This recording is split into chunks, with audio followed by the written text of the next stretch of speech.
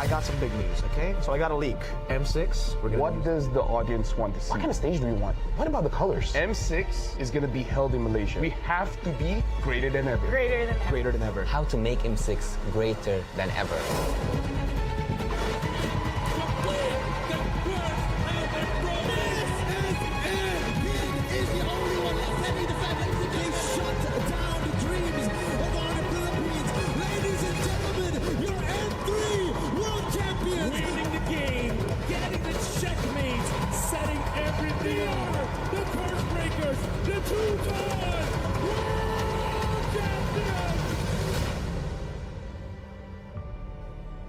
Before we begin, I just want to say thank you very much, gentlemen, ladies, for coming today. We have something very important to discuss here, right? Because right now, imagine yourselves as Moonton. We're the publishers. M6 is going to be held in Malaysia. So I need ideas to make sure that M6 gets good. This time, it's got to be better. Like, it's in Malaysia, okay? We have to be greater than ever. Greater than ever. You know what? That's gonna be the tagline. You like it? You like the tagline? That's a good tagline. That's a good tagline? We went from Join the fight. Join the fight. join the Join the fight fight to the top, To the top. dare to be great, Dare to be great. Be Better. better than great. and now greater than ever. You know what? You're a genius. I'm a genius. You're a genius. Let's talk about what does the audience want to see, right? What do you guys think the audience wants to see? More teams. More teams. How many are we talking? I don't know. But more. More regions, more teams. How does 16 sound like to you? I mean, it's what we had last year, right? That's true. I'm kind of dumb. Do we want more teams in the wild card or the main stage? Because there's a wild card. We had it, yeah. I'm okay with the 2 slots for the wild card. 2 slots? And then 8 in the Yeah, wild card. 2 slots for wild So card, total for sure. 24. Because I'm a believer that the wild card is a legit part of the tournament. I agree. Do they actually want more stuff? Non-PH versus PH finals, I guess. Non-PH, yeah. Non-PH Oh, versus non-PH. finals. We got that in M5 though. What specific region do you want in the finals? North America. Wow. That one is a bit. I don't know about that one.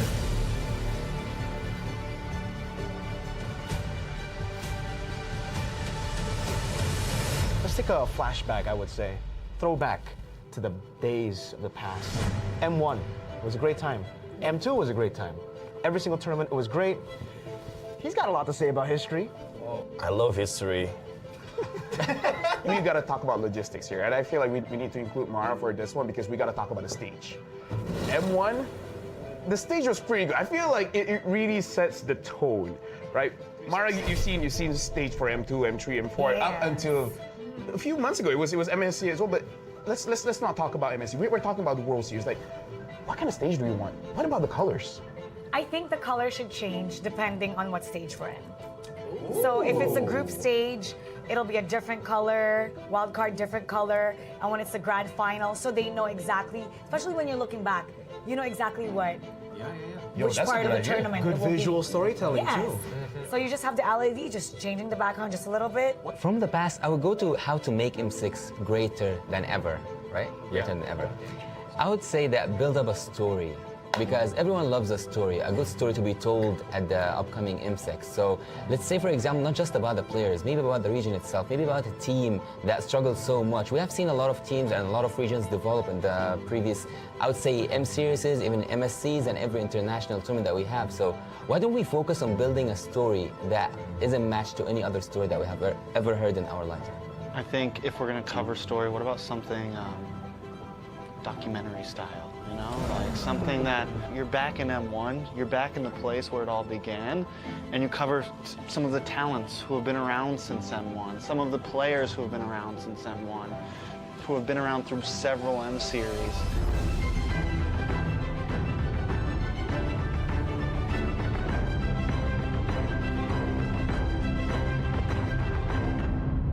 I want to talk about music video. What do you guys want to see in this music video, right?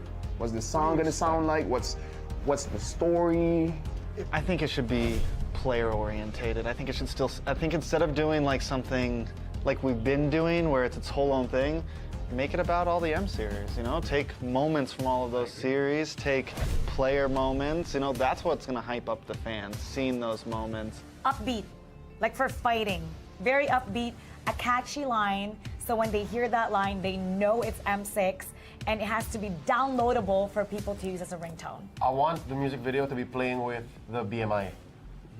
I want to see like scene changes with Claude moving through. Yeah, flashbacks, future That's kinda forwards. Yeah, and then The I want- BMI, because he can go back and Yeah, that would I want actually be Dexter cool. to sing.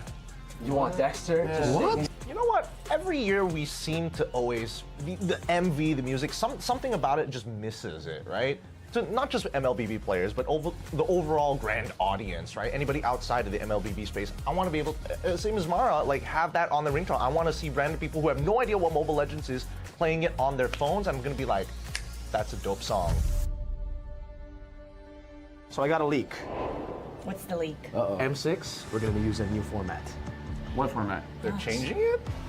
Why? You know, all the way from M1, all the way to M5, I've always thought, especially M1 to M4. Single elims, we've done that before. We've done double elims, you know. We've done group stages with done- no.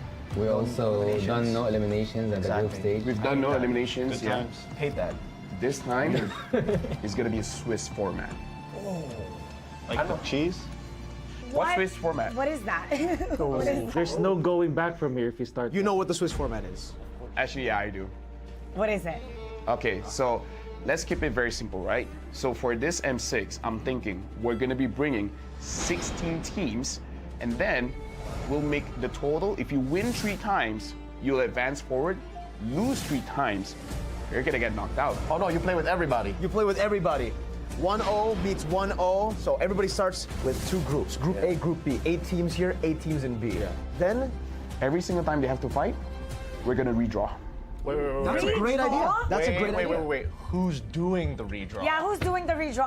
I want to know this. Don't worry. Because is it gonna be us? Don't worry. I don't. I mean, I think it should be Mara. No, I think it should be Mara. You know what? I think so too, but I've suffered. I suffer. We have suffered. I cannot suffered. draw We know. anymore. So, So now it's Gideon's turn. exactly. Yeah. Wolf, Gideon, Wheezy. Whoa, wait a minute. Is we're gonna have Yasu and KB do it. Because we don't want to do it anymore. Me and LaFell, We've had enough. we've had enough. So we will do the draws ourselves. You will have to will do it. suffer the wrath. Is it alright if I had all the Filipino teams and the Indonesian teams in one group? You know what? Nah. That's why, you know what? This is the reveal. If the players are gonna face off against their opponents, they should draw. Why put the responsibility on the league ops? Why to put the responsibility on the Yeah. talents? Why They the should talents? be the ones to decide their own fate. Okay, let's decide this. Mara, what do you think about that? Players, I think the players, that's perfect. Perfect. So, well, they can't say it's biased. They can't say it's planned. Exactly. They know. Not stale. Yes, exactly. So it should be the players because, well, they're responsible for who they draw. Wait, we've you had took us enough. out? They changed their minds right now. just cut with us you out. giving us that idea, I'm gonna cut you out. But actually, hold on. We need to hear what KB has to say because, you know, he's the professor here. So what do you think about the Swiss format? Like, what do you guys feel? Do you guys feel it's fine? Because if you guys say it's okay, we're gonna run with it. And if we say that it's not okay, you're gonna also run with it. If only one of you says it's not okay, then we won't run with it. I'm okay. Because you know what? We can't predict any team. Even in the group stage, you know who you facing on. You have 3 teams as an enemy. But in Swiss round, you can't predict tomorrow what's going on tomorrow. What if we lose? Every round. So yeah, technically, groups are a thing of the past. Because you know what the discussion is, right? Whenever somebody makes it out of groups, oh, it was an easy group. Exactly. They weren't ready for that group. So now, I like it. You get to find out who really is deserving of making it. It's time to talk about the strategy for the teams. No, I mean like for they think yeah, for the Swiss format's format, gonna play yeah. out? No, okay, so we're locked in, right? It's gonna be Swiss format. We've seen teams talk about, oh, best of 2 is a different kind of strategy, right? Best of 1, completely different strategy. So now Swiss format, like Gideon, Steph, Weezy, like, what do you guys think is gonna be the strategy when we're going for a Swiss format for this time? Just win. That's simply what the format is asking of you, right? It's saying, hey, the faster you win, the better you, the more times you win, the easier it is to make it.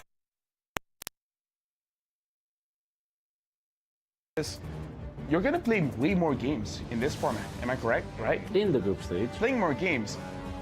Imagine the first one. You're already showing everything you've got. Isn't that like, you know? I mean, I think it's cool that the teams will be facing teams with the same record. Yeah. So I think it'll be even competition. So you'll see the teams scale the later we get in the Swiss format. I'm more curious about pre-prep.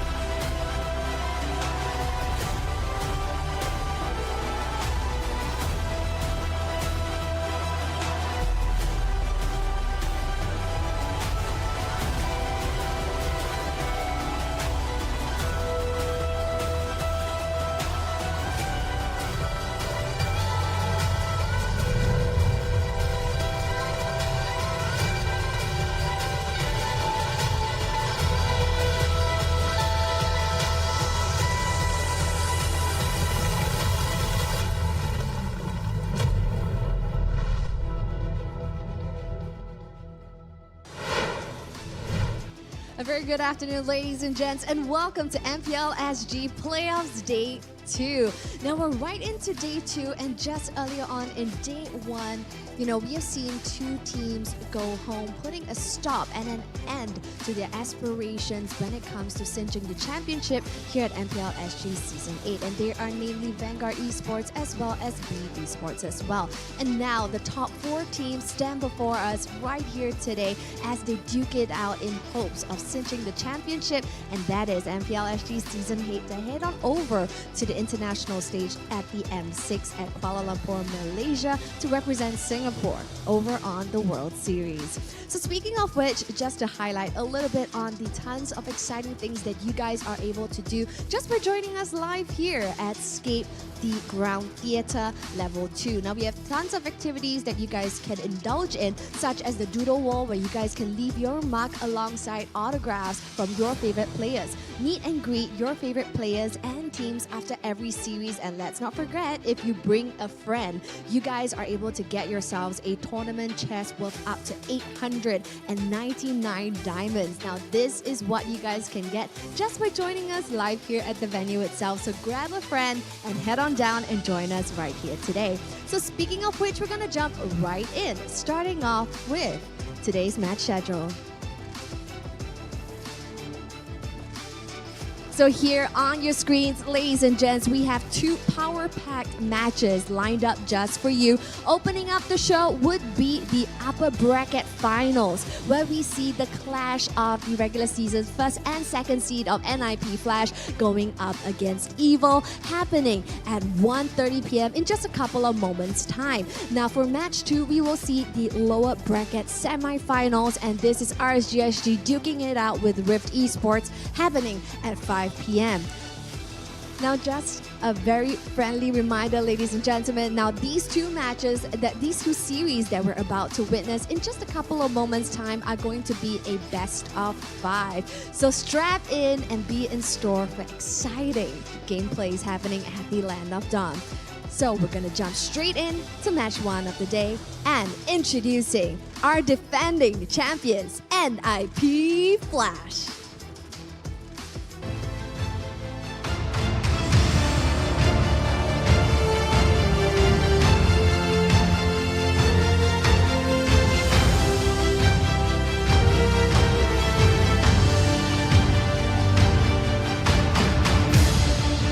So yes, our back-to-back defending champions stand before you today. Now they are and they have gone against teams who are looking to take their throne from them. But this next one might be the toughest one yet. And of course, going up against NIP Flash, presenting to you Team Evil!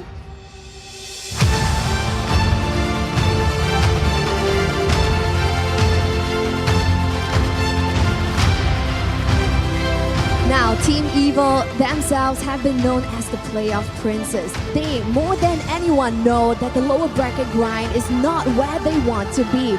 Now, they will take everything in their power to secure this win and perhaps take this win from our defending champions, NIP Flash. What will happen here in match 1 for the day? Let's stick around and find out.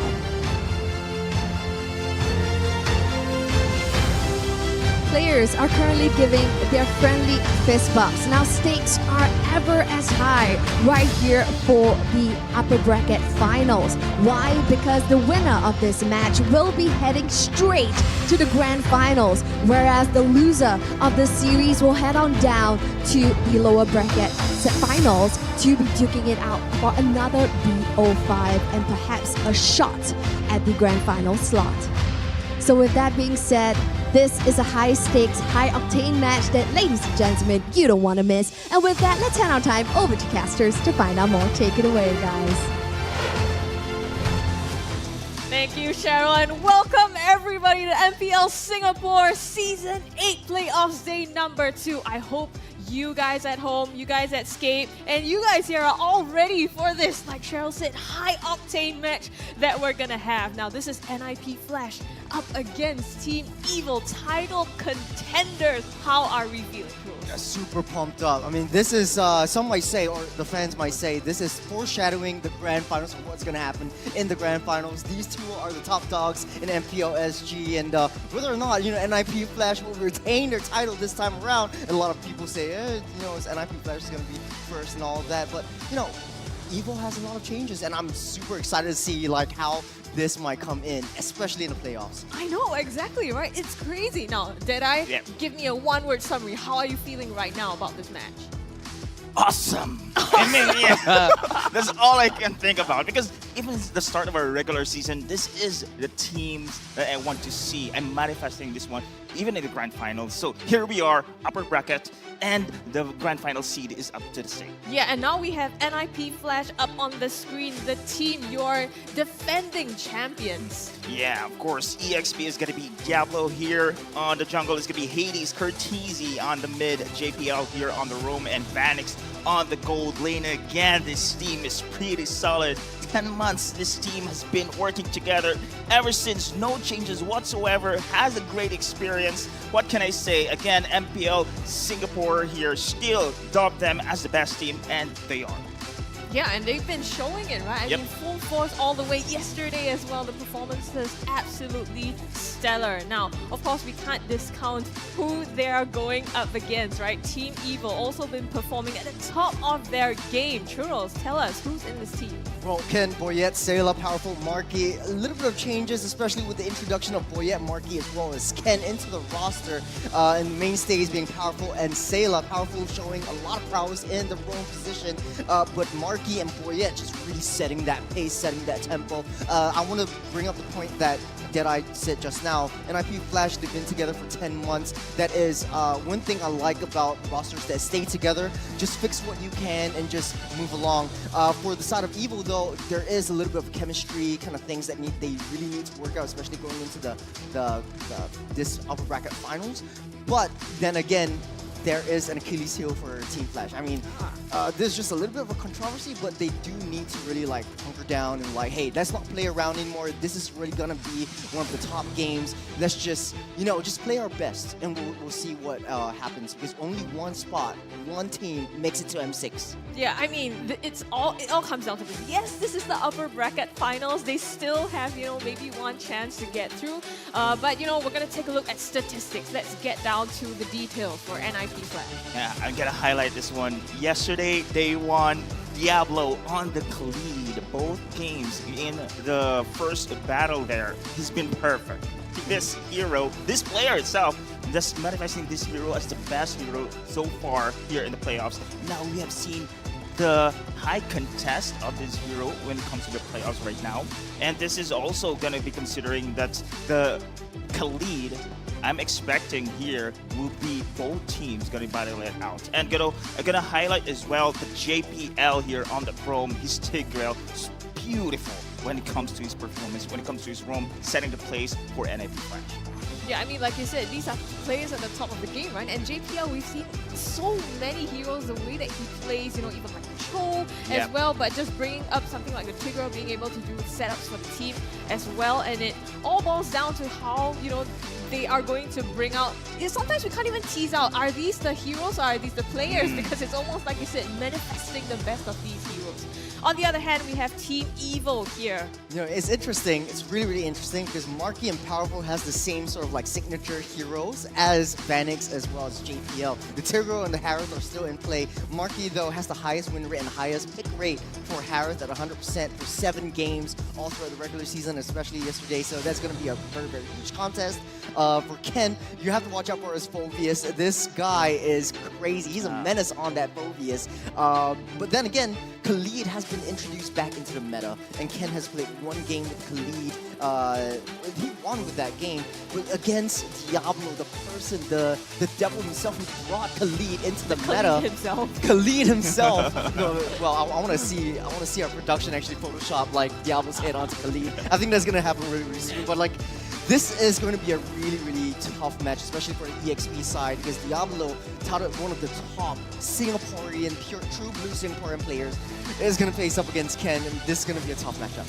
I mean, not just Diablo, right? We're talking about, we talked about JPL Sigura as well, and you saw Powerful on the ticket with that signature hero. So a lot of kind of like head-to-head, you know, just bumping at it, and gonna see how exactly they match up. Super exciting. But, you know, we also want to take a look at when we put these two teams together, what do the statistics look like? So let's see the team head-to-head statistics that's gonna come up on your screens. As you can see right now, man, we have mentioned, of course, the similarity when it comes to hero pools here. So we are going to highlight first when it comes to EXP here. Diablo's similar takes here for the side of Ken, except, of course, Ken has the Edith here. Don't get me wrong, Diablo right now, especially in this current season, is not sticking to his originally roles here. He's now flexible when it comes to his hero pools. Now, going to say as well that the Harith has been considered as one of the most successful heroes here. Vanix as well as Marky is doing the best thing. And remember, again, Marky is still perfect when it comes to his Harith pool here, when it comes to his games as well. And this is one to be considered here in this game, in this match. Something I want to point out is that MLBB Flash actually trumps EVIL in terms of KDA, GPM, damage dealt, all the way but crowd control time, which is one of EVIL's specialties. So EVIL definitely looking to bring the team fight or the magic of team fights that we're so used to seeing into this matchup. But there's a lot of really similar picks, similar contest heroes. And I met up with Carrot in the room, and he was saying like, hey, we know the draft, we know what MLBB Flash is gonna play, we know how to basically dissect how they are going to operate in this game. We'll see how in game one, how Team EVIL actually, really breaks down that the composition. Well, I think that's a really interesting point, right? The fact that, Churros, you brought, they have so many heroes that are similar in the head-to-head that we just saw earlier. So it really comes down to how they're going to bring out that in the matches itself. I like how of course, Churros has mentioned about Carrot here, because they have, in the regular season, they have lost 2-0, right, against MLBB Flash. They are ready right now. So let's see what will happen.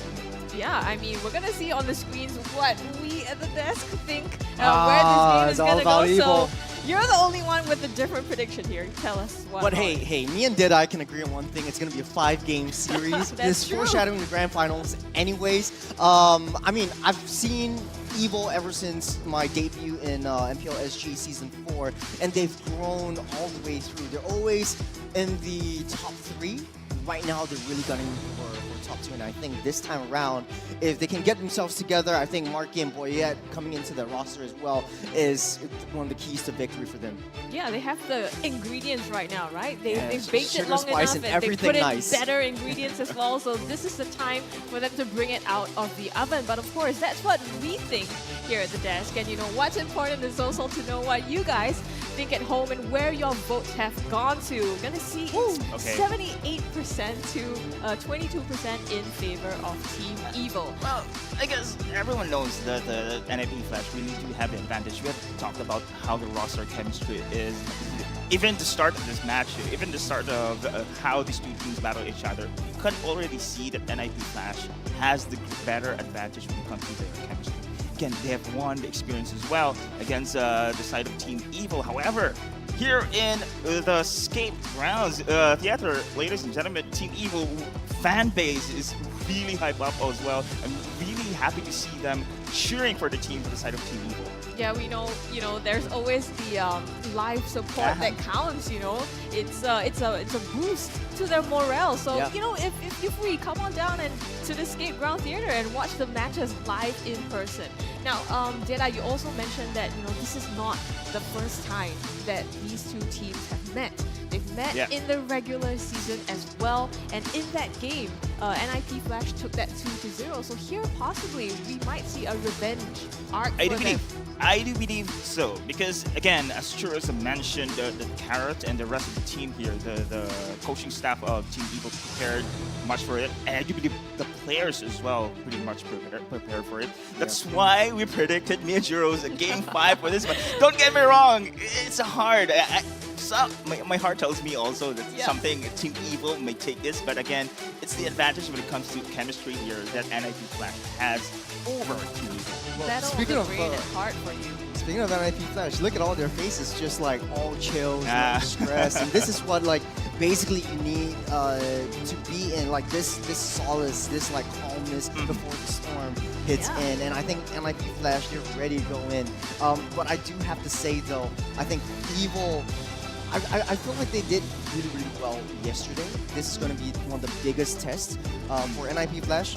They shouldn't mess around. I think this is the main thing. Like, try to play your best and do your best so that, you know, let the world see, like, hey, you are actually the best in MPL SG. Yeah, and you know, one thing is this is going to be a best of 5 as well, different than the previous matches that they have been playing. So we're going to see if these two teams, what these two teams are going to bring out in this first series of the day. Now, we're going into the drafts already. We see Hylos and Gacha being taken out on the side of NIP Flash, and a Khalid van together with that chip on the side of Evil. Well, not surprising because Diablo plays a lean mean Khalid. Once you take out this Khalid, and the reason why Khalid is so strong is because of the river buff. So when the turtle, the Lord spawns up, the river has this like movement speed current. So you increase your movement speed by 20%. You add that on with Khalid's passive and his kit. Basically, he just rotates around the map like nobody's business. And you have the early game where assassins are the mainstays. Khalid will be used to clear the wave, proxy that wave, and just go in ham with invades in the jungle. So that's why Khalid is so strong. And based on his kit, really, really good setups with the ultimate, really good heals. You buy a lot of time for the rest of your team to come into position. Early game damage with the triple swings are just insane. So take that out, but I haven't seen Suyo yet. Like both of these guys hasn't picked up Suyo in ever because you know it's been banned in regular season, but right now it's open. Will Evil ban that out? I think in yesterday's games they had the opportunity to, but for Evil they completely, in their game, I think didn't even consider Suyo. So it was about a 50 to 60% I think pick ban rate yesterday. So like 5 out of 9 games it was picked or banned. But yeah, like you said, I think interesting to see whether that's gonna be on the draft this time. Jusin as well as Cho being taken out as the last 2 bans here, and NIP Flash just stealing locking the focus in away that from Phobius. Yeah. Stealing the focus away from Ken, you got the Harith. Maybe Marky will pick that up just to win that gold lane. So then you're shifting the heavy lane towards the gold lane alone, especially for the side of Evil. Boyette could very well pick up the Hayabusa. He's got an 83.3% with a 7 pick onto that Hayabusa alone. So that might be a possible pick unless you want to go for Suyo. The only issue with Suyo though is the early game farming speed is a little bit lackluster. You have to wait for the mid game power spike to come in, especially for his on-hero attack damage. His mechanics are pretty much the same. You get the power spike to level 3, you get all of your ultimates ready and down, all of his skills, but the Harith and the Edith is picked up for powerful and Marky.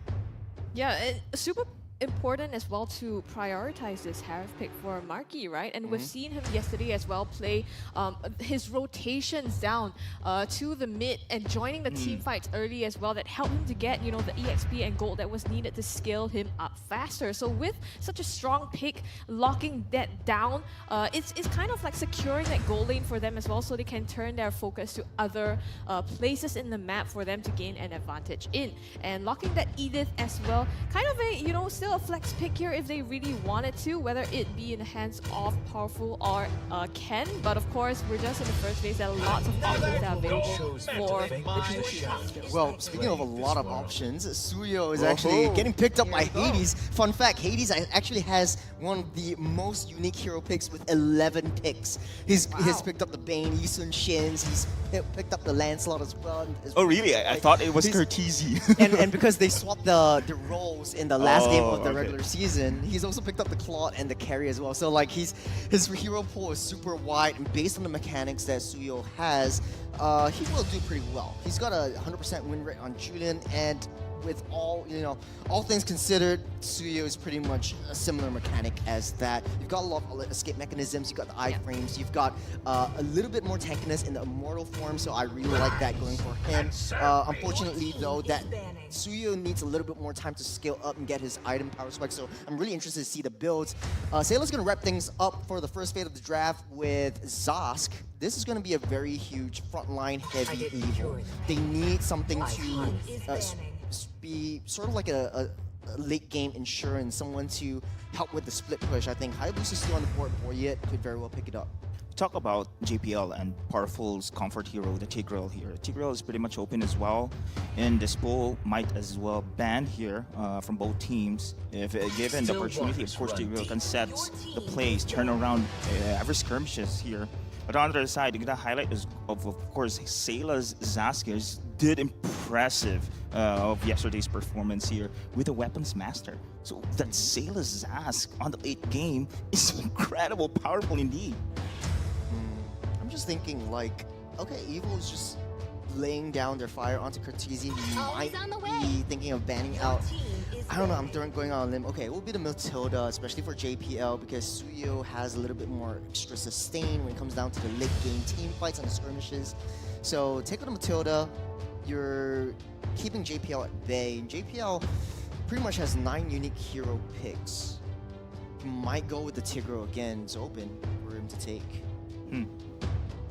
I mean, it's not possible to ban out the hero pools of these two, you know. And the thing is, it's so difficult and challenging to play against these because it's really down to what strategy they want to go for rather than, you know, what they can play, because at this point they can play pretty much anything. And I think my personal concern with Suyo also was that when you compare playing, you know, any other jungler to Suyo, you've had a lot more time, you've had a lot more familiarity to play this hero, but in the hands of somebody like Hades, even though it's a new hero, you know, I fully trust that he'll be able to bring rest assured. that to the full potential. So I think I'm super excited to see how that plays out in this game, but also how they're gonna kind of mash that together. And Churls, like you said, the Tigreal is gonna be picked up on the side of Evil. Well, perfect for Team Evo. So that means the Edith is definitely going into the EXP lane. They're just lacking the jungler. The fact of the matter is, Evil might very well pick up a Fanny on this one, because Boyet has picked up that Fanny before. Moskov suffers in the early game. He's really, really paper thin. Fanny could just very well pick him off. I think the game plan is just, okay, let's just win the gold lane. Let's not let Vanix come onto par, and let's take him out. But Boyet gets picked up by the side of NIP Flash as well as that Rock. I do like the diversion plays coming in, just because Evil is a sort of like a very heavy team fight composition. You got the Nolan as well, so going a little bit more comfortable for the side of Boyet. I do like Evil's draft though, because on the early game and especially the mid game, you have a lot of thick, heavy front lines to protect Marky. So it's just very well protect the president yet again for the side of Team Evil. NIP Flash, lots of diversion plays, lots of cross map plays. I'm excited to see how this goes out. It's almost countering them. I mean, in a sense, you're kind of not wanting to play their game, right? You don't want to handshake the fights, you play the cross map. You have the Moskov and the Lori to be able to do that. On the flip side, there is the Tigreal, the Zask as well, that want to play in a certain zone and area of control. So this is kind of interesting, you know, to see how the teams are going to try to force the hand of one another into the strategy that they want to play. Now, NIP Flash up against Evil. The drafts have been locked in here for match number 1. I am super pumped. Ladies and gentlemen, we're going to see how this is going to pan out. Oh, this Louis, this Louis, I think this is going to be an advantage here for the side of NIP Flash when it comes to map control, right? And you have mentioned, of course, Shura was the combo coming in from this Grok as well. It's going to be explosive later on. Yeah, especially in the team fights, because they know that, okay, Evil is going to group up. I'm just going to be proccing my diversions, proccing my yin-yang, you know, all over again. over and over until Evil can't move. So that's going to be a very, very tough one for Evil. But they do win out on their lane, though, just because Powerful as well as Sayla is able to clear the lanes a little bit faster. So we want to see more high rotations in the early game for the side of Evil. And NIP Flash hunkering down and try to, you know, play a little bit more passive, wait till Vanis gets his power spike. So we see a lot of discrepancy in the top lane with a gap with Diablo showing his prowess onto Ken. Fun fact, Ken used to be for Team Flash as well. Yeah, we're gonna see the emblems here as well on the bottom side coming up. Lots of tankiness, I think, and sustainability coming from the side of NIP Flash. Oh, almost. That's gonna be Hades here with a drag coming in from Powerful here, trying to go for a burst. The first blood here coming in from Boyet. Great start here for Team Evil. It's a very, very good pickoff. Boyet wants to go for more. He does have the fracture. Won't be able to hit that one. But Diablo chases him out. Boyet's still alive as of now. But I do like the way that Evil is just counterplaying everything that NIP Flash throws onto him, provided the fact that like Evil is a very all-committal kind of draft. You really need to dive in, get your hands dirty, and start that team fights to be able to win out on a lot of these skirmishes. And Evil has the upper hand in terms of gold. This is the first turtle one. I'm excited to see how this plays out, especially for NIP Flash with the rotations coming in from the mid side. And also just the understanding of the timers, right? And you mentioned earlier, Shuros, Suyo being slightly slower. I think Nolan obviously the fastest in terms of the clear. And just taking advantage of that, Boyet getting that first kill onto Hades as well, that's going to set him back a little slower. And now that gives them a bit of an upper hand to secure this mid-river here as they contest for this first turtle on the top side. Well, in this turtle fight, NIP Flash does have the Moskov, so Vanix can throw the SOD. He's on level 4 already, so if the fight breaks out, Vanix will be there as 5 men.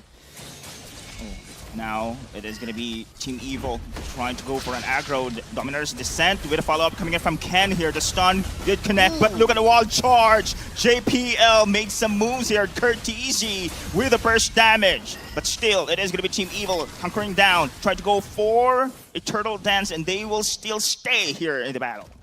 Very good disengage coming in from the side of Evil. They lost one member, but he's already up. Ken making a beeline for that turtle. Boyet. Oh, Hades! No way! Hades with a steal. Coming with this fast hands here. Quick fingers on the retribution. Super important as well, right? Because having... Oh my goodness. This is just pure NIP Flash there with a surprise attack. Diversion is really the key here. Well, this is just predictable, right? Because you have 10 seconds until the purple buff spawns up, and NIP Flash identifies that, okay, as a Nolan, you really need that purple buff. Let's just pounce onto him before he comes in.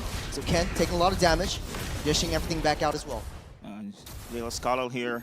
But remember, guys, I like to highlight here in the gold lane, Marquis Harith, still unbeatable. Will this be the time here that Marquis will prove that it will still be win, of course, lose less here for the Harith pick?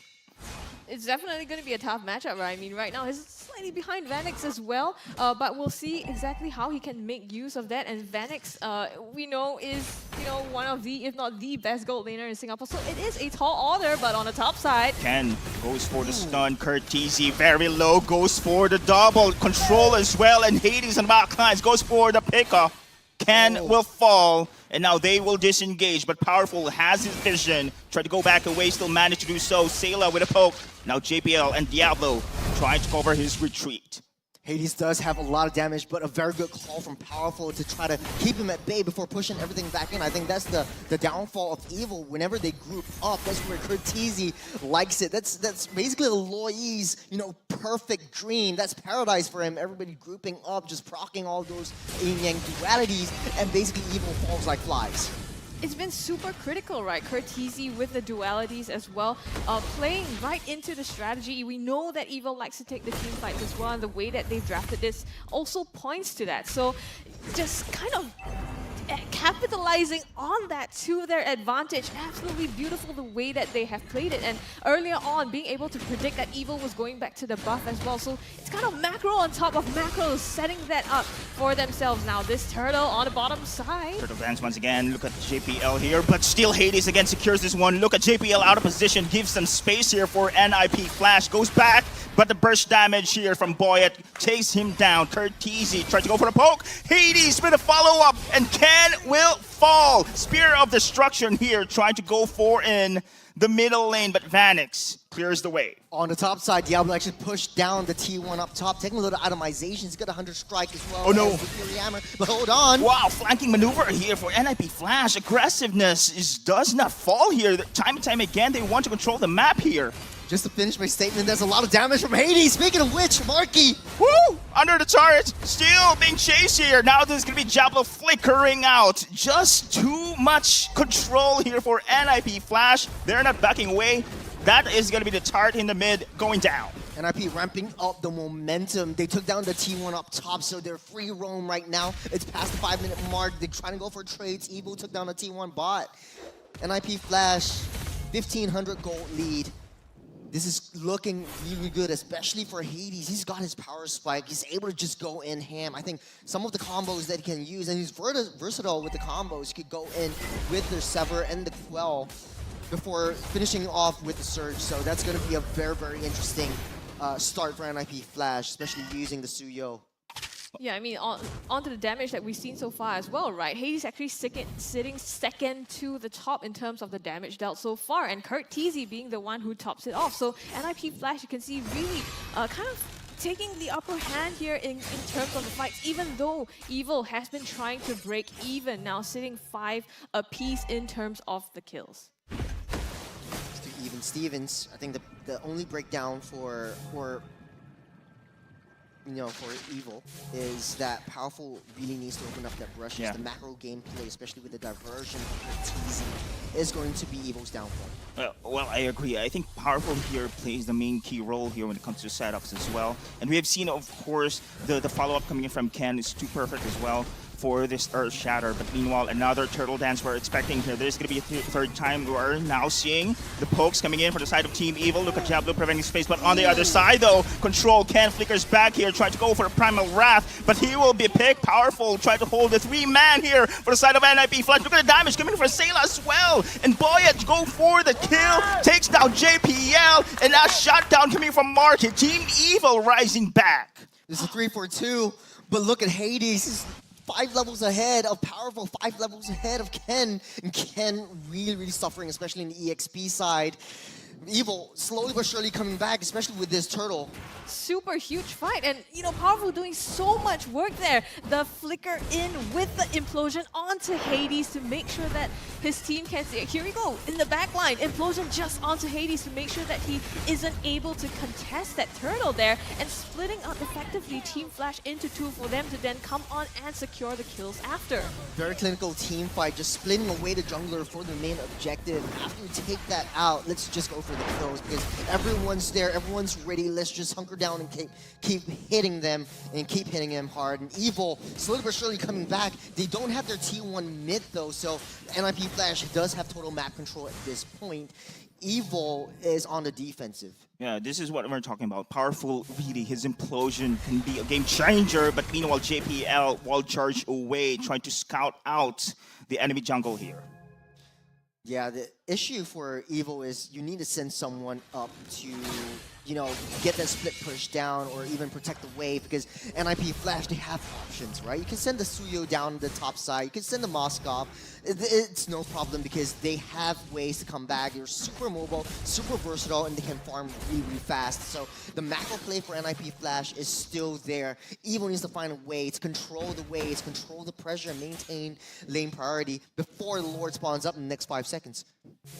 We're going to see if they can do that, because right now, I mean, the waves are kind of pushed up by NIP Flash, even though slow push is building down the bottom as well. So far they have to use Vanix to go there, but that's the thing, right? He has so much global mobility if the side of Vanix just landed that Spear of Destruction to be able to join this fight that's already being started. Lord leashed to the side of Evil.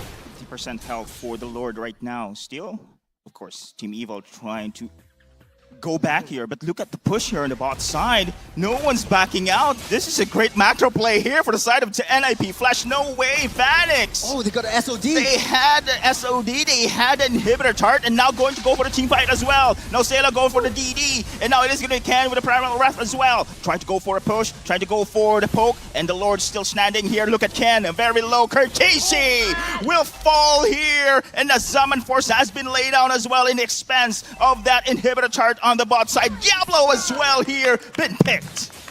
Well, they won that team fight, but at what cost? They still, 2 members down, NIP Flash still has their jungler. We're sitting around that Lord, but the waves are pushing in top and bottom. They lost their T2 top, so Evil needs to respond. They're sending Sayla back to clear the waves for the next team fight, but the Lord gets so many resets. NIP Flash just winning on the macro trades. The waves are continuing to push in, and NIP Flash buying so much time for Kurtisi and Diablo to come back into position. You got diversion play from Kurtisi as well, so Evil in a really, really tough spot. It's a beautiful forced error play, right? Or Yes, forcing correct. Evil to make the decisions. Do you want to protect your base turret, or do you want to take the Lord and fight us head to head? And the moment you hesitate, your base turret is going to disappear, and Evil's forced to take the fight and get something out of that. Even though, yes, they did get the consolation prize, but here we go. The Lord still stands. Are they going to be able to pull that off again? Now, this is an advantage here for the side of NIP Flash. Look at the waves pushing here on the bot as well. This is going to be difficult here for Team Evo to even contest this Lord right now with NIP Flash delaying the scene. They know they had an advantage. Now it is going to be Marky joining in, trying to defend the base on the bot. This is a perfect opportunity for them to actually go for a 4v5 here. Waves keep pushing in as Evil. They know they don't have Marky in position. They're starting up that Lord. They don't want to get that reset, but the Lord does get the reset again. One of the longest Lord dances. It's not a dance, it's a tango. And it's taking a really, really long time for them to make a call. No one wants to commit. They need to find out information, but a conceal play from JPL. Sources out Ken. Boyette still in position. There you go. They're now going to force this team fight. Nope. Actually, Ken trying to go back out. Look at the Lord's life here. Powerful with the implosion. Boy, it secures the Lord as well. Surprises here for the side of Team Evil. And now NIP Flash. They are scrambled out. What is happening at Vanix? Could not run. Powerful. Takes the Wind of Nature. Ladies and gentlemen, at the clutch play. And now Team Evil still has the advantage. Marky, Salmon Force, Diablo dead.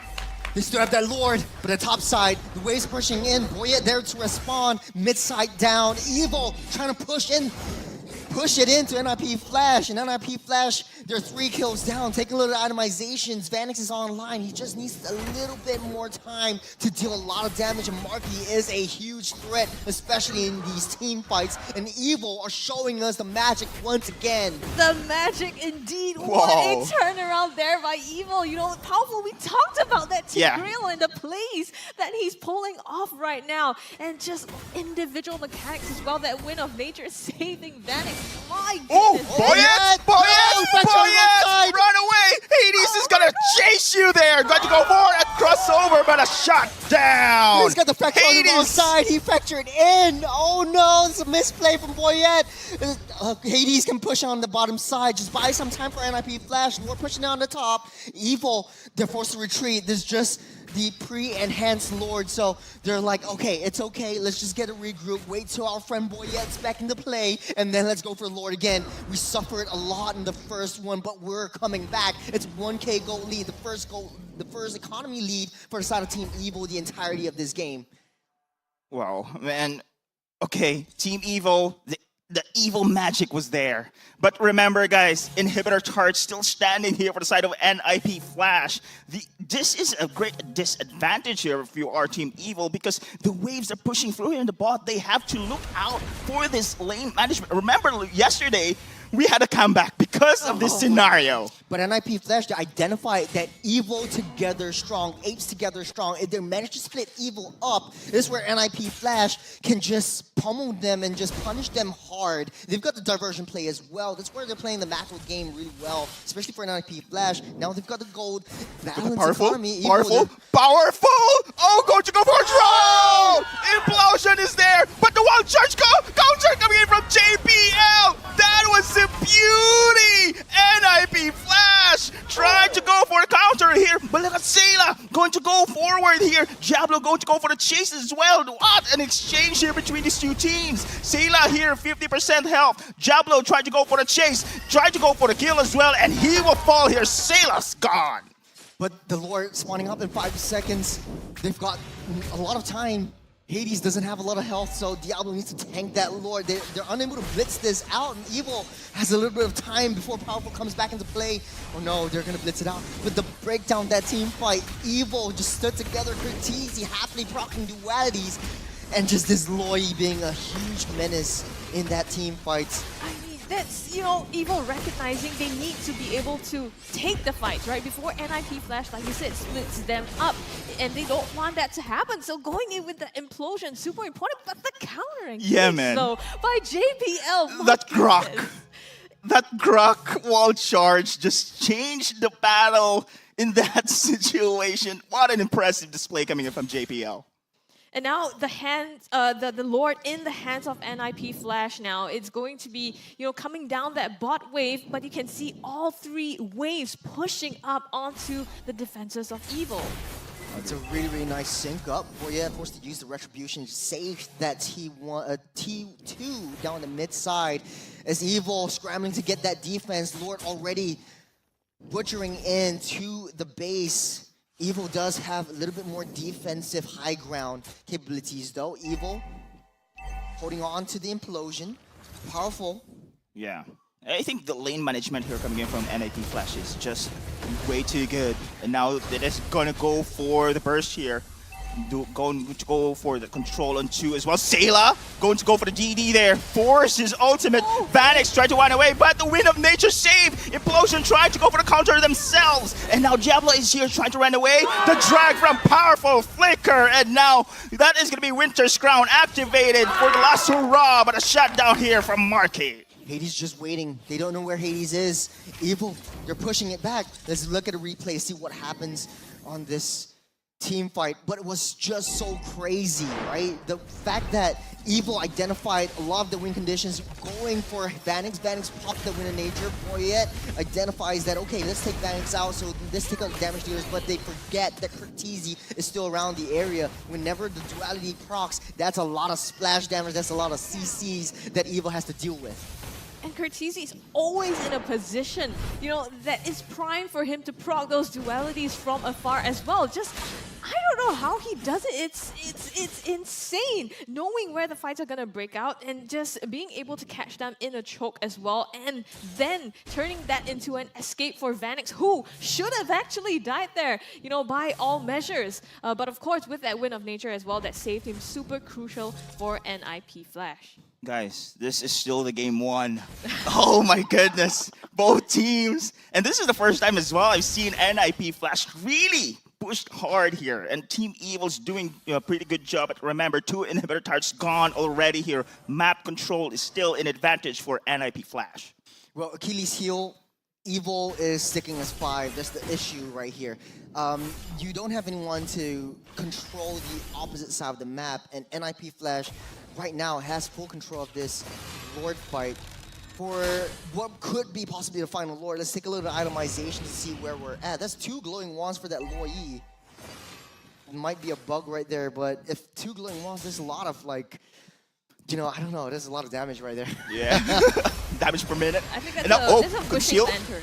That's going to be the wall there. Isolated Sayla and Boyette in that situation, but still, it is going to be the side of Team Evil trying to hold their ground here around the Lord Pit. Remember, of course, the lanes are pushing here. Oh, but look at this one. Ken, out of position, forces Primal Wrath there to be activated. JPL, though, the wall charge, but he has the immortality. But on the back lines, though, the implosion! Powerful once again, turning the battle around. But there's going to be diversion here on the bottom side. Trying to go for the push. Point is here! Goes for turn. JC Vanix! Will he go for the... No! He will not!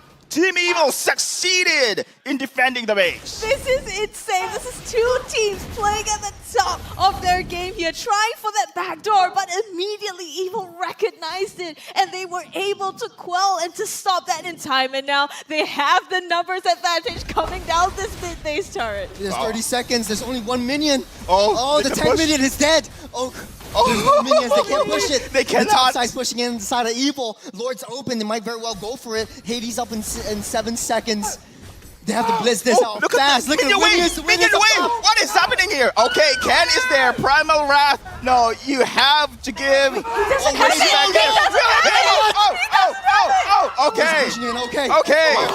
Okay. Lord goes to Evil. It's 3,500 gold to the side of Evil. It's ramping up. Evil. They successfully defended. But their base is wide open. They don't have the T3s up on the top and bot side. The diversion the SOD plays can come in any time. My heart cannot take this. My heart cannot take this. Oh my goodness. They don't know. Oh. Shush. Oh. Anytime soon. This is where experience will now fall in. If they know, they know. If they will not know here, it's gonna be worse!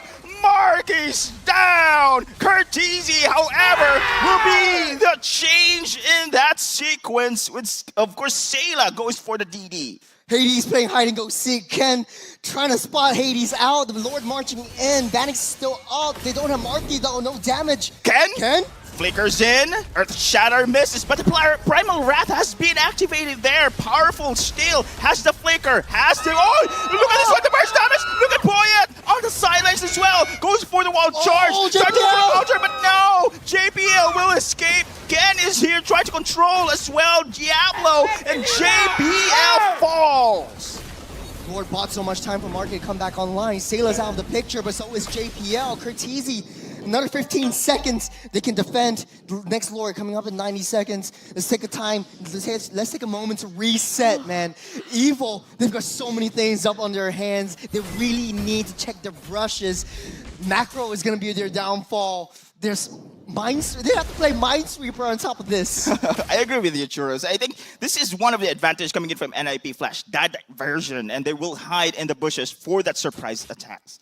This is like, you know the games where, the blocks come in different lanes and you're just trying to defend them off. You mean Tetris? Is it Tetris? I don't know what it's called, but Evil is doing just that. But the thing is, they're doing it so well, as best as they can. And NIP Flash is trying everything. Hades bought so much time, and JPL coming in with that save as well, extending and prolonging that chase, prevented Evil from sieging onto their base of NIP Flash. The plays here are just insane. Saving grace, though, the Evil's throne is almost back up to full, so they could prevent a potential backdoor just for this one. But this Lord fight is going to be really, really tricky. How will Evil play around this one? Because NIP Flash has so much backdoor plays. Curtizi could wait at any point off that map. If someone ends up defending, you get the SOD from Vanix. If that lands, that's going to be a backdoor play as well. Remember, guys, here in our MPL Season 8, it was only 2 players who did that. It was Canonio from Rip Esports, and now it was Hades who did the backdoor. It is possible in this card scenario, especially they have the diversion as well. There's their MO. Evil, 8 strong together. Let's see how this plays out. You've got sending Sayla back up to defend against that wave skirmish up top side. But bottom side, they don't know where Vanix is. But Vanix doesn't have to show his face. He's got the SOD in his arm. So NIP Flash could just buy a lot of time. Just wait till the minions get into position. Oh, look at the advantage here. Look at the push coming in from Vanix. This is one of the key skills coming in from Moskov. His SOD, he can't just react anytime when it comes to a team fight brawl. And now it is Sayla trying to respond as well as Boyet to control the lanes here. Yeah, I don't think Hades is able to blitz this Lord down because he's going to be taking scale damage the longer he stays in, but he's using his it's actually really smart because the Immortal State, correct? Yeah, the Surge actually keeps him up alive, or the Sever. Soul Sever actually keeps his health up, so he can stay as long as he wants in the team fight. Powerful being spotted out. Okay, anytime soon, but so far, NIP Flash, this is what they want. They want an attrition game here. Vanix will just try to push it. Oh, this is just a burst damage, Marky! Just go for the kill as well! Oh no, JPL pops his immortality, is out of position, conceal away, but powerful stops him with an implosion. Marky with a kill once again.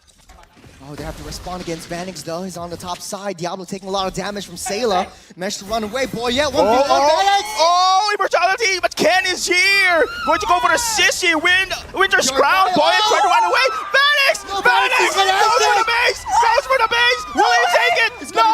No minions! No minions here! He will fall! He will fall! But still, it is going to be evil here! It's a base race! A base race here we're seeing right now! It is going to be Vanix trying to go for a forward attack here! Will he be able to do so? Still, the Crypt is here! Ken right now very low! Going to go for the immortality here! It is going to be Vanix right now! Our Shatter misses! It is going to be Vanix here! Goes for the kill! Oh no! Vanix! Take the dashes! Goes for the win! Lord Vanix! our savior! Oh man! Scrubby Deadeye, this is just game 1! Oh my goodness! Vanix! Look at him, he's so No way! It's like, yeah, it's just another day in the office. It's like... No, it's not another day in the office, bro. I don't think that's another day in the office, man. We need to, you know what we need to have? I think we need to have like a split screen. Because they're always like, this series is always like, let's play opposite side of the games. Wow. Man. I have no words. Hey, you asked me a while ago, what word? Awesome! Awesome! Damn! Man. Ladies and gentlemen, the upper bracket finals. There you have it. Game number 1. Lord Vanix himself on the screen right there, just for you to admire.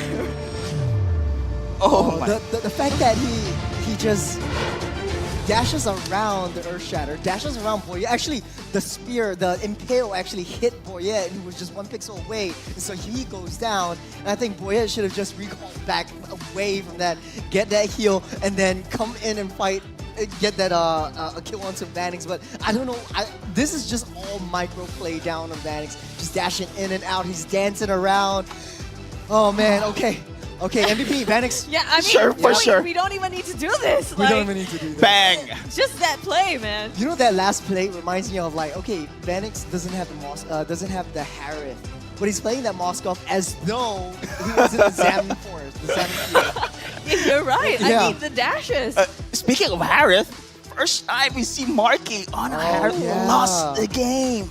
So Marky went down from let's take wow, a look. He's got seven games though. Now 8 games with approximately 83.3% win rate for Marky himself. Just wow, man.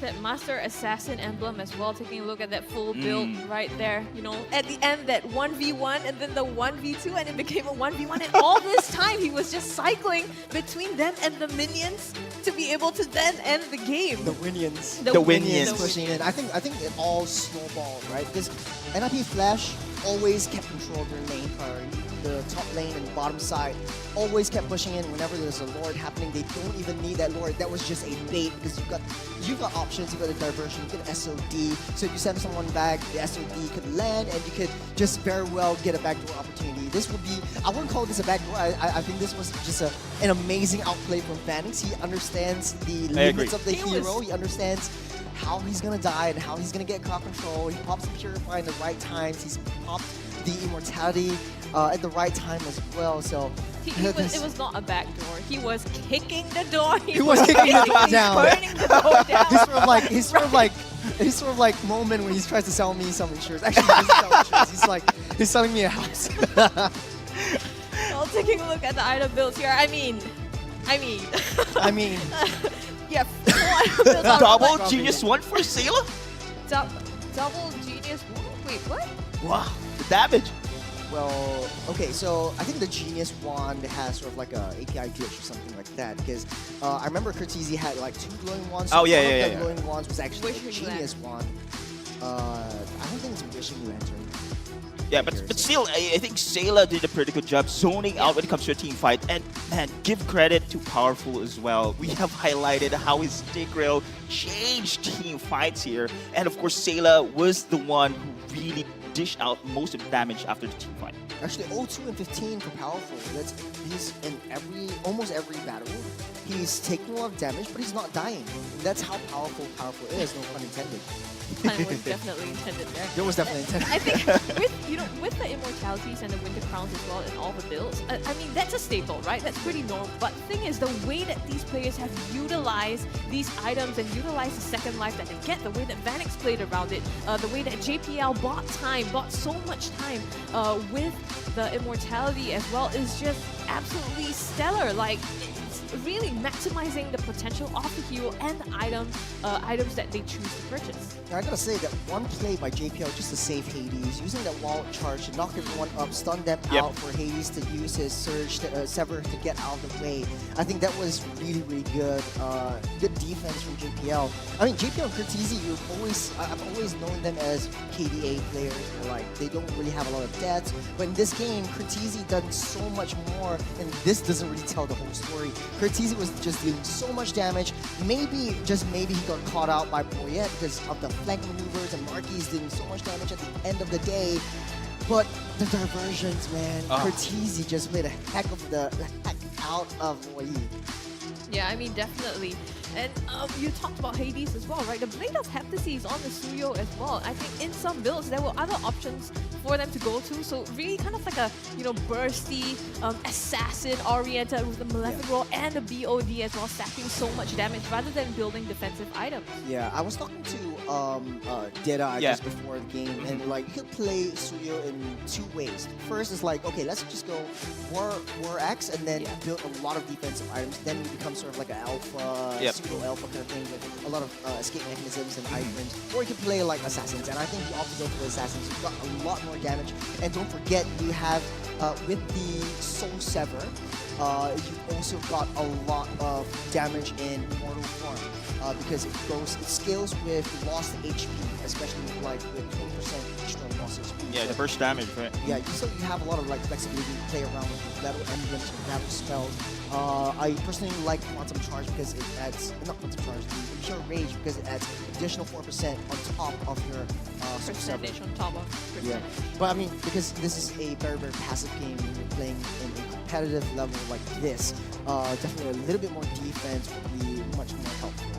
But I like that Boyette actually went for a little bit more of the defensive build. So he's got the Winter Crown as well as the Immortality. Because I think at that point it's just anything goes, right? You always see like, okay, we'll sell that Immortality, buy that Winter Crown, but this time it's like, this is do or die for Boyette. Yeah, and in that 1v1 as well, right? At the side when he was chasing Boyette down, I mean, super critical having that immortality. But you were talking about the lethal ignition. This time, Hades going for the Impure Rage also as his core emblem. Yeah, it helps because it stacks up with your second skill, basically the Soul Sever.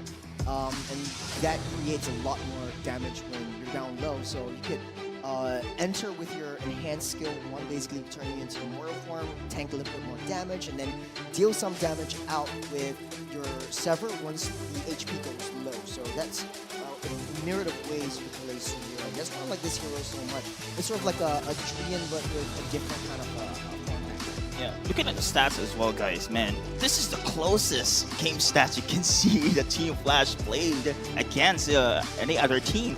26 minutes, and we've seen the average time coming in from NAB Flash almost 12 well, less than 12 minutes, and now 26. This is an insane game here, and Team Evo just pushed through as well here in this match.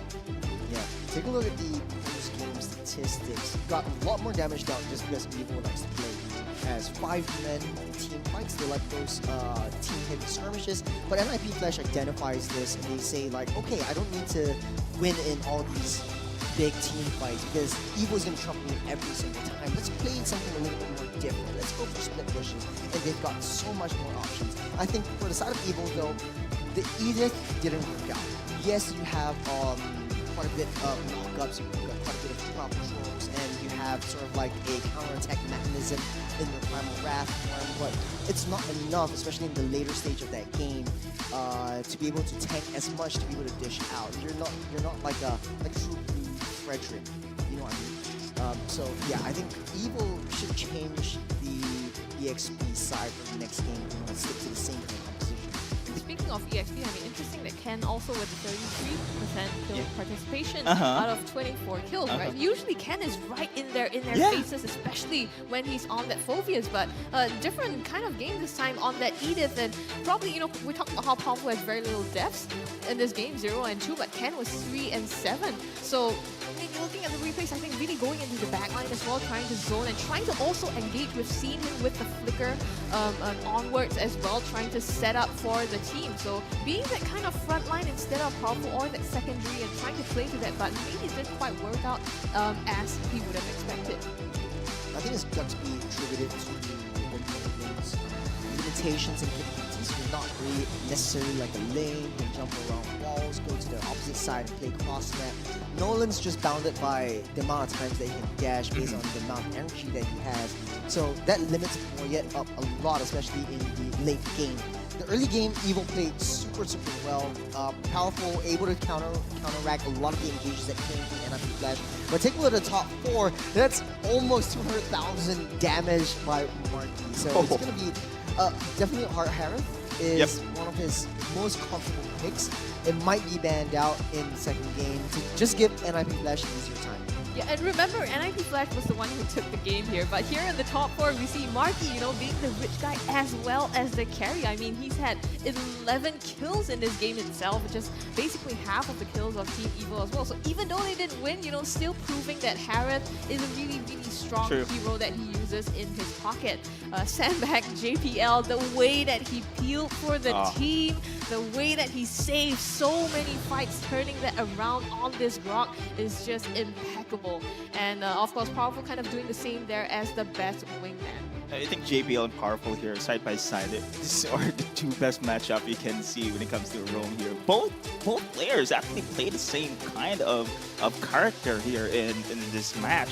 I do love how Powerful initiates a team fight with Stick Realm. I do love JBL's counter initiation as well. You know, beautiful game. Crazy is you usually see, you know, the assassin plays, the really flashy ones Yeah. coming up, but in this case, I the agree. roamers are the ones making the plays, and not just as the initiation factor. They're using it defensively, like being able to peel is the highlight play itself. Well, I think JPL has a lot more experience. He knows that how to play around this game. He knows how to play against people who are like powerful, aggressive, but he knows when to engage. And Powerful, I think he's in his element. He used to be a jungler all the way through. This is his first time being a roamer. I gotta give him props because he is honestly one of my top roamers in Singapore right now. Well, man, the transition is really beautiful. I cannot believe that I mean, the aggressiveness actually was there. You know, he's a core player before. That aggressiveness still can be shown here on that roaming. But the way that, like, in the past when he was a jungler, as a jungler main, you have to do so many things. Like you have to watch the major objectives. You have to watch the health. You gotta put your finger on the trigger on the retribution. You gotta maintain a lot of like, okay, let's get link priorities. You gotta give people decisions. But as a roamer, all you gotta do is like, okay, I see him. I'm gonna go for him. Let's all come in. And I think it does that really well. And it shows like Evo has grown. And this game 1 really doesn't tell a lot of the story. It was honestly even Stevens up until the last minute. I mean, it kind of maximizes his potential now, right, as a roamer, because without having to worry about hitting the retry button at the timely moment, you can focus on other things as well. So having that position in Aroma allows him to open up his sights and his mind a little bit, free up that space to make decisions. Of course, we're gonna have to look at this game again, an absolutely crazy game, and see what exactly were the plays that turned the tides again and again in this game number 1. Take a look at replays. This would be the second sort of game. You can see the back, JPL. Oh no, Powerful actually went to the back, took down Hades first before the rest of the team came back. So this fight was actually won by Team Evil just because they have that turn as well. But on the later stage of the game, you see how Cortese was able to create that distance and just proc dualities. I don't really do the limits of that play. And when he does, he tries to proc out Powerful's explosion as well. And you see a lot of these Lord fights, the Lord always gets that reset by time for, look at the minimap, the minions to come into play. Yeah, the wave management, right, that we talked about and that I mentioned also is just crazy. And I think with the draft here, with Vanix, really enabled that. This was the flicker in by Powerful, into the backline, setting that up with the implosion. And Marky himself also zoning out Hades, allowing Evil to actually secure that objective. Yeah, I want to see that last fight because, like, for Vanix and... The win of nature here. Vanix and Cortese actually diverged their way up to that top side in the midst of the fight. So, like, they were taking a lot of damage, and when they went up to the top side, they're not worried about it because Vanix has, like, some sort of, like, heal factors. And I thought he used the SOD, but in this case, I don't think they did. So this was the point where Evil, okay, they took down that Lord, they're going to push in a lot of the waves and try to maintain that goal lead. But it shows MLBB Flash's prowess. Like, even though they're far behind, they know how to come back and they know how to equalize the scoreline yet again. That was when Evo got the Lord and they were pushing in 3 lanes, but they found Boyet in that 1v1. Hades got Boyet, and because of that, it deterred Evo from pushing further, even though they had the Lord as well. So we don't have to fight them head on, right? Just kind of pick them off and be able to fend off that defense. Oh, this was the downfall because, like, look at where Cortese is. There's just the dualities propped back and forth, left, right, center. Cortese is just crazy. Yeah, and I mean, Sayla as well, right? You can see trying to zone them out and placing those Dominators descents perfectly in those choke points to be able to try to do that. So they're really going head to head here in between these 2 teams. Oh, beautiful. I think this time around, the advantage of having super minions on your lane already is giving so much space here for the side of NIB Flash. Despite losing time and time again, especially in the mid to the later stages when it comes to a team fight against Team Evil, the lane pressure is the constant nuisance here for the side of Team Evil here. They always have to look out for this one. Oh, this was the fight where GP actually rushed in to save Hades, and Hades using the surge just to get out of the way. And you have iframes. You have to time the iframes really well for this one to happen. Oh, this was where Vanix actually just took a 2-on-1, just dashed around. He's creating his own Zaman force. Oh man, just taking it down. Guys, just look at this one. No words, just pure symphony skills here coming in from this player alone. We thought that there's gonna be Team Evil as well, but they are lost here when it comes to lane push. I mean, you send 2 people back, right? And you think maybe that would be enough to be able to defend from one Vanix, but just look at the way he outplays that. Sidestep Marky! The minimap as well. Marky wanted the recall, but Hades risked his life. He just sacrificed himself just to stop that recall. Wow. So this was a very, very smart play from Hades as well. Yeah. I think you got the reach, you got the quell, and you've got the surge. So I think that was really, I didn't see that. I didn't see that. I didn't see that. I thought, like, hey, why isn't anyone coming back? Just because they can't, and Hades was right there stopping the recalls. Wow, that was very spicy move there coming in from the side of Hades. I didn't expect that one. It was delivered perfectly. That's what you say when you talk about team chemistry, right? Yep.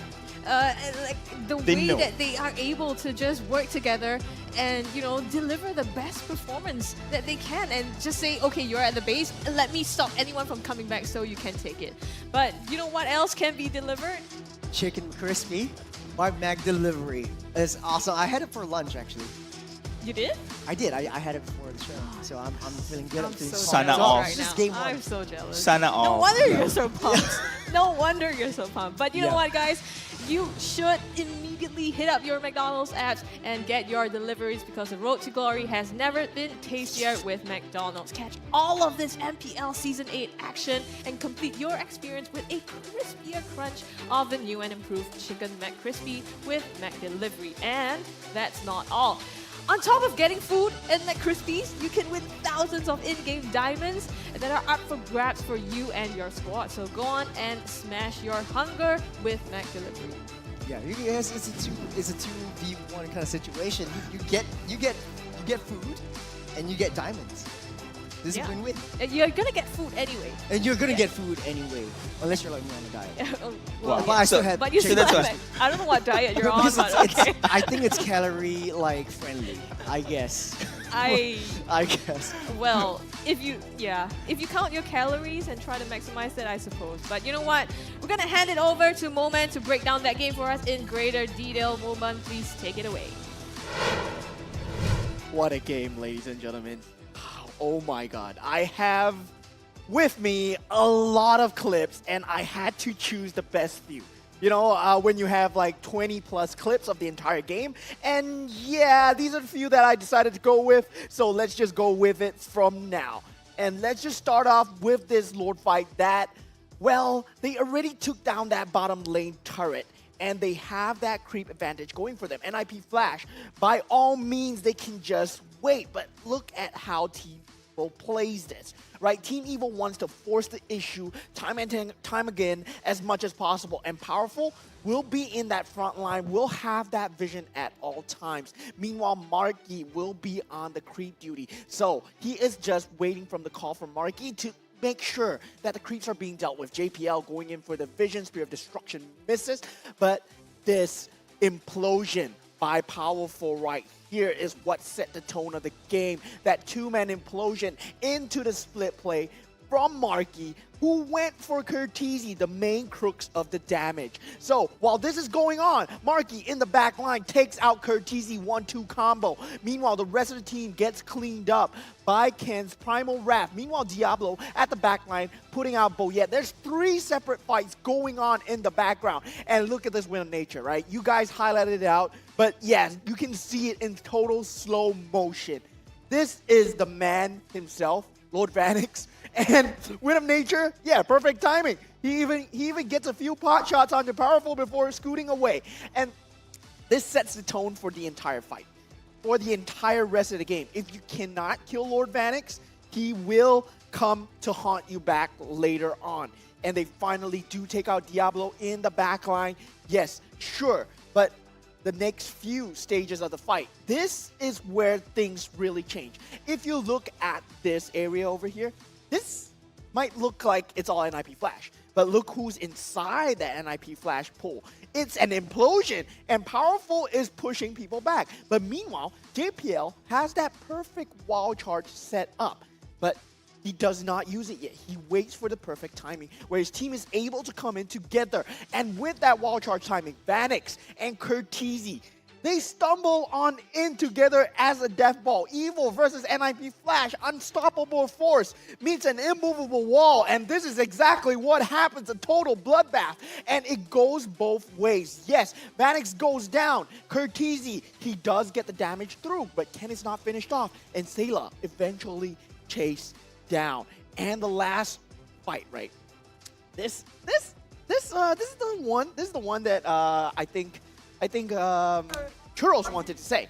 So I captured it for you, bro. Don't worry. It's when Sayla, Boyette, Marky, they wanted to stumble into this bush over here, but diversion play was set up by Curtizi, and it was already hinted at all times that they want to go for this backdoor play. There's this opening available, and you see the diversion already coming out.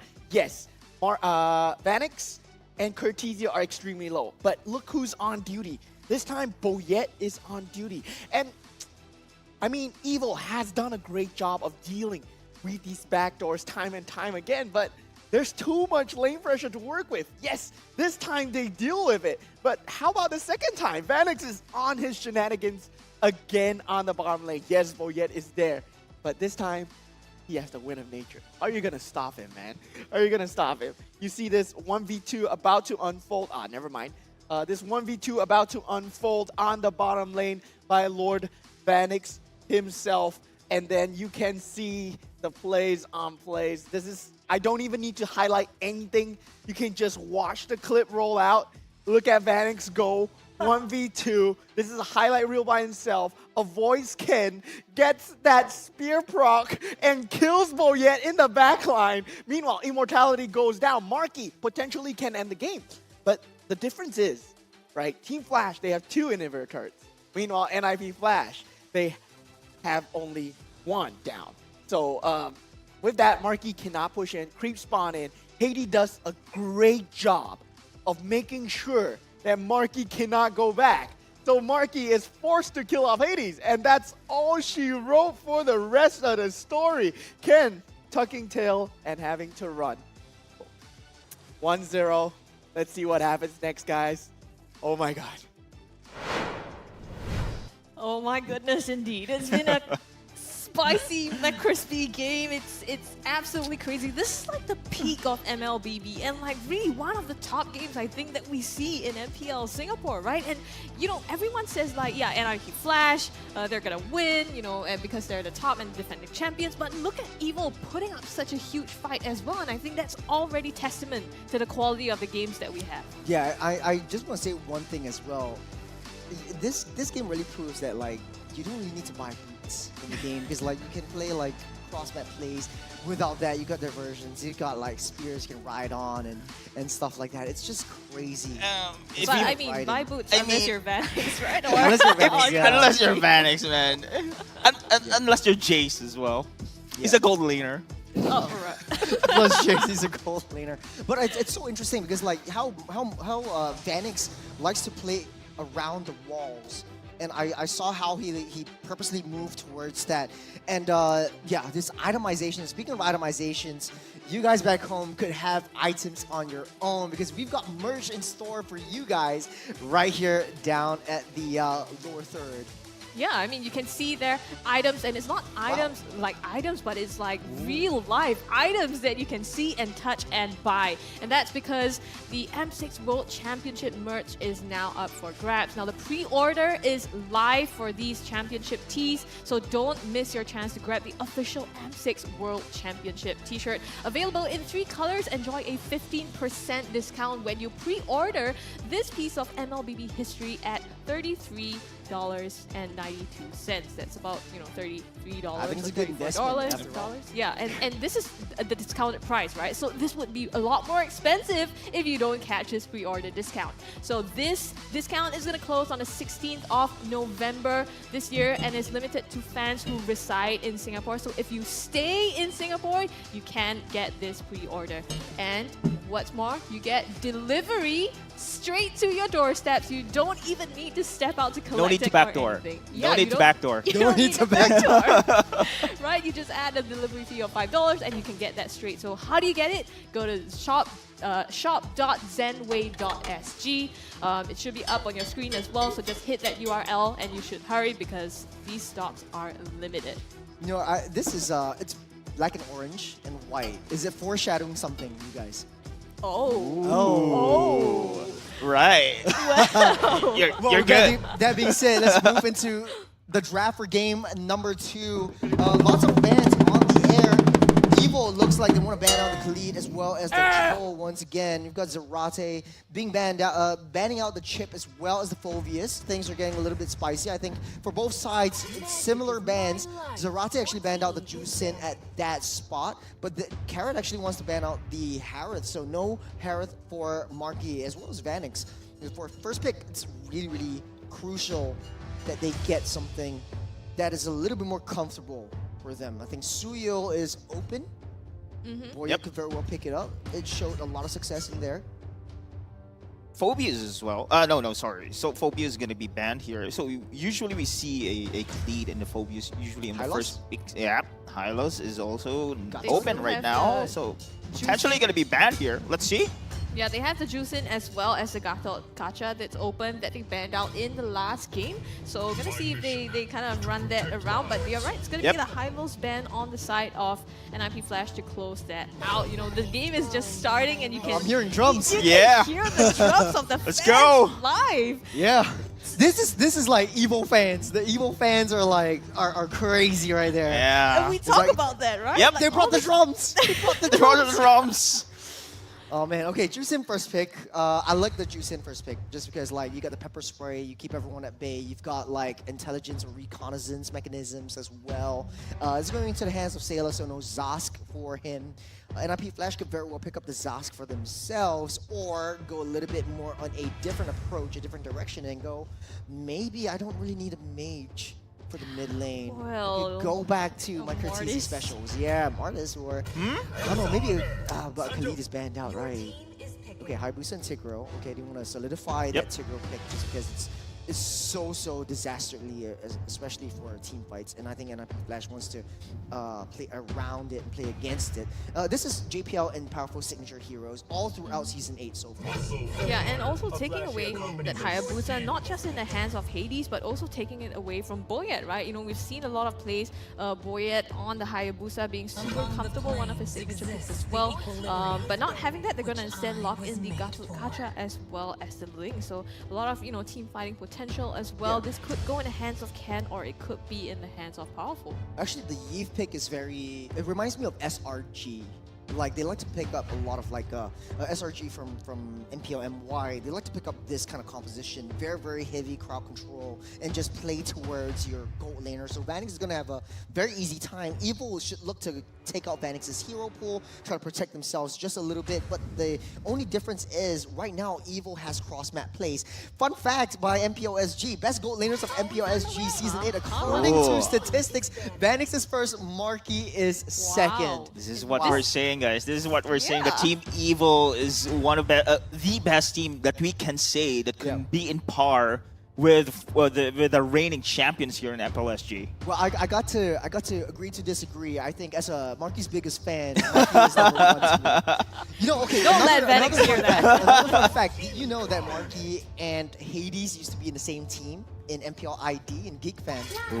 Back then, Hades was Jana QT, and we were in the same team together. So this is sort of like a small reunion as well. But going back to the draft, you got the Matilda being banned out as well as the Angela. This is interesting because you denied the Angela combo, the Angeling combo. And then no more Moskov for the side of Vanix as well. Evil should look to ban out yet another marksman right here. Or you could look to ban out Diablo's hero pool. That could be possible as well. Is that really possible? Diablo is a very big hero pool, yeah. I think it's more of maybe, you know, what strategies they want to go to. And obviously, in the previous game, you know, Vanix with that Moskov causing so much menace and also winning them the game. Now, removing that from the hero pool could be another ban on the gold lane. But what options, you know, might Vanix be looking at this time? Could be the carry. Could be... Okay, that's going to be the Nathan being banned out for the side of Evil. Ooh. Fanny's very, pretty much open. heavy. Fanny's pretty much open as well. You could go for the Beatrix because it's homing missiles if you turn to the SMG form. Fanny is not. Sorry, my bad. Playing into that zone as well with the Tigreal and the Yi. And the Yi. Combos very well, so you gotta get one more combo coming in. But over the Guardian though, it's gonna be a perfect setup for if Eve will be able to activate his... There's a Benedetta. I heard the Benedetta. Diablo's bringing it back. It's the Diablo Benedetta! So, okay, pick 2 times, ban 2 times. I think Benedetta has... I missed that out. I'm going to look at the statistics. But I don't think the statistics apply here if you put Benedetta in the hands of Diablo. But it's interesting because, like, this provides so much map presence in the early game. Benedetta clears the lane super fast, and then you disrupt the jungle. Boyet's not going to have a good time. So they ban out the Moskov, so Vanix doesn't have that map presence and the global play, but instead then you pick up a Benedetta and put it on Diablo, and he's going to be the one to play the cross map instead. And, you know, just continue to force Evil to make those decisions as to whether or not they want to go to defend. They're going to go with the Alice okay, Marky and the Alice. Terizla here. Super. Okay, so it's hyper funneling that Ling. The only drawback is you don't have a lot of range damage to take down the turrets. You're banking putting all your eggs into one ling. So that's going to be an issue. Based on statistics, 2 games played by Benedetta, both are by Ding. From, if I remember correctly, Vanguard. He picked up the Benedetta twice this entire season. So this is going to be Diablo's debut Benedetta in this Season 8. So last pick could always go back into like, okay, let's fight fire with fire. Let's go back to the Ruby on that cold side because I have a lot of crowd control and I can just use Benedetta and the Vanix and Hayabusa to do that thing. But Bruno's going to be picked up by Vanix. There's going to be a lot of hard hitting. Win rate 33.3% on the Bruno. Pick 6 times, ban twice. So, interesting. But you think the early game coming from Team Evil is not that much compared here of the side of NIP Flash, right? Because these are scaling heroes. You need Alice is a scaling hero. You have Boyet as well as a scaling assassin as well.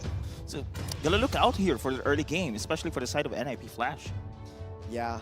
Speaking of which, both of these 2 teams, even trying something out a little bit more different, very, very all-committal, very dive-heavy, and very setup-heavy. There's a lot of potentials going in. Ken could start first with the penalty zone, and then Powerful follows up with the Avatar Guardian. He might build on the Revitalize to give Marquis a second lease of life as well. So it's very, very much all-committal. The drums are rolling.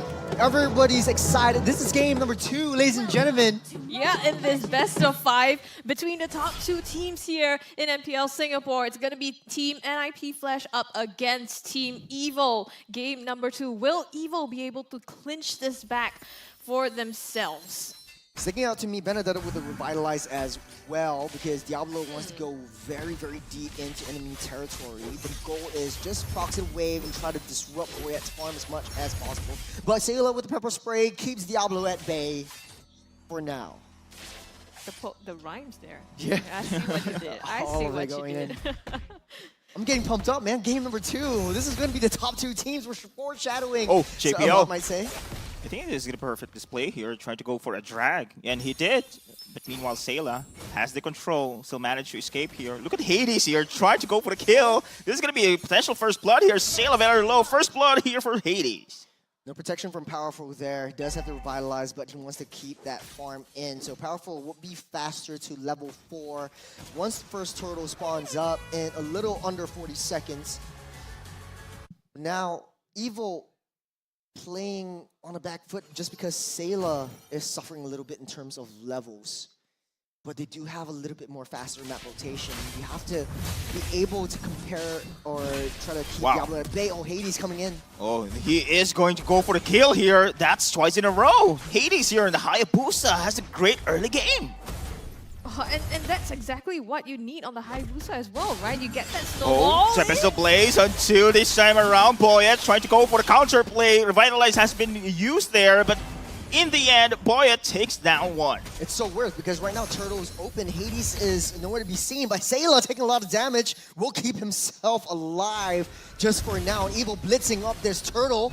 And they will able to secure the first neutral objective here. Now, Powerful zones out anyone here for the side of NIP Flash, but that is going to be a drag here with a real-world manipulation. Great combo here for NIP Flash, trying to invade here the purple buff. They don't want to give it away for the side of Boyet, but Ken! Penalty zone! That's going to be a disaster here for NIP Flash, but Diablo holds on, try to back away. Hades joins the team fight, tried to go for the steal as well, but decided to retreat for now. Boyet's down low, he needs to go back to get that reset, but NIP Flash wants to hunker down and focus their fire onto Boyet. As long as Boyet doesn't get his farm, as long as Boyet doesn't come online, we're gonna have an easy time. NIP Flash is riding on that tempo with 1100 gold lead. Yeah, but Evil clapping back as well, right? That, invade into Boyet's jungle, trying to deny that purple buff away from him, and Ken with that rotation and the perfect penalty zone just to zone them away and make sure that they do not allow themselves to create more space for Hades to farm. Well, correct me if I'm wrong, guys. This is Vanix having a kill against Mark. Did we see that off map? But yeah, I mean, Marky does have a little bit more suffrage in the early game, but the Shadow connects onto Sayla. Again, the combo! That is going to be a drag here on 2! Perfect display for Cortese and JPL. Now the Tempest of Blades Boyet is not happy about that one, trying to go for the kill himself, but still the revitalize coming in from Diablo. Insane counter-attack. Ken stuns them down. Diablo is here, trying to go for a pin. Ken flickers back. Sayla's not having a good game. Nasty combo there. The real manipulation and the implosion into that as well. The electro final blow, not to forget, from Diablo, actually connecting really well into the midst of these team fights. Having a lot of damage, taking a little atomizations. That's the elegant gem being built up for Sayla and Marky. The issue for Evil is that they're going to have a little bit more suffering in the early game just because they need time for Alice to scale up, get the item power spikes, and join in these team fights. The turtle being started up by NIP. JPL! Implosion and free! Goes for the knockup. Now the counter attack here. Look at Curtese with a real world manipulation. Mobilize here for the side of Sayla. Diablo, Curtese goes for Sayla this time around. He is the last man standing here. Will be able to escape though. And the drag! The kill! In the end, Curtese Sayla falls. Oh, but he bought so much time for the rest of the team to come back online. But NIP Flash again up on top. Let's take a little replay real quick to see what went down. It was a huge implosion by JPL on that back line. Sailor Power from Ken. It's just super spicy right there. Boyet just watching his teammates suffer as they get knocked up into the sky. And then the real manipulation after that, just to chain that combo and keep them in that zone as well by Curtese. Even though Boyet stole the turtle, right? And this counterplay here by Sayla as well. I think, yeah, off screen as well, another brawl that happened on the bottom lane. Marky actually got that kill onto Vanix, so equalizing the score line as Alice really needs that time to just scale up and get that damage done. Ken and Boyet is here, goes for Curtese. He will fall here. Two assassins go head to head, but there's gonna be Hades falling low. He will fall. Now the taunt coming in from the side of powerful and the knockdown. Now Sayla is here. Diablo managed to go back. Oh man, Boyet's coming online. Hades taking a little bit too much more kills than he can take. Is NIP Flash, they're running the aggressive, and with Diablo's Benedetta, he's all over the map. Every single team fight you see, Diablo's right there, and that's precisely what you want to do. This is going to be a very scary late game NIP Flash, if I could say so myself. Take a look at the damage dealt. Curtese topping the charts, second with the top three are all basically NIP Flash members. Man, the combo just shows it all, man. The implosion coming in from the side of JPL there, just providing so much opportunity. But hold the thought out of position here on the side of Diablo. He's been taunted, but he managed to go back away this time around. But look at the positioning here for JPL. Anytime soon, he do have the flicker. He has the ultimate as well. So this is going to be the first 5-on-5 fight. Vanix is in the fray. Marky's nearby. Penalty zone? Penalty zone flickers in, and now Powerful misses that Avatar of Guardian though, and now it is going to be great disengagement here for the side of NIP Flash. Tempest Ablaze, Boyet secures the neutral objective, and Mark is here. All the rest on the side of Team Evil trying to wreck havoc and Sayla, but still going to go for the chase against Vanix. Goes for the poke, and JPL Hades goes for the counter attack as well, and now Marky will fall. And look at NIP Flash here wiping them out. Insane plays there. NIP Flash, reading Evil there with the ultimate, holding on to theirs for the counter engage as well. The moment Powerful popped that Avatar of the Guardian is when JPL then flipped the switch and pulled that trigger.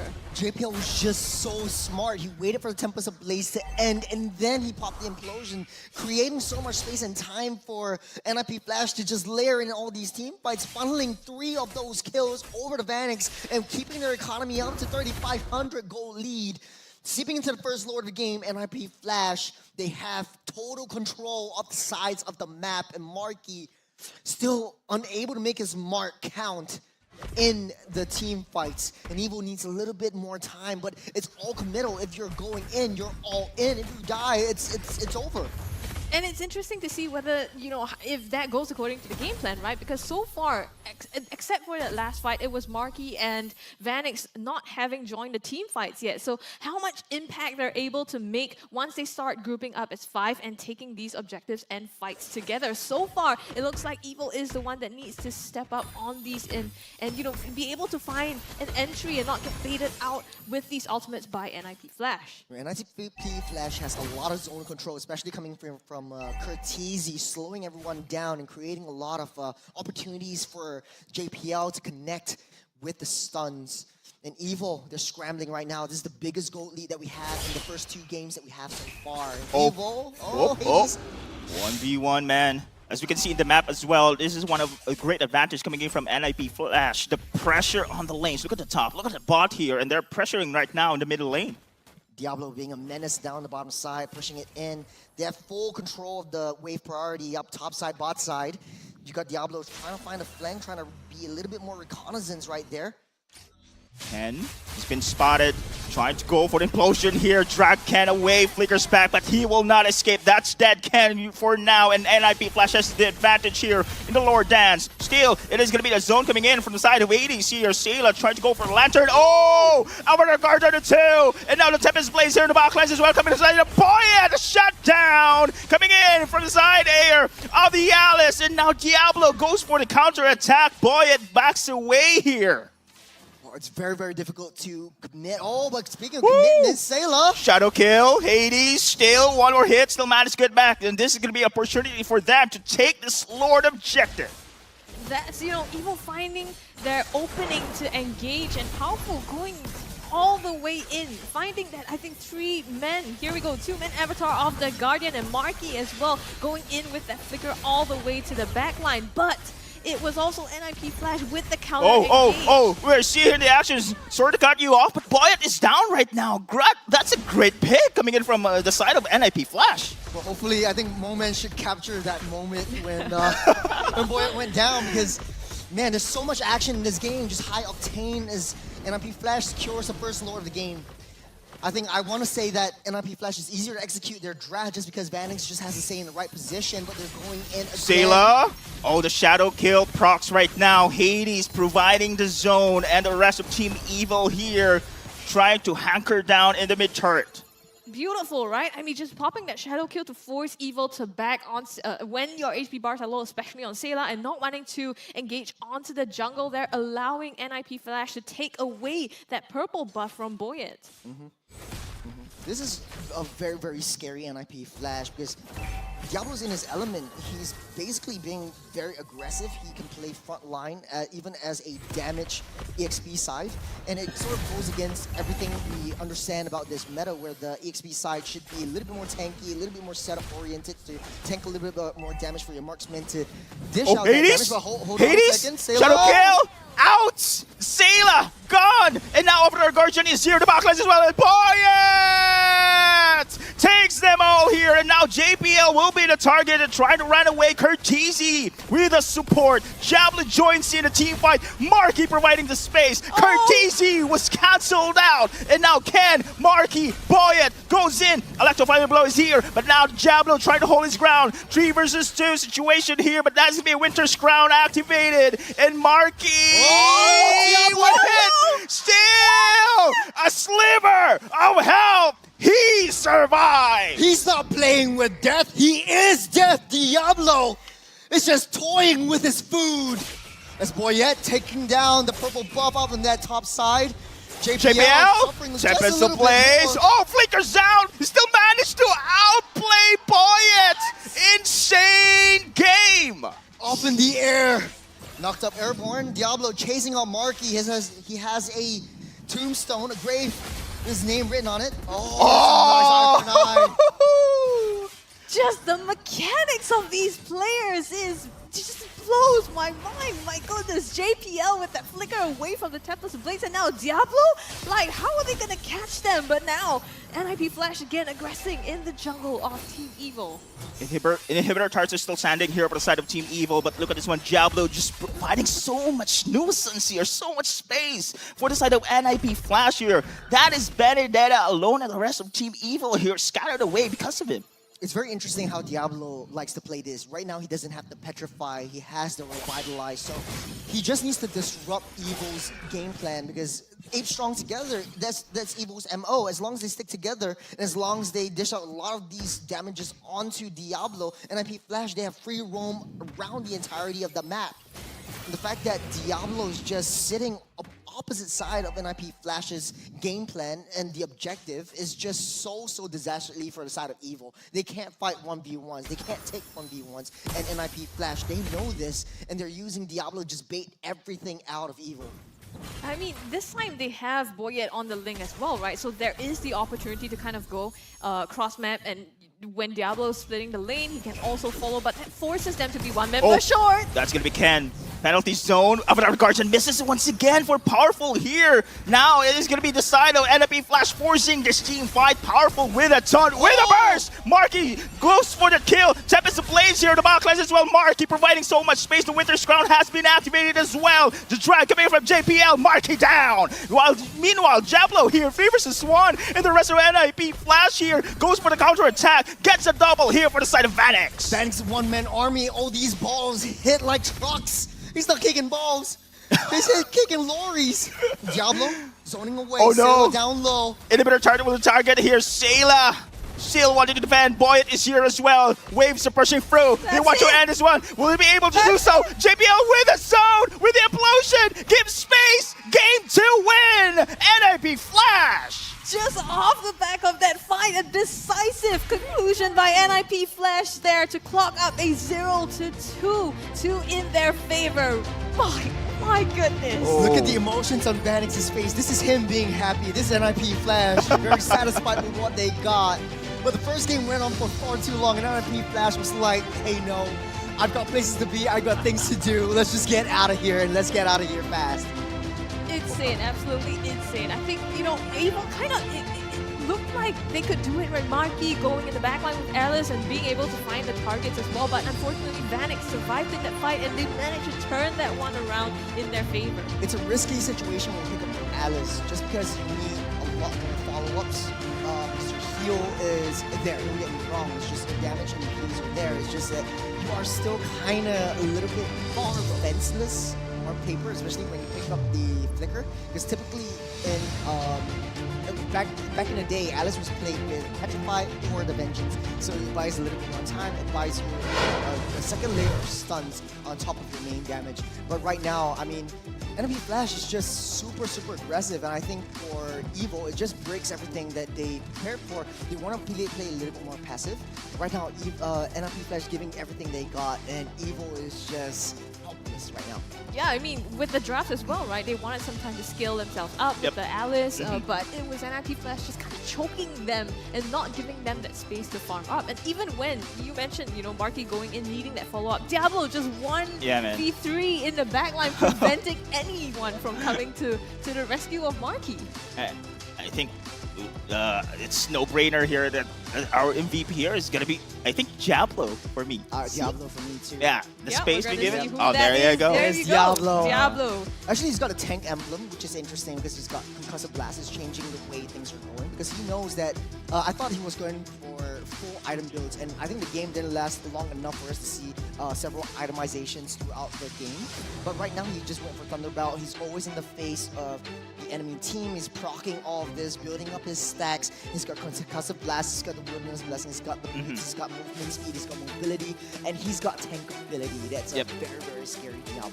I think this is his role, right? To just be a disruptor here against the side of Team Evil. Exactly. No, I was gonna say the same thing, right? That's you know, recognizing that you play Benedetta, but you don't play your typical Benedetta or your typical Diablo way of playing, and instead he switched it up because he needs to be that annoying hero always in the faces of them, and just tanking and soaking up as much damage. It's super tough if you're Team Evil or if you're a fan of Team Evil, because right now they're one game away from being down to the lower brackets. But before we go into that, let's take a little item builds for the entirety of the team. Look at how far Vanix is on top of Marky. He's got all of his core items. He might look for to sell off the tough boots to get another damage item, but full crit damage on top of the Demon Reaper Sword. So yeah, it makes it easier for the Bruno to deal HP-based damage, especially with VHS. And I think for Vanix, he got his items pretty earlier on as well, you know, with the Malefic Roar. And the moment, you could see the moment that he kind of built these items, he was able to start joining the fight a lot and have an impact when he joined those fights. I think Sayla has a very, very tough game this time around because I think NIP Flash identifies that, okay, mid lane and the jungle is going to be in shambles in the early game. Let's just ramp up the momentum. Let's just increase our aggression and just focus our fires onto that to add fuel to the fire. TZ and Diablo, very, very strong in terms of these early game engages to give JPL opportunities. They create opportunities for JPL to create moments of weakness. When I say moments, it keeps reminding me of moment. Yeah, exactly. That's not his time yet. It's not his time. But I gotta say as well, right? The combo coming in from the Garakacha as well as Ken is, we've seen time and time again, team fights not really executed very well.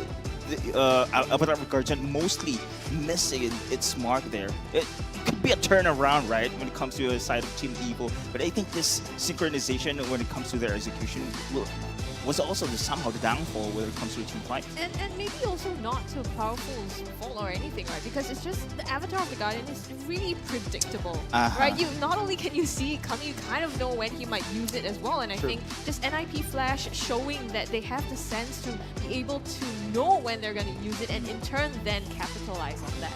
I think what makes Garakacha powerful is soak damage can dish out damage. It's sort of like an Edith mechanic, or sort of like a Frederick mechanic, where the more damage you take, the more damage you dish out. It's sort of like a counter-attack mechanism, and I think that's why the Gacha is very prioritized right here. The fact of the matter is the early game is just too much for Evil. It's nothing to do with like how well to execute your draft. It's just NIP Flash just play to their own positivities, their advantages, especially being very aggressive and mobile in the early game. It's just, yeah, they just play everything to the T. It's very textbook for NIP Flash. Take a look at the post-game statistics. They took down every single tower out of Team Evil. Evil has nothing, except like maybe actually all the turtles were taken by Team Evil, so this is interesting. You couldn't convert these turtle picks into major objectives like the turrets. Yeah, one of the advantages as well coming in from the side of NIP Flash, their macro sense, man. The split push on the top, on the bot, putting pressure across the map. It's really difficult here for Team Evil to really be a cohesive unit while watching the side lanes. I think it was NIP Flash also really forcing Evil across the map, right? Even though they got the turtle, and then NIP Flash will kind of go on a bottom lane and pick up a kill. So yes, you get the objective, but I pick up other things elsewhere, or I force you to make other decisions and sacrifice that. Yeah, and the fact that what makes Evil good is also their downfall, because they like to play team fight, always sticking together, and when NIP Flash likes to play cross map, Evil has to respond, and once NIP Flash sees that Evil is down one member, they go all in. The fact that Evil's entirety of this game's draft is just all committal. One goes in, all goes in. There's no possibility of escape. There's no possibility of parole. There is so much that Evil loses out in terms of these big team fights. And the fact that Vanix is just at the back line, there's no way that you could reach that back line to take Vanix out before he heals everything back up. Right, I mean, because not only do you have JPL on that Tigreal with the peel, you also have Kurt TZ with that zone, and the way that he places the real manipulation is always impeccable, right? Either keeping Evil in a certain zone or preventing them from coming out of that zone. It's interesting because right now, I come to think of it, the Benedetta wasn't picked up for the team fights. It was picked up for the macro overview of the game, where Diablo's just constantly pushing to his advantage, right? Like, he doesn't join in a lot of these team fights. There's no backline for him to hit. There's no backline for him to target, because all of Evil is like front line. You see, Tucson is sort of like semi-mid line. Powerful, Marky, Ken, all front line. Warrior is just a cleanup crew, like a janitor. And for Diablo, it's just trying to keep everyone at bay, because he knows that Kurt TZ, JPL, and Vanix alone can just stay as that trio and just fight as three members because of the control that NIP Flash has. So it just makes NIP Flash so scary. Yeah, and you know, one key difference, right? Turret damage here, like you said, NIP Flash took out all the turrets in this game. And compared to the last game, yes, NIP Flash played the macro, but they waited for Vanix to scale as the Moskov to start playing the cross map. In this case, it was different because from the onset, Diablo was already being a menace coming across the map. You know, he's basically everywhere, right? So forcing Evil to keep trying to rotate to keep up with their pace, setting that momentum for them, and just not allowing them to take the objective from the hands of NIP Flash. I love how the matches here, especially in the playoffs that the macro sense, the wave management is becoming a factor here as one of the conditions to win the game itself. And so far, game 1, game 2, it has been NIP Flash controlling the map-wise here when it comes to this strategy and how they execute it against Team Evil. Because as Trish mentioned, Team Evil loves to have a team fight. And now NIP Flash will have to control the map here and goes for a cross-map plays. And this leads them to win the game. Yeah, but now there comes in a problem. If you like to team fight so much, then what is the ideal composition? Because back then, it used to be like, okay, you have an enchanter to keep everyone else alive. That's going back to the base strategy. Yep. Bane is what, Taro, right? Yeah. Is it Ultimate bonding Yeah, experience. ultimate bonding experience. And basically, like, right now, you don't really have a sustained enchanter because that's not really in the meta. I think that to NIP Flash's credit, they sort of like, they identified that, okay, Angela might be one of the main picks for the side of Team Evil just because they might need someone to heal everything back up. And they take out Angela. And I think that was quite smart because if Angela was in the play instead of the Juicin, there's going to be the Alice with the hard guard, you've got the Ling with the hard guard, so there's a lot of options right there. Yeah, the sustain, right? Then coming out, and in this case, we could see Sayla kind of struggling with that as well, right? But we'll see in the next game. In the meantime, before we go to that, we're gonna take a look at the highlight of this game itself. From the start, you can see Sayla having a really tough time falling as first blood, and again, the clash in that middle lane just to put him down. Actually, the main reason why they want to target that Sayla is because Sayla has a little bit more mobility. He clears the lane pretty fast because he doesn't use mana at all, so no mana problems as of now. The fact of the matter is, once you don't have that mid lane presence, you're basically free roam around the jungle, and Boyette doesn't really have a lot of easy time. For a lot of these objectives, Boyette actually targets the turret to take down the objectives.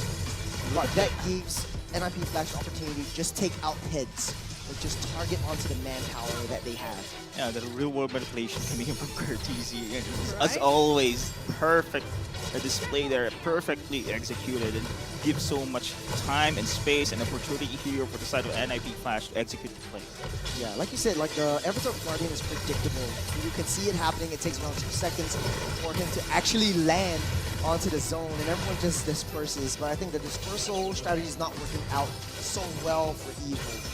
Just because, like, if everyone's split up apart, then who do you go for? Whereas for the side of NIP Flash, it's super straightforward. Someone goes in, let's take him out before moving to the next target. But even then, right, they're also able to split up the members with, you know, the real manipulation like Curtizi does. And here you can see, you know, Marky diving into the backline, trying to make something happen. But it's just so difficult for Evil to advance forward in the midst of that zone of control. Yeah, actually, roll manipulation is so annoying. So annoying. You've got the slows, you've got so much damage from the Starfalls, and this was where Diablo just he's toying with death because he is death himself. This walks out there that's alive. illegal. That's illegal. That's illegal. Oh man, it was great. I think the side of Team Evil, their team composition leading up to have a good team fight. But then again, positioning. Look at Curtizi once again, man. The slowest the real manipulation. It was Boyette's job to actually pick him off here, but time and time again, he was saved here. Here, Diablo just 1v3 fending off everybody at the back line. And that's why, you know, Marky didn't get any help. And with that, NIP Flash could focus on getting Marky and then going through the rest of Team Evil. And Diablo's actually healed, like, he was a quarter of his health. He healed up to roughly around a little bit more than half of his health. I think that was a very interesting build and play for a tank Benedetta, because usually you see Benedetta, it's like all damage, and let's try to take down that backline, but there is no backline. And the fact that like Evil is all DPS, no burst, it makes it so much, therefore so much harder for Evil to play in a lot of these team fights. Understanding how to play when, you know, the opponent has a certain draft and compositions that you don't need to drive the backline to do damage anymore. So perfect. But you know what? What do we know? We're gonna hand it over to Moment and Off the Dash to tell us more about this game. Utility usage, having the battle spells, and this Benedetta that needs to be studied, right? I mean, Diablo showcased a vendetta unlike any others with a revitalization. And the way that Curtizi has been playing on the Eve, the real-world manipulation usage that we see from Curtizi is unlike any others. And now we will go into how NIP Flash dissected Boyette's lane. And starting from this first turtle fight already, you can see that the positioning of powerful Sayla and Ken are intentionally set by Diablo, who started the fight and ran away, who dragged the attention so that JPL can flicker forward, land this extremely nice three-man implosion with Curtizi on the back line. And in any other scenario, right, you would think that real manipulation would be coming out. But no, they are masters of utility, and Curtizi does not waste it. They are able to deal the damage, and only after the Tempest of Blades come out, then Curtizi uses the real manipulation. This is the simple nuance that NIP Flash, just a slight adjustment to the timing of the real manipulation to counter a utility that has been so unstoppable in the league. The Tempest of Blades, and Boyette found himself immobilized and shut down. And this is how they won the first few team fights. And now we will see the focus of the next few team fights being on this Tempest of Blades. And already, yes, Sayla does get a very nice consolation kill, but going into this next team fight, right, Boyette, now Hades is the one that manipulates this Tempest of Blades timing. Hades knows that Boyette is on Hades' duty. He's chasing out Hades as well. So this Hades is unable to join the turtle. So he gives up the turtle for now. Boyette uses the Tempest of Blades for the turtle. Once that happens, the rest of NIP Flash knows it's go time. It seems to me, right, when every time Boyette clicks that Tempest of Blades, NIP Flash is just, yeah, it's go time. Because to me, they have nothing else. They might have Marky, yes, but that's not enough supplementary damage on top of having Boyette. And now they are targeting Ken down. Yes, they do get Ken, but they know that Implosion has been used. So Evil, they want to fight this team fight. But if you look at how Diablo and Curtiz are playing at the middle stages of the game now, they are separating the map pressure. So Diablo is playing towards the enemy front lines. Meanwhile, Curtizi holds the back lines. And this is so nice to watch. While they get jumped on by the Avatar Guardian, Diablo is always making sure that one or two members are stuck at the front line. Meanwhile, Curtizi is free to use the room. The Tempest of Blades is used, you know? It seems so simple in hindsight, but it's extremely hard to do in the middle of the game. The amount of discipline this man has to hold the real world manipulation until the Tempest of Blades is used. And this is why they, even though they lose Vanix, yes, they win the team fight in the end and they secure the Lord for themselves. And another key factor to their winning victories, once again, Sayla gets chased down. And this is one of the fights that didn't really work out for them. But you can see what NIP Flash are really going for, right? They know that Boyette has used the Tempest of Blades. This is why they're re-engaging. In a normal scenario, you would never re-engage this. But this is where Diablo pulls off the greatest heist of all time. He nearly kills Powerful, and he does kill Powerful, but he loses his team members, yes, but he buys so much space. In the end, use the Winter Crown as well. I mean, in what scenario do you buy a Winter's Crown? I mean, yeah, look at that. Diablo just surviving and having a great time. But yeah, the next few team fights, right? This is the final team fight that sealed the deal. It is the same play again. Diablo on the back, Curtizi in the front. So Diablo making sure that he's always behind enemy territory, segmenting that team fight. And you're wondering, right, why is Curtizi able to get this real manipulation off at all times? Marky's on him, yes, but where's the follow-up damage? It's all because of this man right here. Diablo right here is making sure that the entire team is unable to fight his good friend Curtizi. And Curtizi is always safe. He can retreat safely while kiting and dealing damage at the same time. And meanwhile, just 1v3, gets a super nice Winter Crown off. And then, of course, he has a revitalization to top him off as well. How many combos does NIP Flash have? We first talk about Curtizi and Hades. Now it's Curtizi and Diablo. They are evolving fast, man. Let's go back to you guys. How many combos does NIP Flash have? Yes. Yes. Yes. Yes. Well, so now, Game 2 has concluded, right? And Moment has broken that down perfectly as well in terms of how they've succeeded in clinching that for themselves. Game number 3, potentially the final one for Team Evil if they don't find a way to come back to this year. Churls, what do they need to be looking at? I think the team fight synergy is not working out so well for Team Evil. I think they need to switch things up a little bit, play more insurance-based or insurance-heavy kind of composition, having a assassin to go get that split push. Don't bank too much on team fights. Don't fight objectives that you can't have.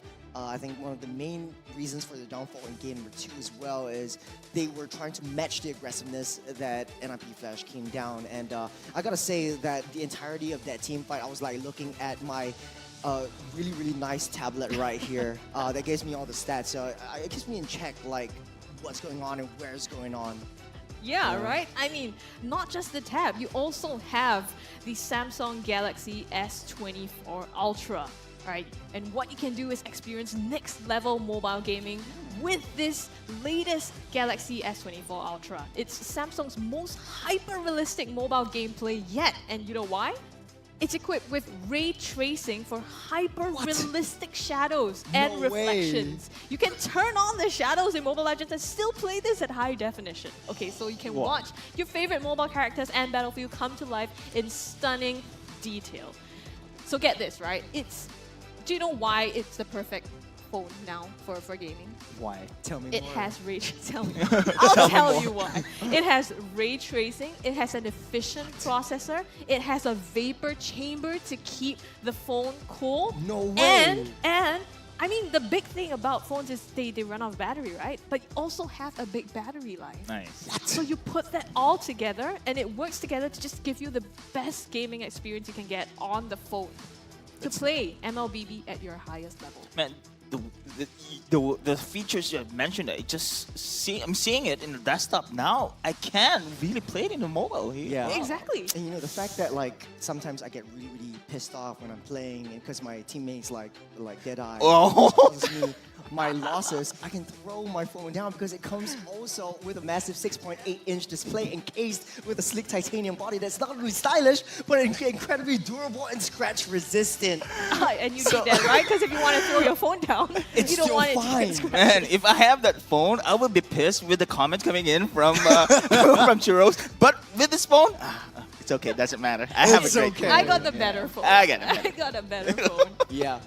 I do like the ray tracing thing Yep, that comes out from ray tracing. I think ray tracing is really cool because it has like a hyper-realistic environment into it. You're playing Mobile Legends and sort of like having like a hyper-realistic map of Mobile Legends and Land of Dawn. And like, you can see like Benedetta in super 3D, you know what I mean?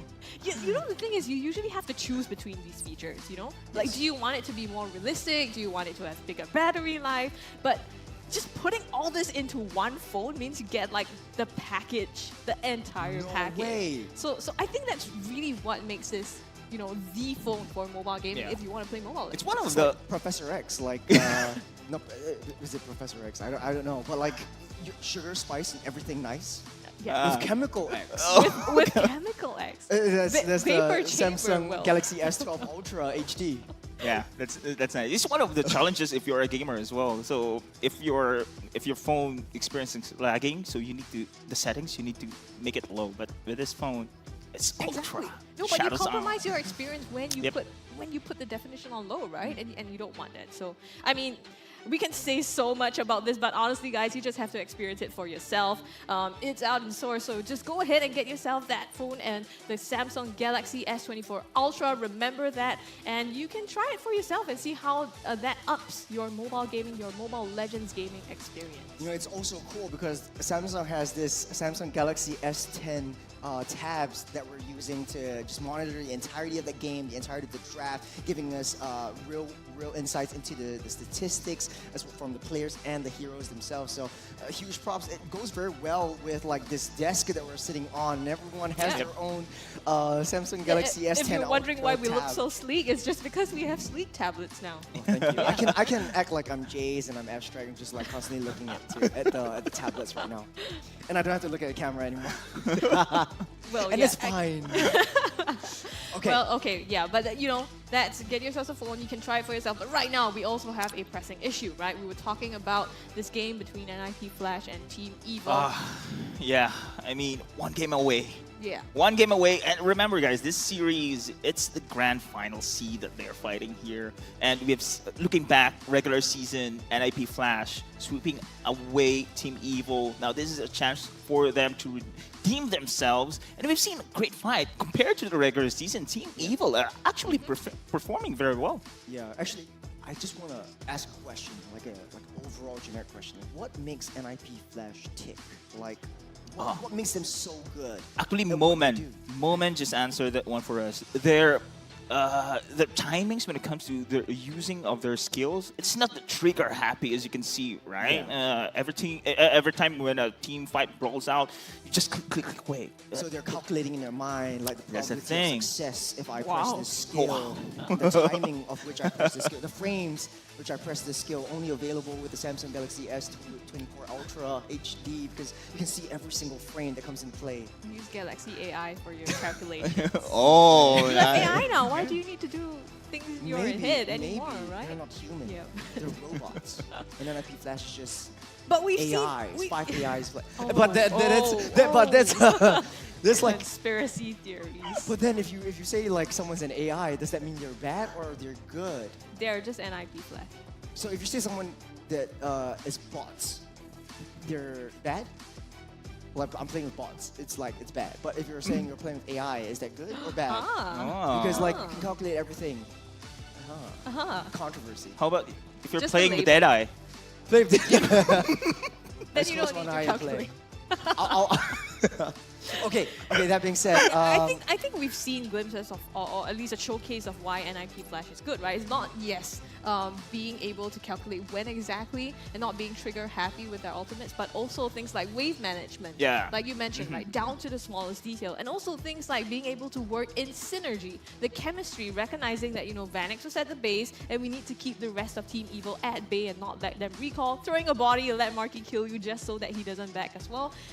It's just putting all these things together, knowing the roles that they play, Diablo going tanky instead of damage, and being able to pull that off. Yeah, I think the only thing stronger than, heroes that they play individually in the micro skill is family. It's family. It's family, yes. Yeah, they're sticking together, and I think the reason why NIP Flash has such an edge over Evil is that they've played together for like two seasons. They've gone to international stage together. They know each other's kings. They know each other's weaknesses and their advantages, and they know each other on the back of their heads. They live together. They practically live together.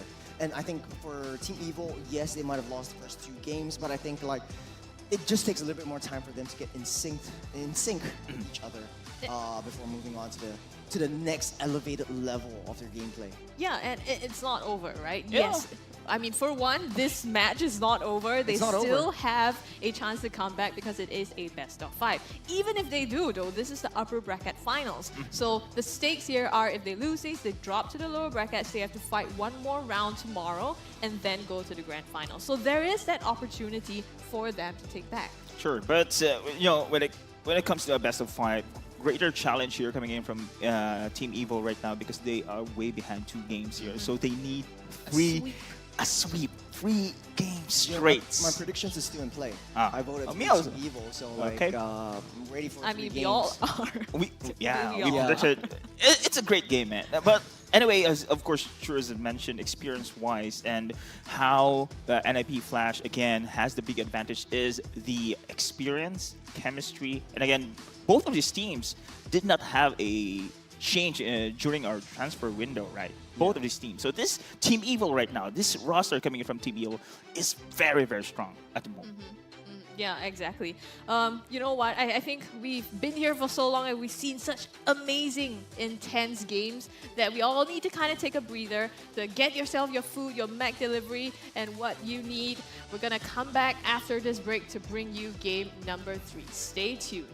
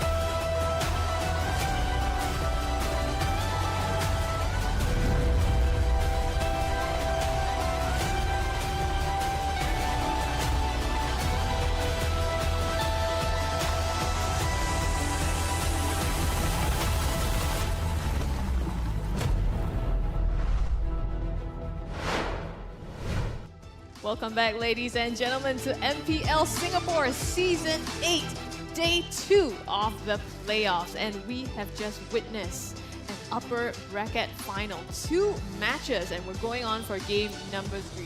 You're here with me. There is Churros, there is Didai, and myself, Scrubby, to accompany you through this game number 3, potentially the last one, unless Evil has something to say about it. Now, I really do hope they have something to say about it, because they're not going out with a fight. This is, of course, sort of like foreshadowing the grand finals. I've said this time and time again. This is the top 2 teams, and they're putting out all the stops. Yeah, Team Evil Magic, they must need this now again to actually execute very well, especially when it comes to major team fights. Missing, of course, those key skills. They should recover by this time around. And again, I've mentioned a while ago, pressure is against the side of Team Evil. They must win 3 straight games in order for them to win the series. Yeah, so having, a bit of a break as well, right? For not just us, but everybody to regroup their thoughts, come back with higher morale, hopefully, to be able to tackle this, because it needs stamina. It needs stamina and a whole lot of strong mentality to be able to win 3 games straight. Now, we also talked about, not having your eggs in one basket, and we want to see Evil bring out a different strategy to come back and combat NIP Flash. So how are they going to do this? We are entering the drafting phase here for Who said 3. there are no shortcuts in life? I literally invented one. Chip. I'm looking at the Khalid being banned out by Zarate over here, and then Carrot very well banned out the Phobius. Goes down to Butterflies born by thy wish, guided by lantern's light. Don't leak Harith. Sand rises when I give the word. Your team is banning. Precarious situation right now as Juicing getting banned out. And like I said, Khalid is not going to see the light of day. Yeah, I agree with you, Churros. I think even though they lost, of course, having the side of Marky on Harith, it's still I am not the only one bound by these chains. Flash and Phobius is still pretty much open here, and now it's going to be banned here and Flash. Yeah, I think many of the Harith might be a potential ban here for the side of Evil. I don't know if Carrot wants to do it or try to leave it open and pray that Zuati doesn't pick it up. Pick up what he puts down. Yeah, remember the stats that we have been given by our production team before the start of the match. Vanix also played a Harith here, so it is also potential play for the side of NIP Flash. Wipe out all the injustice in the world.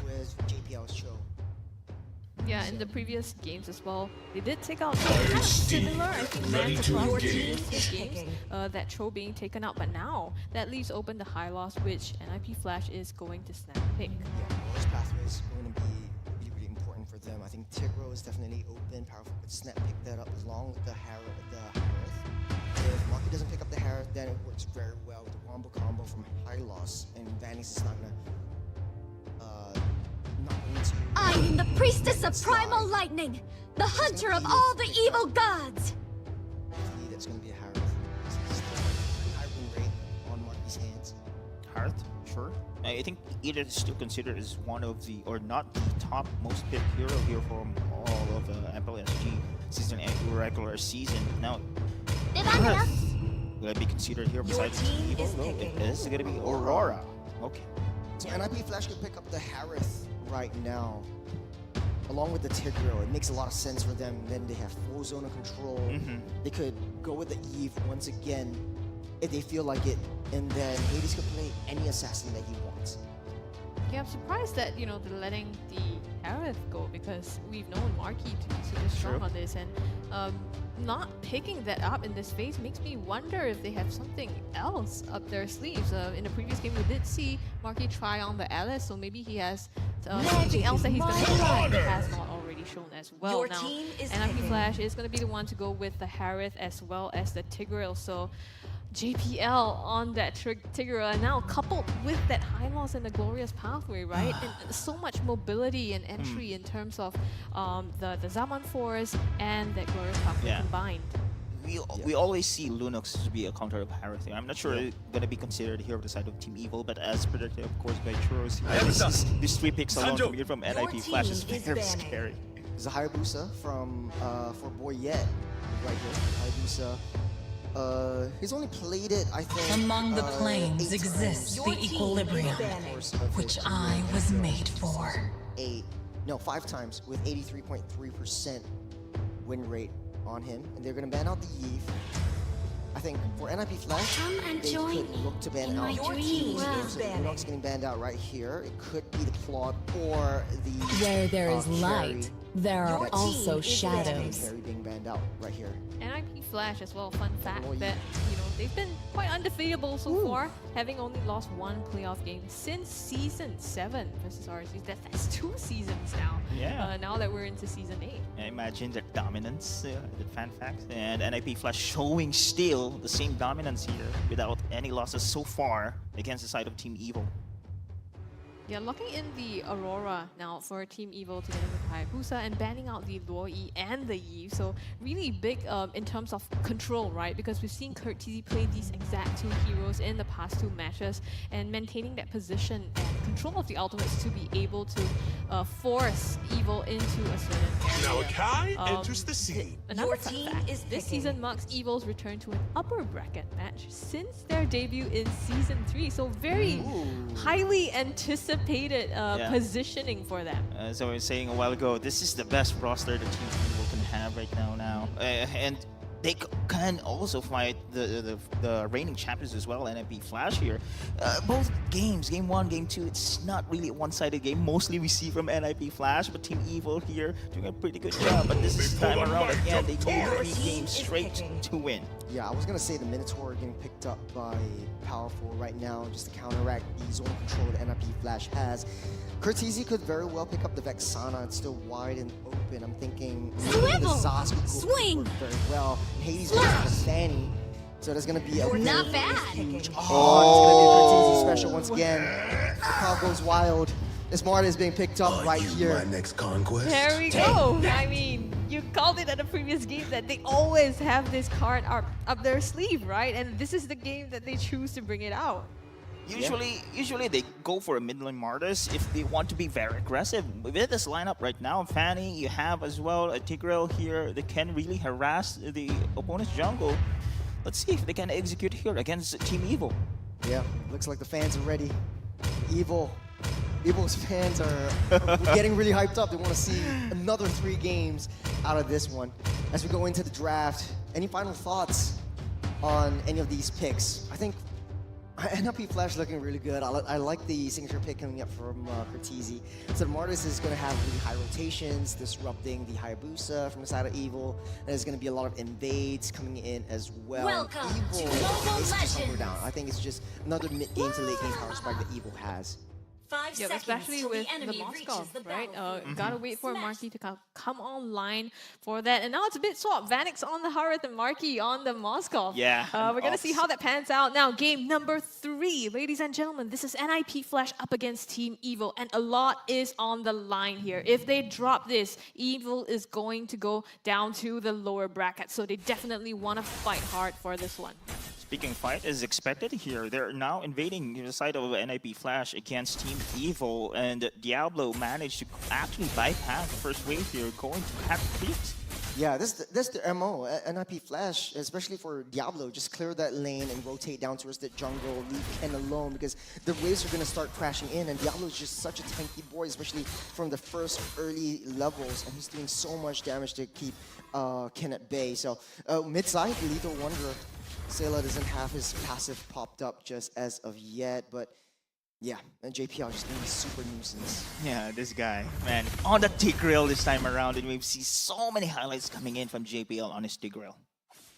Yeah, with the Minotaur as well, right? Powerful on that Minotaur, offering a bit of sustain to the team, so it does help them if they want to hunker down on the team fights as well that they've always been playing to. And coupled with, you know, the Aurora, they have a lot of control, especially with the Frigid Glacier, and that might help them come up against NIP Flash. But I guess, you know, with the Martis mid, there's a lot of immunity as well coming through that, so how he kind of has that potential to outplay and turn that around.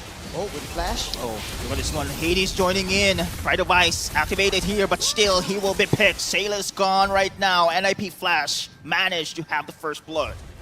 The flicker play by JPL was so clutch. He identifies that Sayla is the main core of the team in the early stages of the game, especially taking him out before he turns level 4 to be a huge nuisance in the turtle pit. You want to be able to secure the first few objectives, especially if you're NIP Flash.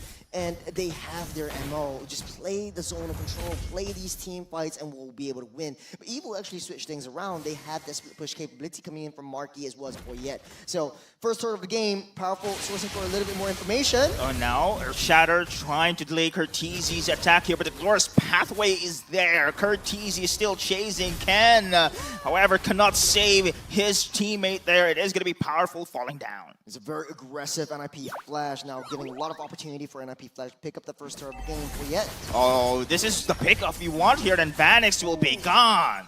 Beautiful landing that Spear of Destruction there, right, by Marky to be able to get that, recognizing that it's a difficult game for Marky to play in this early part and kind of assisting him on that. In the meantime, Hades getting that turtle as well. It's a smart trade by Boyette, but here comes Hades with the cables. Powerful not yet level 4. Oh, look at the damage! Early game destruction here against the side of Team Evil, and now it is Powerful once again falling down. As expected, NIP Flash showing dominance here in the early game. Yeah, Diablo being a nuisance onto Boyette up on that top side as well. Buying a lot of time for JPL to come into position. They're backing out here. And as you can see in the gold lane though, it is still Vanix controlling the lane.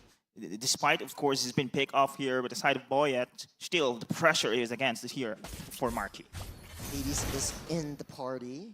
Marky needs to be a little bit more safe as Curtizi tries to zone the rest of the members away. Now Powerful is not on the bottom side. Marky is super exposed. And NIP Flash just seeping in on that win. We're going on the aggressive as well. It's always been, you know, NIP Flash kind of trying to dictate the momentum, especially in the early game, right? And now they're stepping up the pace even more with this Marty's pick on Curtizi, because in the early game, that's super strong. Ken flickers back, Primal Wrath, but the glorious pathway in the burst damage here where the Tornado Blades picks him off. Meanwhile, here on the bot side, it is going to be Curtizi gets the kill against Marky. Counterplay, Team Evil gets the stun, gets the kill. Vanix will be the second one in a chopping block. A double here for Boyette. Oh, he's playing with death a little bit too much, but the Sky Piercer actually bought up by Curtizi. Usually in a competitive match, you don't want to see a Sky Piercer. But now the aggression is coming through. 5-3. Evil might have something to say about this one as the turtle spawning up in 10 seconds. JPL running for his life to buy time for the rest of the teammates to come get into position for the next neutral objective. Yeah, I mean, they did find the return there, right? Boyette with the double in the earlier fight. So signs of life here, but NIP Flash, you know that Curtizi wants to go for the kills. They've always been running this Curtizi Martis a couple times now with the Sky Piercer, and you can see them funneling the kills into him as well. So he's only going to start snowballing more and more and starting to be a menace to Team Evil. Bot side though, Marky will be the oh my goodness graciousness! It's gonna be less than a second and he's out! Oh man, that's an unfortunate kill onto Marky as Evil is down by one man. Boyette not in the vicinity. You've got Fanny in play as well. Hades already at the turtle. They're going to be snap picking this up, and Evil, no contest whatsoever. They want to go for more. Yeah, this is what you want. Oh, the turtle will be in the hands here of NIP Flash. Powerful backs away, but then again, that's what you want here on the bot side as well. Vanix will now fall, and Hades backs away, but Powerful forcing this one, trying to go for the fight, and now Marky pin him down here with a spear, and now Diablo will be knocked up as well. Implosion! Flicker! But by the way, if JPL here tried to back out, it is going to be Diablo, however, with a save on his teammate. Sayla using the Glacier just to keep everyone at bay as NIP Flash, 1700 gold lead. Sipping to the next neutral objective. This is still 6 minutes, still relatively early as Evil is trying to funnel everything to his Marky. 0-2-2 as Marky's not having a very good early game. But so is Vanix though, 0-3-1. It looks like the gold lane's being very, very heavy. Oh, Hades! Hades, will he be able to back out? He still managed to get a kill and backs away! Are you kidding me? Bad the flanking maneuver for Curtizi! It's gonna be Eno there! A double for for this mid lane Martis. The Powerful actually went down as well in the midst of all these fights together with Sayla as Cortese coming in for the cleanup. His building though, Sky Piercer stacked. It's going to be a really, really scary Martis in the late game. SOD goes wide and won't get into the lane as fast as he can, but they don't know where they are. Powerful sourcing for information, spots out Hades. Powerful actually goes down. Oh my goodness. Blink and he's gone there. Haven't seen so much action in that one, and just the camera showed us a dead Minotaur. There's so much to watch out for, right? On the side of NIP Flash, the kill potential is insane because not only do you have Hades just kind of cabling around and potentially just bursting anyone down, you also have Cortese who rotates so much and is able to pick up those kills for themselves. And I mean, under that turret spell, just waiting for that Fight of Ice to expire before popping the decimation, and it's so difficult on the side of Evo. You can see them starting to turtle up in this jungle here. Yeah, it does not look like Evil will be able to contest for this one. Oh! Boyette actually pops the Retribution, so no Retribution for Boyette for this turtle. They don't want to contest it, just want to play it safe. Look at Diablo providing the space here. And now it is Team Evil not forcing to go for the turtle dance. It's a 4,000 gold lead on top of NIP Flash. They have control of the map. They have control of a lot of these team fights. The layering of the team fights, especially with the mid trio, is just a little bit too much for Evil to handle. But this is still early in the mid game where Evil can still come back on this one. They do have a late game composition as long as Marky is able to find farm and scale up. Remember, JPL has the flicker, he has the implosion as well, but he has been spotted. Powerful has the vision. And now going in, Minuan's Fury, Stunner 2, goes for the backup as well. Boyette now with the Shadow Kill, Spear of Destruction misses, but now Katie's perfect timing, joining in the team fight, goes for the Tornado Blades, takes out everyone there, but there's gonna be Sayla here, left alone. Double here for Vanix with a kill. Trading out 2 for 3 there in that fight. Marky almost landed the Spear of Destruction, but sidestepped there by Cortese. In the end, I mean, it's going to be still NLP Flash finding their targets now, going into this replay here. I think it's the Cyclone's Eye that pushes Powerful in, forcing him to use the Minoan Fury because he knows that he wants to chase it. Everyone's in position, but Marky is wide and open for a lot of more damage to take in. They underestimated Hades' damage onto a lot of these team fights when they're grouped up together. And this is their playground. They like to play within the jungle vicinity with a lot of walls, and that's where Hades really shines when he's using that Fanny. War's already built up by Hades. That's another power spike that Evil has contest with. It's a 5,300 gold lead on top of NIP Flash. It does not look like they will lose this game as Evil has their backs against the walls. Oh, look at the positioning here for Hades. This is scary here for the side of Team Evil. Is out of position. It's gonna be Hades anytime soon going for the execute. Oh, he's been spotted though. Marky spinning him. Oh, my heart is there, but meanwhile, Boyette goes for that revenge kill.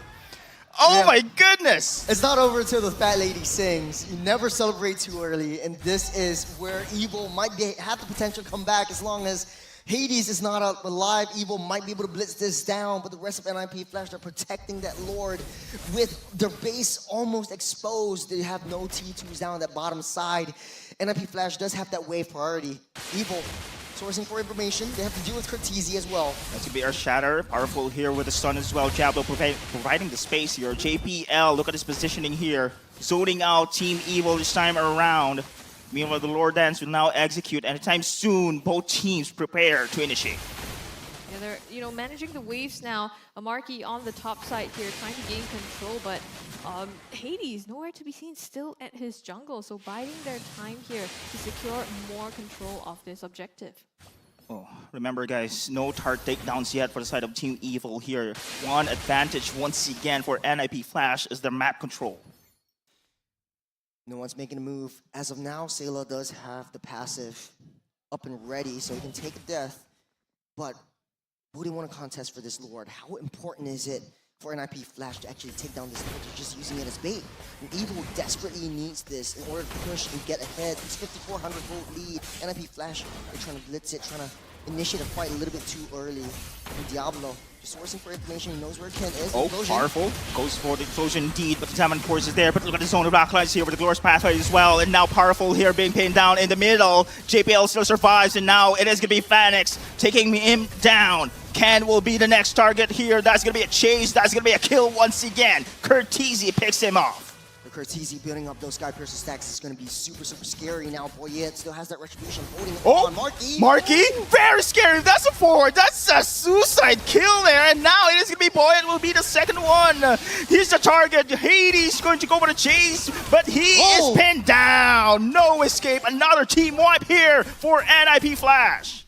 My goodness, that play. I mean, Hades causing so much disruption in the backline, taking those kills, and NIP Flash recognizing, you know, they want to take the fight instead. So baiting out the Lord, giving that up, and then going straight for the kills. And I think Marky there wasn't able to land that Spear of Destruction, so he was delayed to that team fight as well and wasn't able to make an impact. The moment he came in then was the moment NIP Flash was also able to finish him off. For NIP Flash, they didn't need that Lord. This was just, it was just a coincidence that the Lord went into the enhanced Lord up in the 12th minute. They just drawed out that fight a little bit too long. And now you have JPL with the Winter Crown as well, with the half builds for a little bit more tankability. He might be able to use the Implosion and buy himself some time for the rest of the team to come in.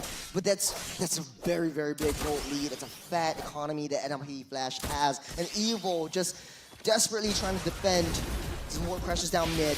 Will he be able to defend though? I guess not. Inhibitor turret's gone right now. JPL will be controlled, but the Glorious Pathway is there. Spear of Destruction as well. Marquis' positioning is off. He's been picked, and now Powerful is here. Now Hades as well, just dancing around here with the cables as well. And now Sailor trying to go for the poke, but it's not enough damage. Look at Team NIP Flash here trying to end the game. It will be a series sweep. 3-0 for NIP Flash. Making a statement, but wiping Evil on the face of the Land of Dawn before finishing off the crown. And still remaining undefeated, right? When we talked about it earlier, not dropping a game and this time showing the world what they're here for. Not just to take the game, they want to just advance through MPL SG and to the world stage. Yeah, this is the progression that I know and love from NIP Flash. From the get-go, Diablo already sitting in the jungle. Yet is just struggling the entirety of that game. Yes, he's about 6 kills off the board, but it was all in early game. And once Bannings got online, that was it. There's nothing that Evil could do to come back. And the Fanning was just played so well by Hades. I think for MVP, I would want to give it to Hades. Just because like he identifies like, okay, I want to take Marky out, that's my goal. I managed to do it, and there's no way that Marky could be able to retaliate in time. Yeah, I think Hades is one of the players here in MPL SG that can really enable a Fanny. Fanny is highly mechanical hero, and man, we've seen how incredible he was. So many highlights coming in from this guy. You should probably place a bet, right? Like, does Hades miss a cable and like, like gamble? Well, we all know who misses a cable. Well, no, I don't see him cable, Don't right? talk about that game. Yeah, I mean, Hades on the fan. Let's kind of focus on that, right? We will focus on that, yes. He's your MVP. He is, yeah. How about you? I could agree with Churasi. Yeah, you're gonna wait for the screen to. Yes. It is going to be Hades on that Fanny as the MVP of the game. Yeah, I said this time and time again, like, NIP Flash has like one god and two devils in their team. Diablo and Hades are lords of the underworld, and they're really showing their chemistry has been improved so much ever since MSC. And right now, sipping into M6, they've already secured a spot in the grand finals. They're one more game away into the world stage, yet again, representing Singapore. Yeah, I think just a showcase of like, you know, mechanics, right? Like you said, the way that he cables around the map and also macro. And I think the combination of that is what makes not just Hades, but the entire team of NIP Flash so lethal and so difficult to deal with. Yeah, it's a very, very tough team to deal with, especially with like their pocket picks. When you see in a Martis down mid-side, and a lot of the other regions are also kind of following suit. Like, oh, why does that work so well? It's just because Cortese is so comfortable with that hero. He's also moving around the map. His rotation speed, the wave clearing speed enables him to be the next support that Hades needs to skill up. So Cortese is definitely my secondary MVP. I'm so glad that he's got that Sky Piercer as well, just because in the early game that damage will scale. I mean, not just that, right? With Evo picking up, the Fury, the Aurora, together with all that crowd control, just the immunity on Cortese. Usually, you want to pick off the mid laner. With these CC kind of prowess, but in this case you can't because he has that immunity. So who then are you going to target? It's been Vanix the entire game, but at that point you can see he has the Starium size, has the Holy Crystal as well, and then can start dishing out the damage. So even though they put him down in the early parts of the game, he was still able to come online and make a difference. Yeah, I do want to say though, I think if I would be candid and I want to be real, NIP Flash just won this draft over Evo. It was like they were first picked, they picked up the Hylos first, and then the Tigreal and the Harith was so deadly, but Evo decides to pick up the Aurora as well as the Edith. I understand what they're trying to do, but it was single target stuns from the Edith versus the Implosion that's definitely going to hit if you're coagulate together. And I think NIP Flash, they got that Tigreal twice in a row. It really proves a lot out of them. Like, how do you want to counter a Magic team fight? You just get them to group up together. Yeah, and also letting the Harith go in this case, right? Yeah. In the hands of Vanix. You have then the perfect combination of magic as well as physical damage for Cortese and Hades to be able to put out. Now we're gonna take a look at the emblems here and see, again, nothing out of the ordinary really. Diablo playing that, switching around instead of damage, still going tank and soaking up all the damage, providing a lot of utility for the entire team. I think the only thing that really stands out is the Festival of Blood from Cortese. Because usually you won't see the Festival of Blood for Martis. You see the Master Assassin or even the Tenacity give you a little bit more defense mobility, but I guess this works out pretty well because once you have that the Decimate, once you have those clampers, you're able to just heal up just a little bit, sustaining yourself through the entirety of that battle. It pairs well with Diablo's Revitalize coming into the fray as well. I would have thought he would pick the Wilderness Blessing just because of the high rotation speed. You want to match up with the Fanny and be sort of like there for Hades when he does his thing. Look at these guys. Yeah, you know what I see, right? The charge damage. Yeah, compared to the game one. Game one was, we know that NIP Flash has somehow the advantage for this one, but as the series goes by, the start damage, I mean the stats is stacking up here for the side of NIP Flash. And we know their macro skills is the main advantage as well when it comes to game series wins here.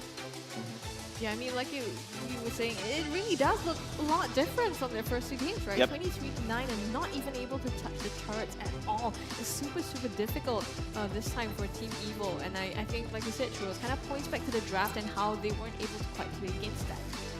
Yeah, it's just Minotaur has fallen off quite a bit. I know they were like a top pick for MPL PH, especially Ogwen making it so consistent in his gameplays, but the heals isn't coming out as much as they wished, and Powerful had 7 deaths in this game, mostly attributed to Hades as well as Cortese just taking them out. I think the early game damage is a little bit too much for Minotaur to handle, and I think they're just forcing the Edith pick onto Ken. I think that was one of the major downfalls. They need to go back, regroup. They have another game tomorrow in the lower bracket finals to be able to see whether they'll be able to come back and face NIP Flash on a revenge match in the grand finals once again. But then again, out of all these 3 matches, I feel like Evil is testing things out. They are there in terms of like the skill level, in terms of the mechanics that they have. It's just, I think it's just a downfall in the draft if we're to be candid about it. We have the top 4 as well, players coming up on the screen, the rich guy and the carry being Vanix there, and the best wingman. I mean, JPL as well as Powerful as the sandbag. Now, nothing too surprising, and we've seen Powerful and JPL time and time again coming up as, the 2 key supports and really being able to play to that role as well. So props to them, and I think NIP Flash really showing why they are, top seed and sitting at the top as these defending champions.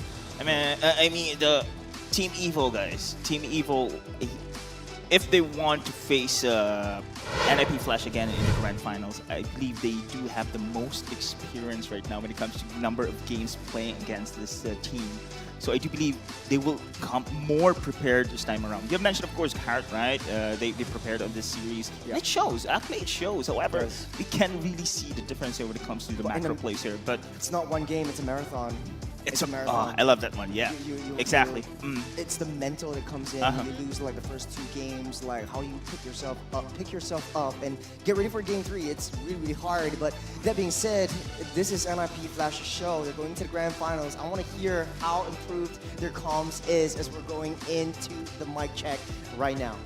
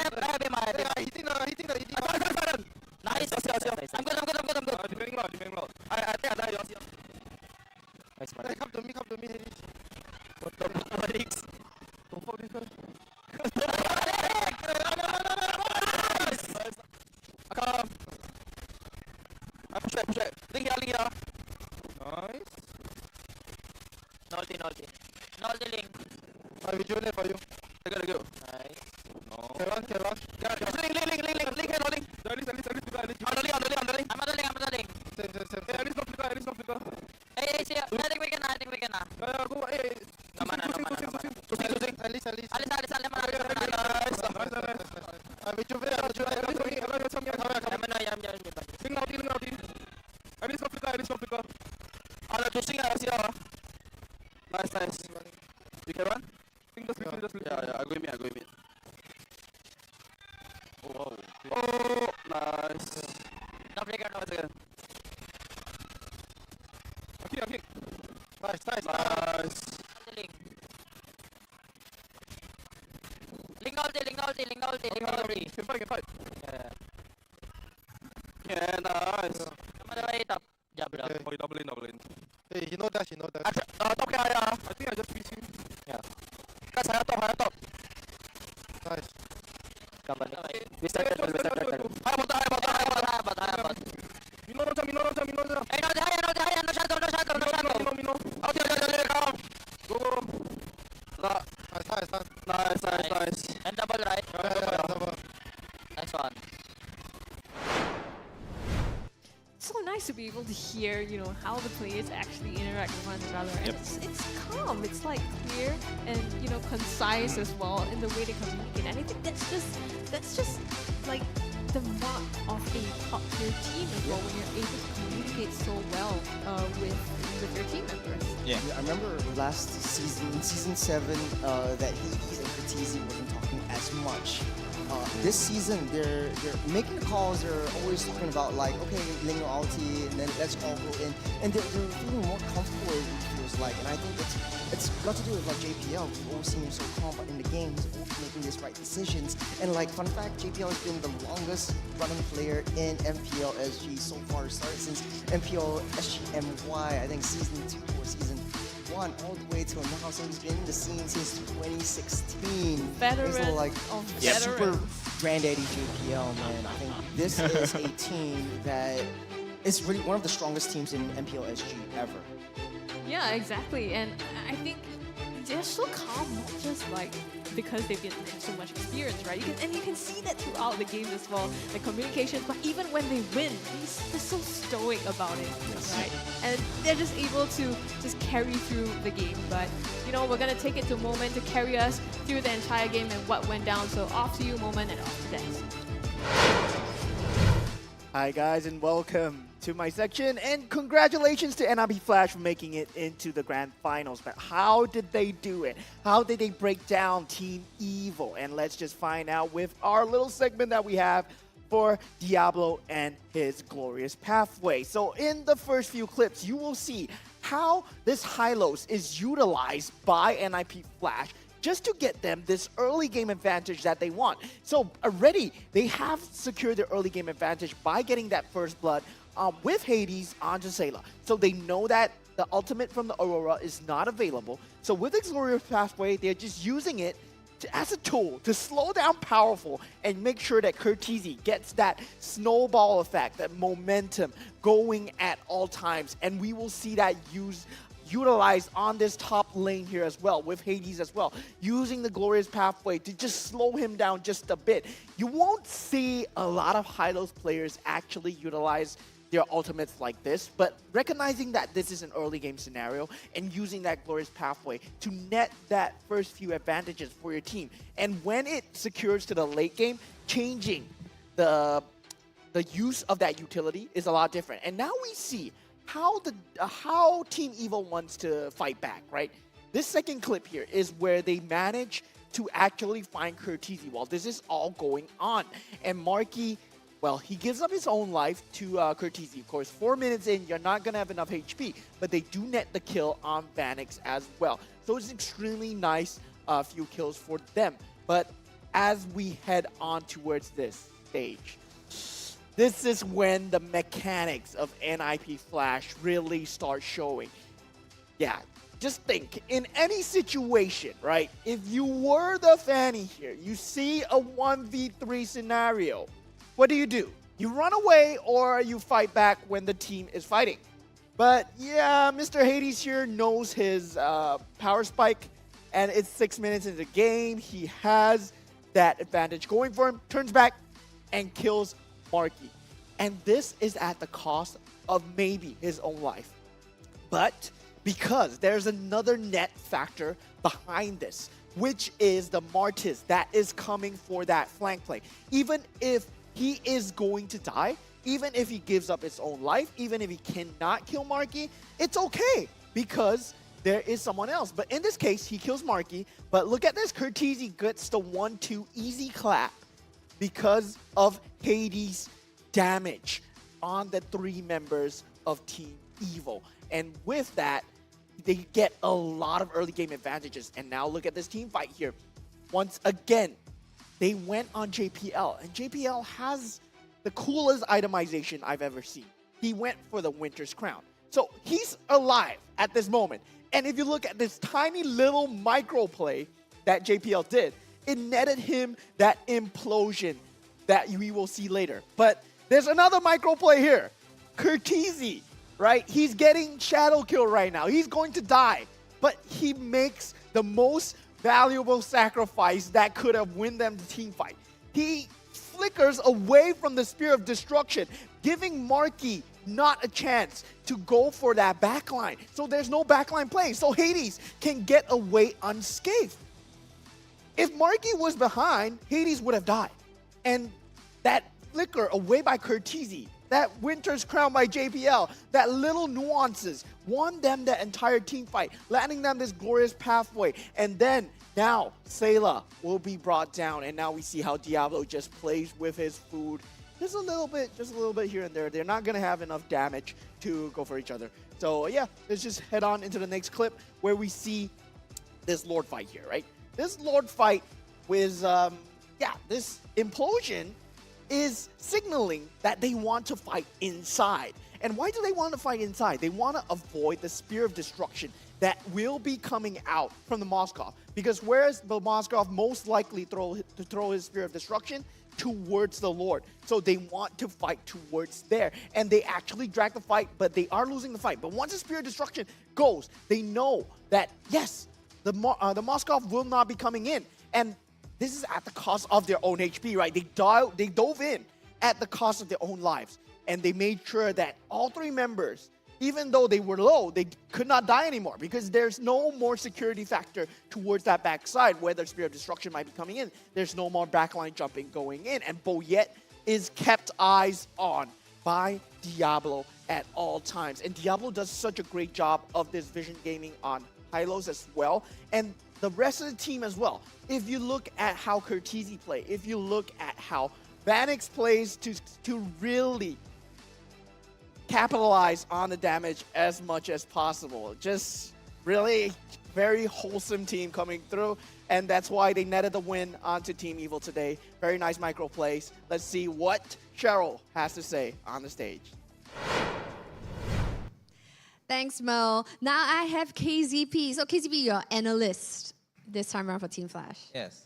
Exciting. So, being an analyst, what do you think of the performance of Evil right here for, the upper bracket finals? I feel that they put off a strong fight, especially the first game, as you can see. But overall, as time goes by, the micro decisions coming from Flash will still override the decision making from Evil. Fantastic. Now, the next question I have for you is, you guys already secured your slot for grand finals. So who do you think of the other 3 teams you would likely see at grand finals? I feel that maybe Evil will still meet us in grand finals. Again, I don't know. I feel that everyone has a fair chance to win this. Yeah.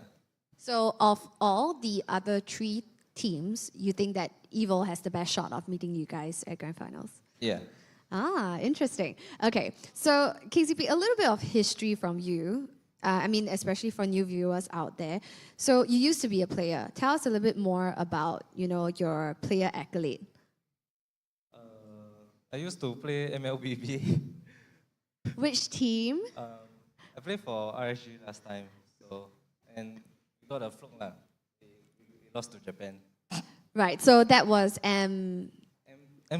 M2. Yeah. So you've made it to the world stage as well. So what I like to ask is, given you being a player at that time at M2, that was like what, 2.5 years ago? No, maybe three years ago? No, 4 years ago. Four. Yeah, 4 years ago. How has the landscape of Mobile Legends Bang Bang, the competitive scene, changed since you were a player until now being an analyst? I feel in terms of how fights and all the basics regarding Mobile Legends is actually quite similar. But as time goes by, there will be different patches. So different patches, different priority of heroes, and then thus players require to learn new heroes. And everyone have their perspective of those individual heroes differently. So as time goes by, it's all up to basics of individual players and how they can act accordingly in a stress environment. And it's not just like you follow in the ABC steps, you can win the game. Because enemy will pressure you. And you have to react to how they pressure you, and thus the ABC changes. Right. So speaking of which, you mentioned patches and adjustments have been made in Mobile Legends Bang Bang in recent years of late. What was something that you feel, was a patch or adjustment that was made that you really enjoyed, as a player, which feels that it makes the game more exciting? Well, actually, different patch will come sort of different difficulties for individual players. So for me, I think when during my era when there wasn't any jungler. Your era? Yeah, sound old, Okay. right? Yeah. There wasn't any jungler, and then there was a transition towards a jungler role, and that was, I think, a big change to most teams out there. Right. So huge adjustments, a new role being added. Like those are, waves that you enjoyed as a player. Ah, interesting. All right. So thank you so much for that throwback, and of course, congratulations once again to Team Flash on securing your grand final slot. So thank you so much, KZP. Thank you. So yes, guys, that was analyst KZP right here from Team Flash that we have had the pleasure to chat with. Now, next match that's going to come up super soon, we're going to see the lower bracket semifinals, where we will see the clash of Rift Esports going up against RSGSG. Now, only one team will survive the match later on, so stick around and join us and unveil who will be the final top 3 left standing.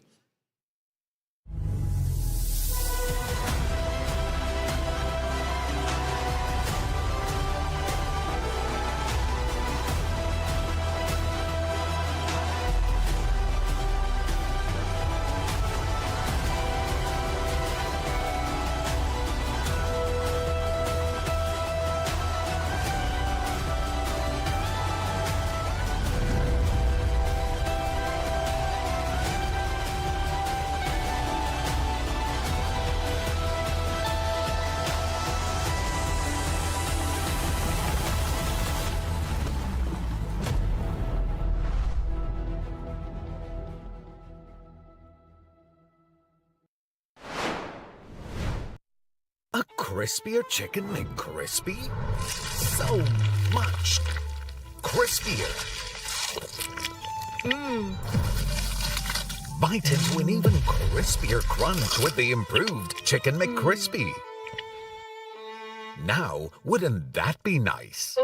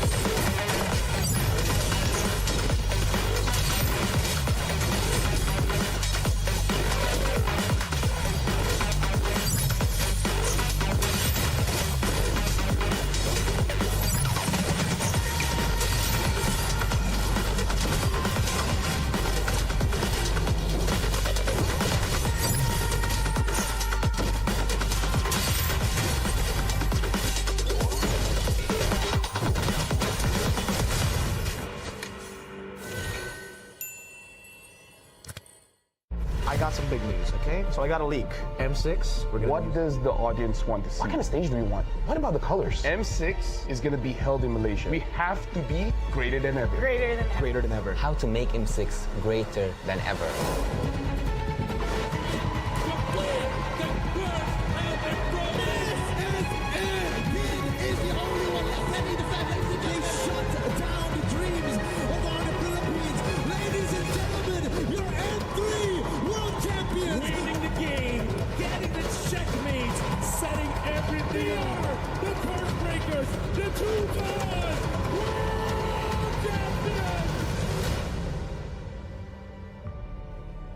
Before we begin, I just want to say thank you very much, gentlemen, ladies, for coming today. We have something very important to discuss here, right? Because right now, imagine yourselves as Moonton. We're the publishers. M6 is going to be held in Malaysia. So I need ideas to make sure that M6 gets good. This time, it's got to be better. Like, it's in Malaysia, okay? We have to be greater than ever. Greater than ever. You know what? That's gonna be the tagline. You like it? You like the tagline? That's a good tagline. That's a good tagline? We went from Join the fight. Join the fight. Join the Join fight to the top. To the top. Dare to be great. Dare to be great. Be better than great. And now greater than ever. You know what? You're a genius. I'm a genius. You're a genius.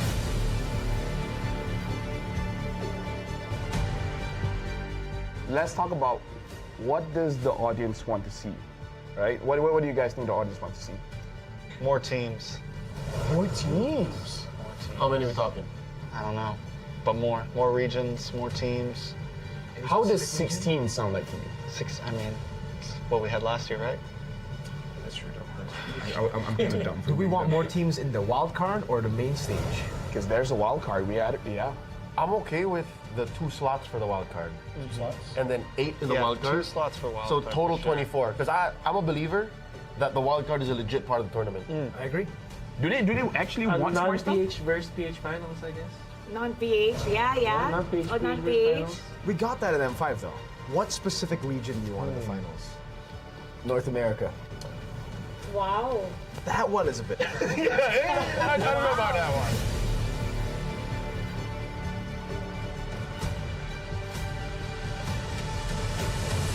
Let's take a flashback, I would say.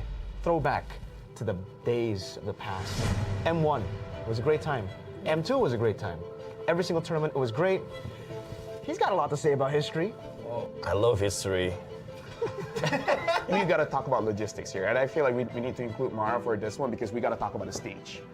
M1, the stage was pretty good. I feel like it really sets the tone, right? Mara, you've seen the stage for M2, M3, M4 up until a few months ago. It was MSC as well, but let's not talk about MSC. We're talking about the World Series. Like, what kind of stage do we want? What about the colors? I think the color should change depending on what stage we're in. So if it's a group stage, it'll be a different color, wild card different color, and when it's the grand final, so they know exactly, especially when you're looking back, you know exactly what, which part of the tournament Good it will visual be. storytelling Yes. too. So you just have the LED just changing the background just a little bit. From the past, I would go to how to make M6 greater than ever, right? Greater than ever. I would say that build up a story, because everyone loves a story, a good story to be told at the upcoming M6. So let's say, for example, not just about the players, maybe about the region itself, maybe about a team that struggled so much. We have seen a lot of teams and a lot of regions develop in the previous, I would say, M series, even MSCs, and every international tournament that we have. So why don't we focus on building a story that isn't matched to any other story that we have ever heard in our life? I think if we're going to cover story, what about something documentary style? You know, like something that you're back in M1, you're back in the place where it all began, and you cover some of the talents who have been around since M1, some of the players who have been around since M1, who have been around through several M series.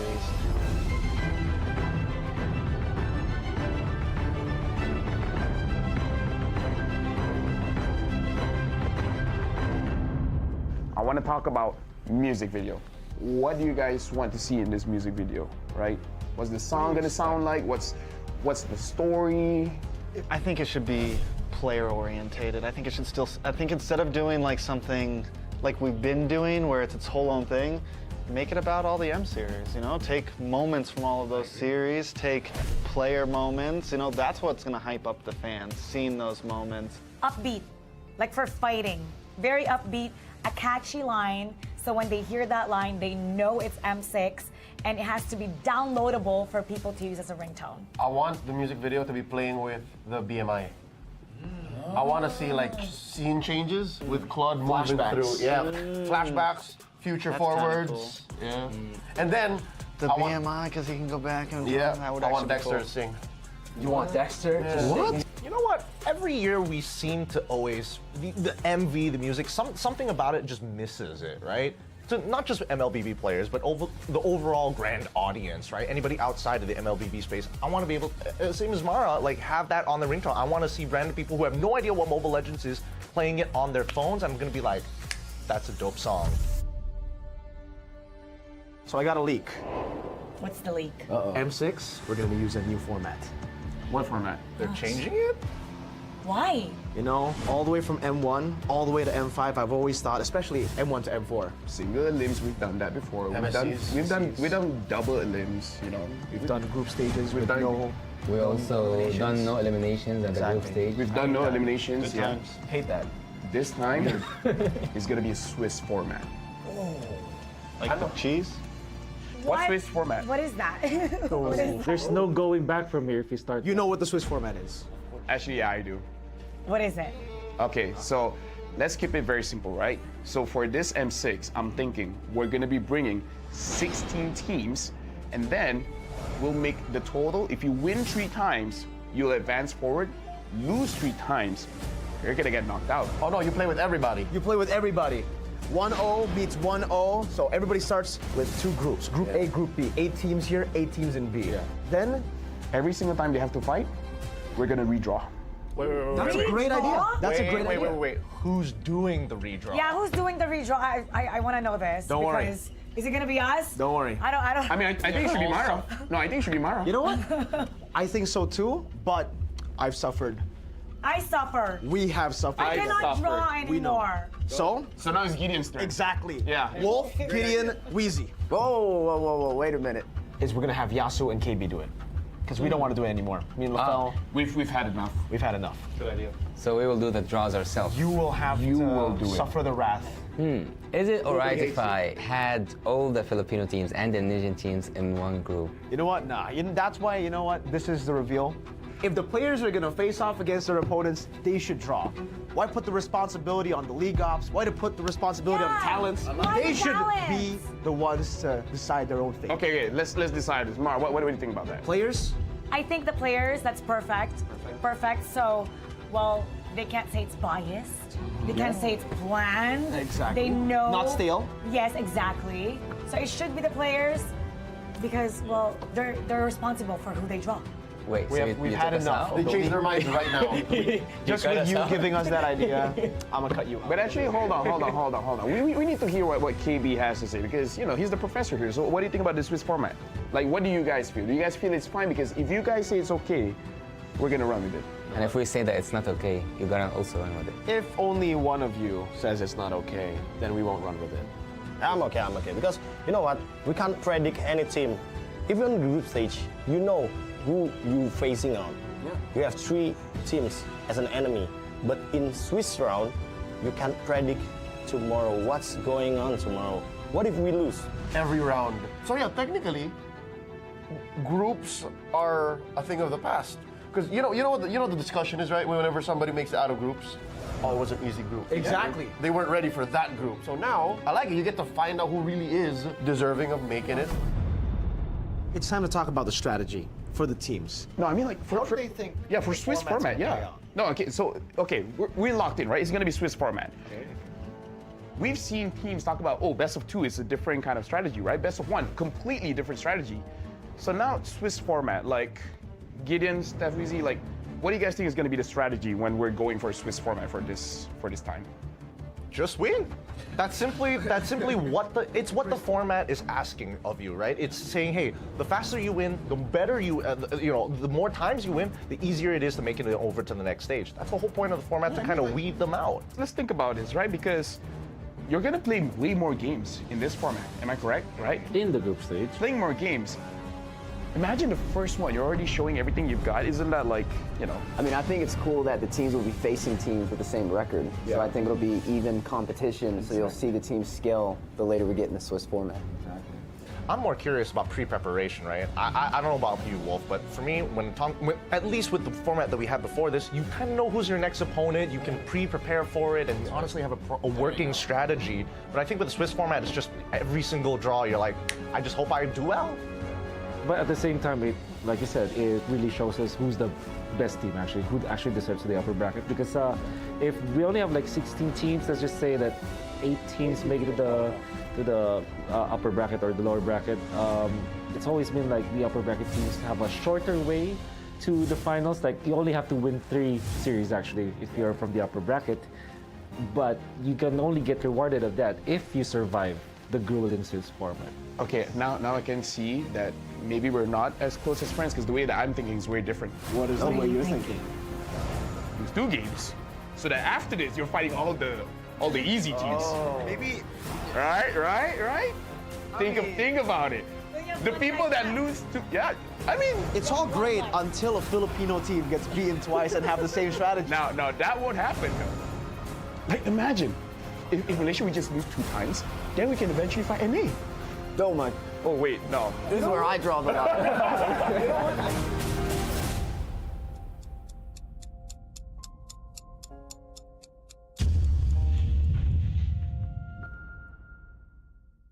A crispier chicken McCrispy? So much crispier.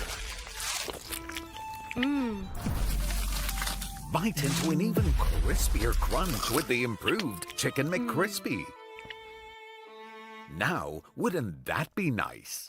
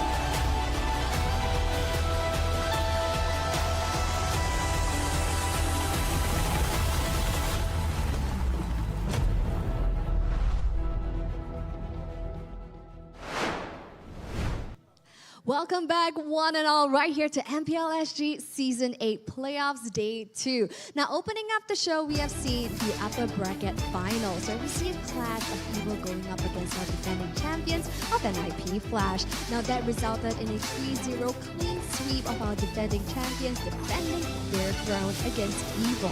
Now, what's going to come up next will be the lower bracket semi-finals. Now, in this matchup itself, unfortunately, 2 teams will be entering the Land of Dawn, but only one will make it out alive and proceed here into the playoff season. Now, with that being said, speaking of one team, you have now one chance to check out the M6 official merchandise. So yes, feel free to snag yourself some M6 t-shirts available right here in the lower third for you guys to check out. Don't miss out on this amazing opportunity. So speaking of which, we're going to jump right into the second match of the day where we'll be seeing the likes of Rift Esports going up against RSGSG. So presenting to you the first team, Rift Esports. So yes, when it comes to Rift Esports as RSGSG, as mentioned, stakes are ever as high and they have to do everything in their arsenal to whip out all of the strats they've probably been hiding, because losing this match itself, it's going to be instrumental. It's going to cost them a lot because they will be eliminated right here from playoffs, putting an end to their journey. So what will unfurl right here in the matchup between Rift Esports and RSGSG? We would love to hear you guys in the comment section below. Speaking of which, we're currently having our playoff seasons right here in the hearts of Orchard Road at Skate the Ground Theatre Level 2. We do have tons of activities for you guys to partake in. Firstly, remember to bring a friend, because by bringing a friend, you guys are able to get yourself a tournament chest with up to 899 diamonds. Now, I'm super excited about that. So don't miss out on this opportunity to walk home with something just by supporting your favorite teams here. Now, of course, right here at the venue itself, you guys can also leave your mark at the venue by signing through the wall and meeting your favorite teams at the meet and greet. So jumping straight into match 2, lower bracket semi-finals, presenting to you Rift Esports.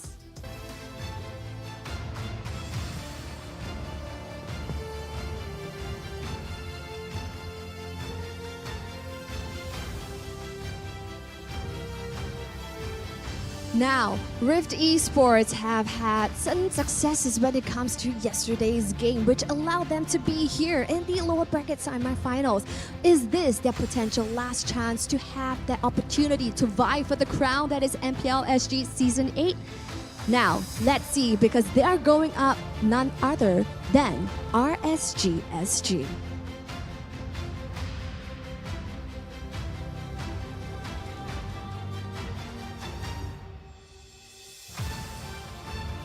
So yes, RSGSG stands before you bright and shining here before our eyes. Now they're looking very determined to destroy whoever comes in their way here at the Land of Dawn. In this matchup of the lower bracket semi-finals, as mentioned, 2 teams will now be entering the Land of Dawn, but only one will emerge victorious and one will be sent home at the end of this match. Ladies and gentlemen, this will be a best of 5, and potentially this could be a high-octane game fight with epic plays happening at the Land of Dawn. Now, let's hear it from our casters. Take it away, friends.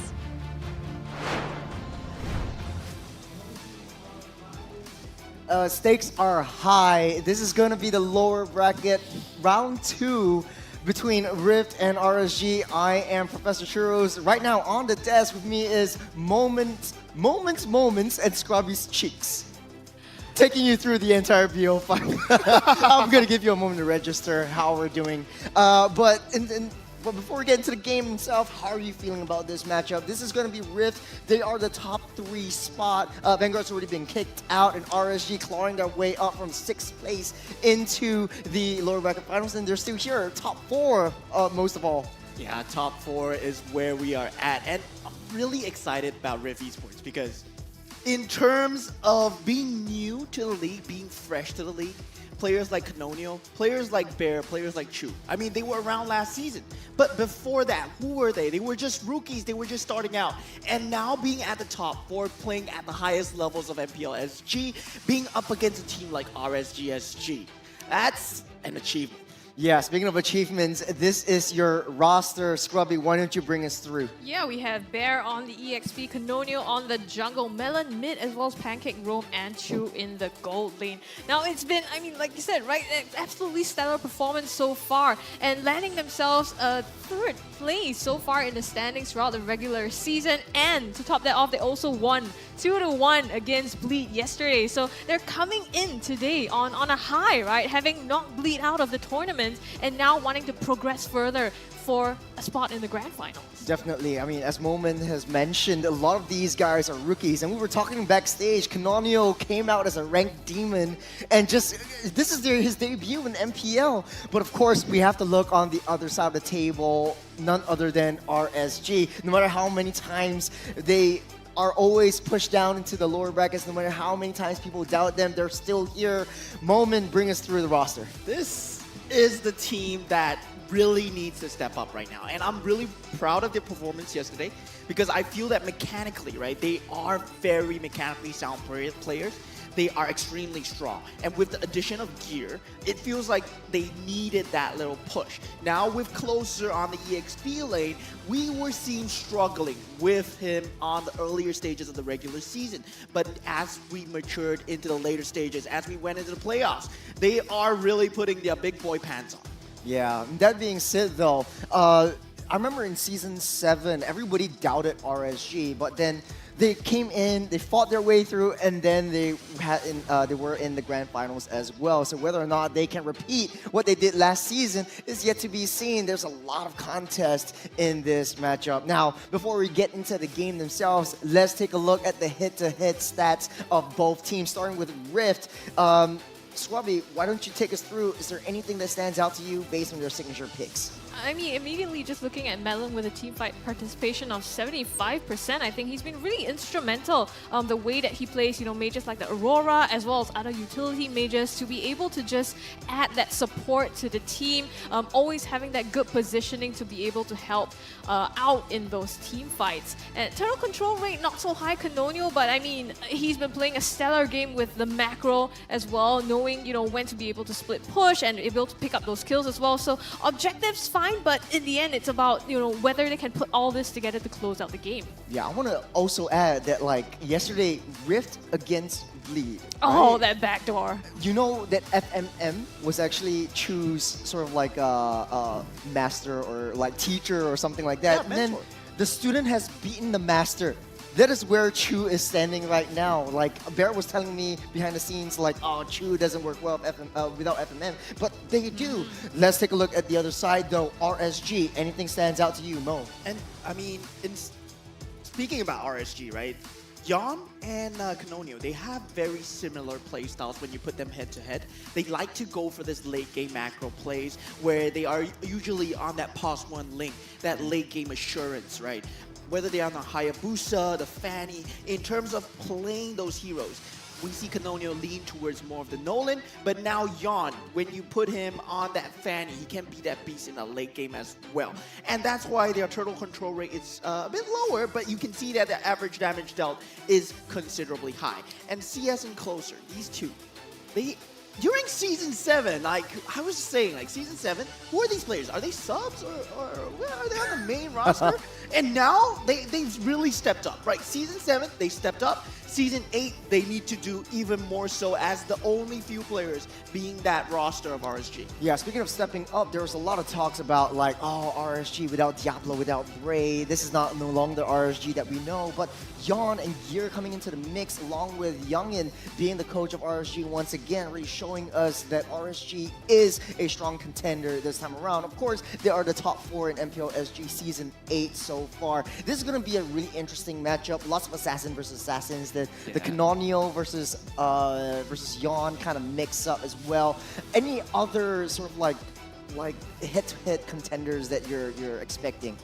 Yeah, I mean, definitely we can actually, speaking of head-to-head, see that on the screen right now in terms of these statistics, right? And a lot of heroes that might be contested as well, you know, things like the Moskov, the Ling, you can see are similar across both of these hero pools, especially between Melon and Roy. Like exactly the same one-to-one in terms of the hero pool and signature picks.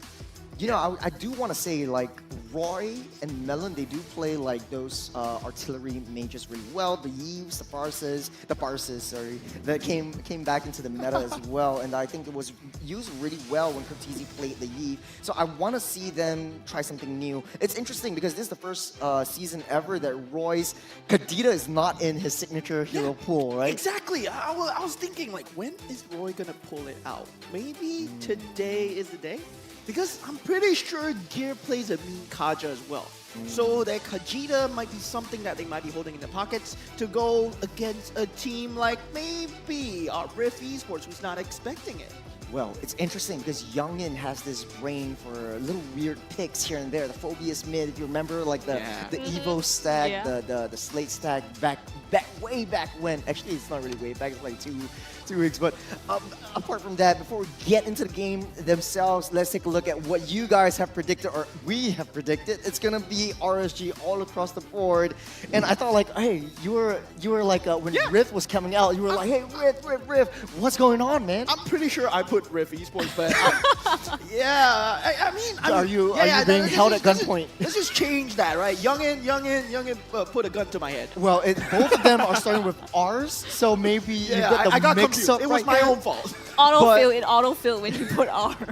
maybe it's the autofill with the predictions as well. But for Scrubby though, why RSG? Yeah, I think it's interesting, right? Because Rift is actually sitting on top technically of RSG in the standings, but I feel like, yes, RSG struggled in the middle of the start to the middle of the season, but the moment that transfer window hit, and Gear kind of changed everything. Like the addition of Gear changed everything. But that's what I think. I think we need to hear from the audience as well what they think in terms of who will win. Hey, okay, RSG, I'm with the audience then. RSG still has a huge following. I mean, this is definitely coming through because of Rift being a very new team.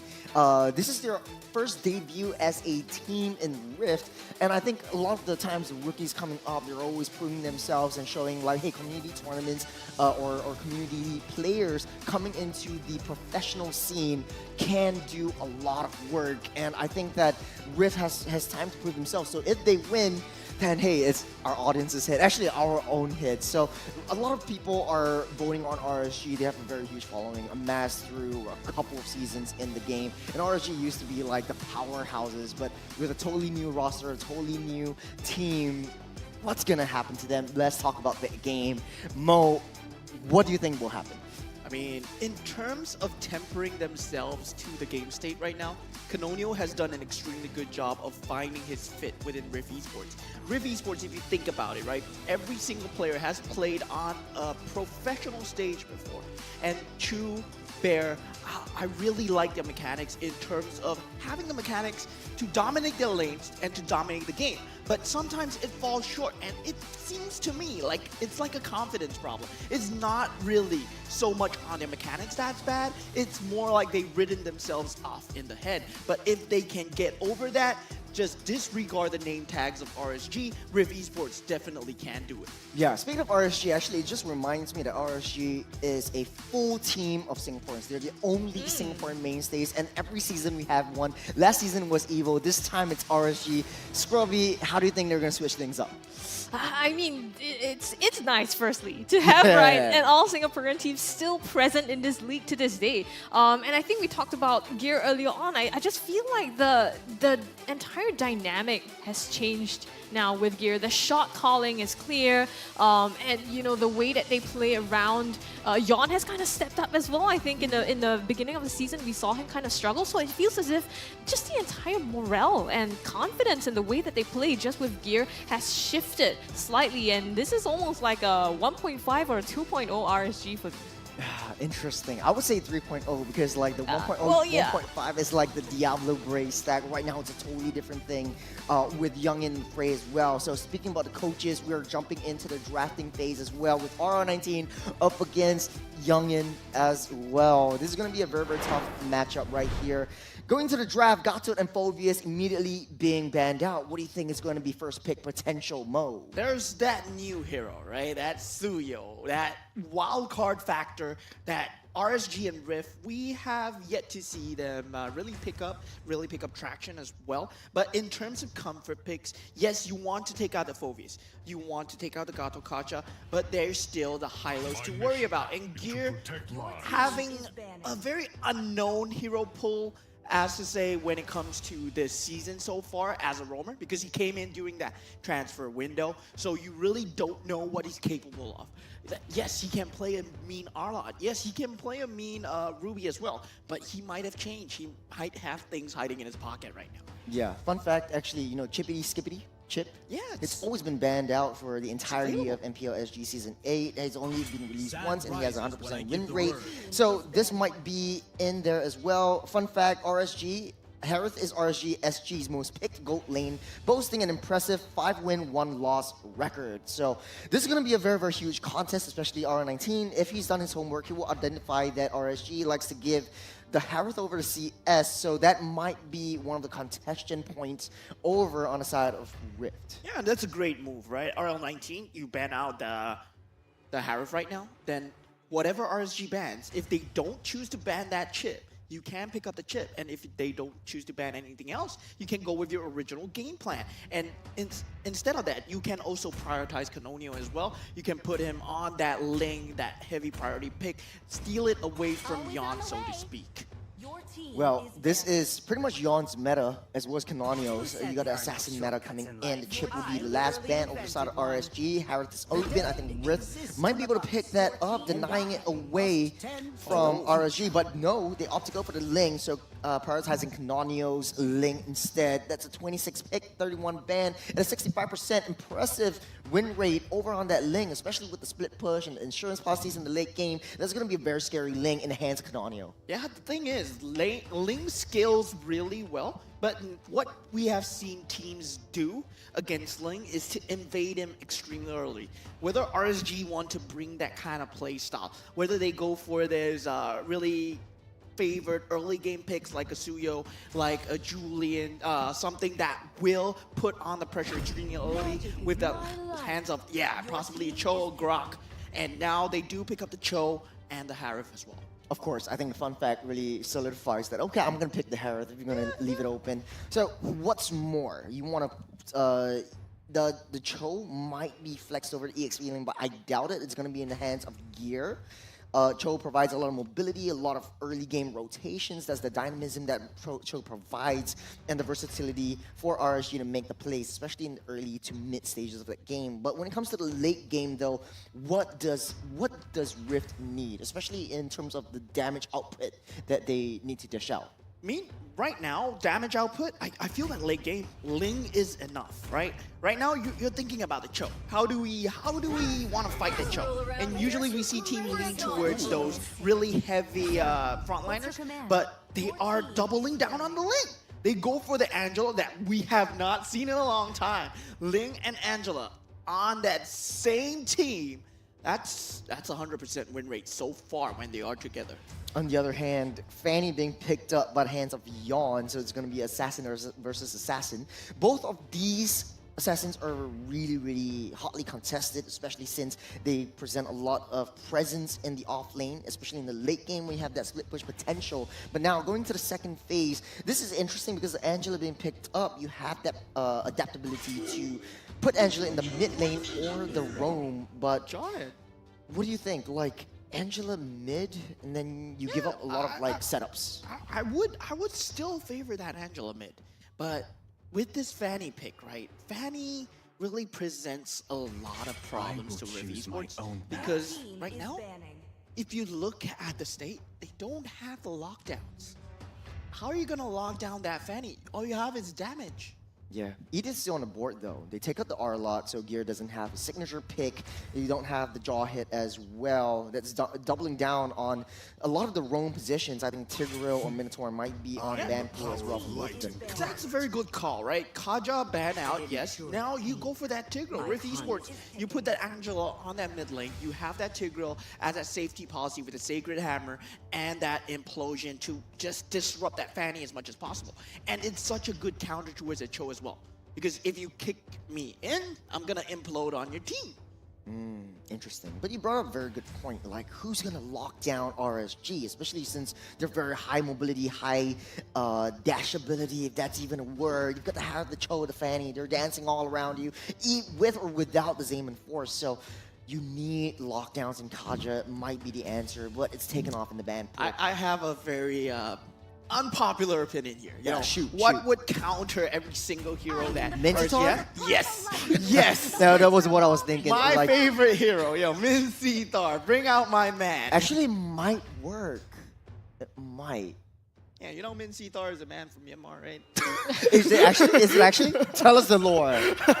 He's a prince from Myanmar, yeah. Really? Is it actual prince from Myanmar? Actual lore. No way. Yeah. So your own country There's pride. actually a prince named Min Thar. Min literally means prince. Prince Sitar. Yes, correct. Interesting. But whether Bear will pull that out of his pocket will be yet to be seen. But there are a lot of options as well. Terizla? The Ruby, okay. Oh, Ruby, really good as well. And Yeah, in terms Akai. of having that lockdown, Akai, I mean, we've seen how Akai operates, right? When you put him on someone on the hands, like someone like JPL, like who can lock a lot of heroes down, possibly pushing the Fanny into a wall, but it's really situational.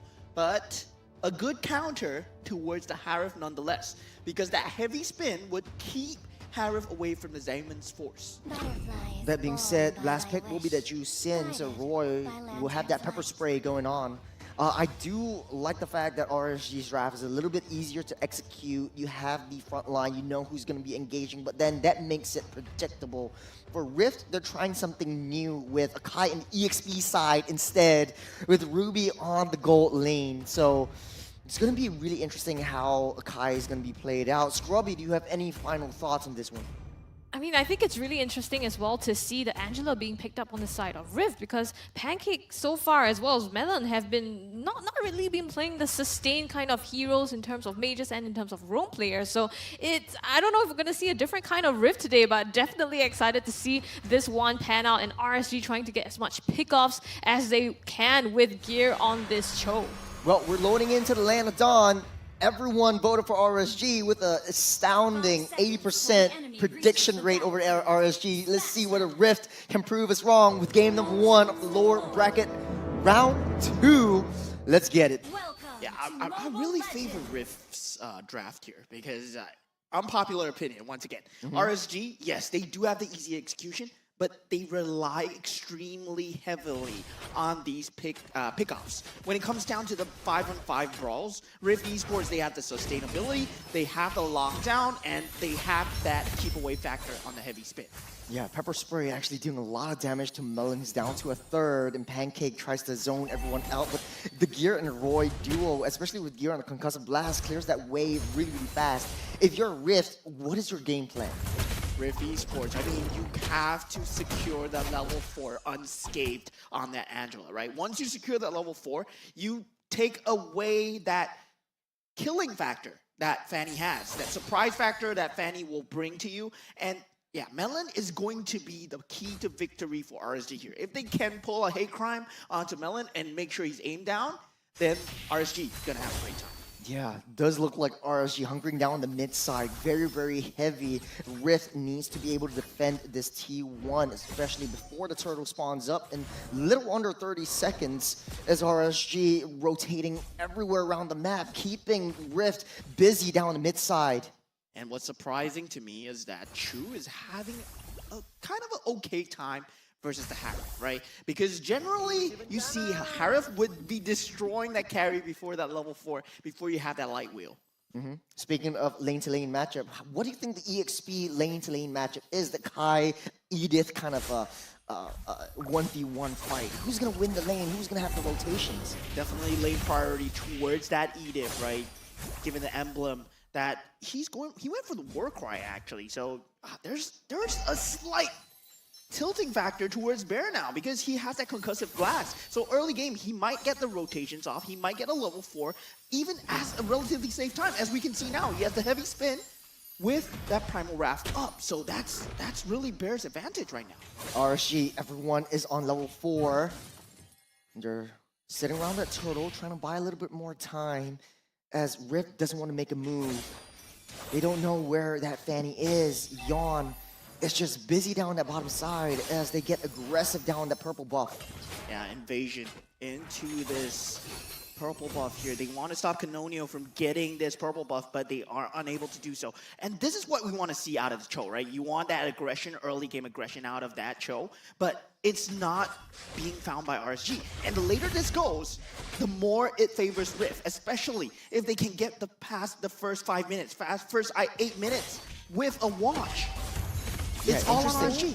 Pancake coming in with the flicker, throw on to Roy here, force them to back, as well as pop the Crimson Beacon, and Bear here with the heavy spin, zoning them out of the Turtle Pit, but here comes Gear, trying to make some play. Cannoneer with the Tempest of Blade secures the Turtle here, and here comes the Sustain as well, chasing down Roy in the back line. Will they be able to get the last hit? Melon is on the chase, goes under turret, the knock up onto Gear, lands first blood, and Melon goes down. Turtle goes over hands of Rift, but RSG, they're up ahead in economy. Y'all looking for all these trades. They know that they don't need to fight this Turtle. He just took every single resources out of Canonio's hands. Y'all a level ahead, but this is going to hit and bite Canonio hard in the behind. Yeah, Rift Esports, I mean, in terms of trading, right? You don't really want to lose too much, and that's just fine for them. I really feel it's fine for them. RSG, it's always on them to make that first move with that Way of the Dragon, having that flicker at all times, and Gear, he has to watch his rotations really closely. Yeah, taking a little itemizations. That's a power spike. We're able to dash around using his Zane and Force as Gear being a nuisance down the orange buff. Oh, Yawn! In some trouble. The Heart Guard onto Chu here. They're trying to crash down on him, get an angle. Synchro Vision not going to be able to make enough damage onto him. So the Zaman Forest still not there yet. Chu survives that together with a Sustain, and Pancake is here as well for backup. Yeah, this is all going according to plan for Rift, right? As long as Chu doesn't die, as long as they don't die to this early game pickoffs, Rift Esports are going to just scale up exponentially. And now we have Gear trying to find this Way of the Dragon, still not finding an opening, but Canonio gets a solo kill. On that top side, he's living with a sliver. He wants to go for more, but okay, it's fine. Let's just back off. That's just a pixel that I'm living on as Yawn goes down. RSG still up on top though, 1,600 gold lead. Turtle spawning up in less than 10.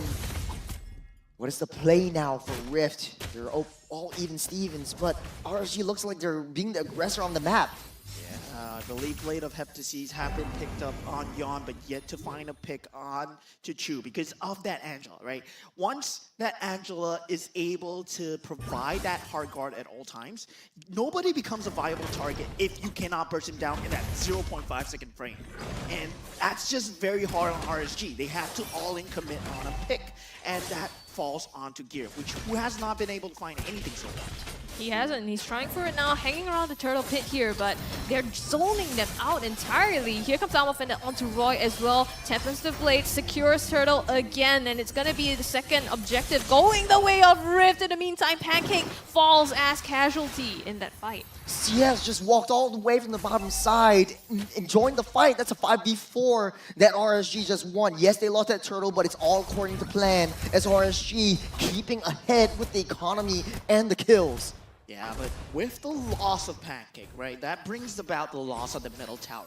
That's a lot of map control. Whether RSG convert that map control into map dominance, getting more turrets for them, getting more jungle control for them, is going to be the name of the game now. You got to plant Gear into these offensive bushes, threaten them at all times, and that's exactly what they're doing right now. Speaking of threatening, Gear just opening the brushes is leading the charge and wants to find out more, keeping them at bay for that bottom side T1. Chasing them down here. Chu in some trouble. Backs out Gear with the flicker. The King Way of Dragon on Pancake, and he's decimated. In the meantime, Tempest Blaze all the way in the backline trying to get gear, puts him down as well. Hardguard on to choose, sustains him from the fight. Canonu having to back out of that one. No energy though, Yawn, just waiting for the right time. Yawn with the execute, biding his time here. Canonu on the wall, and the Don't play lantern with your food. comes in. Will he get it? The slice of the CS lands that last hit on him.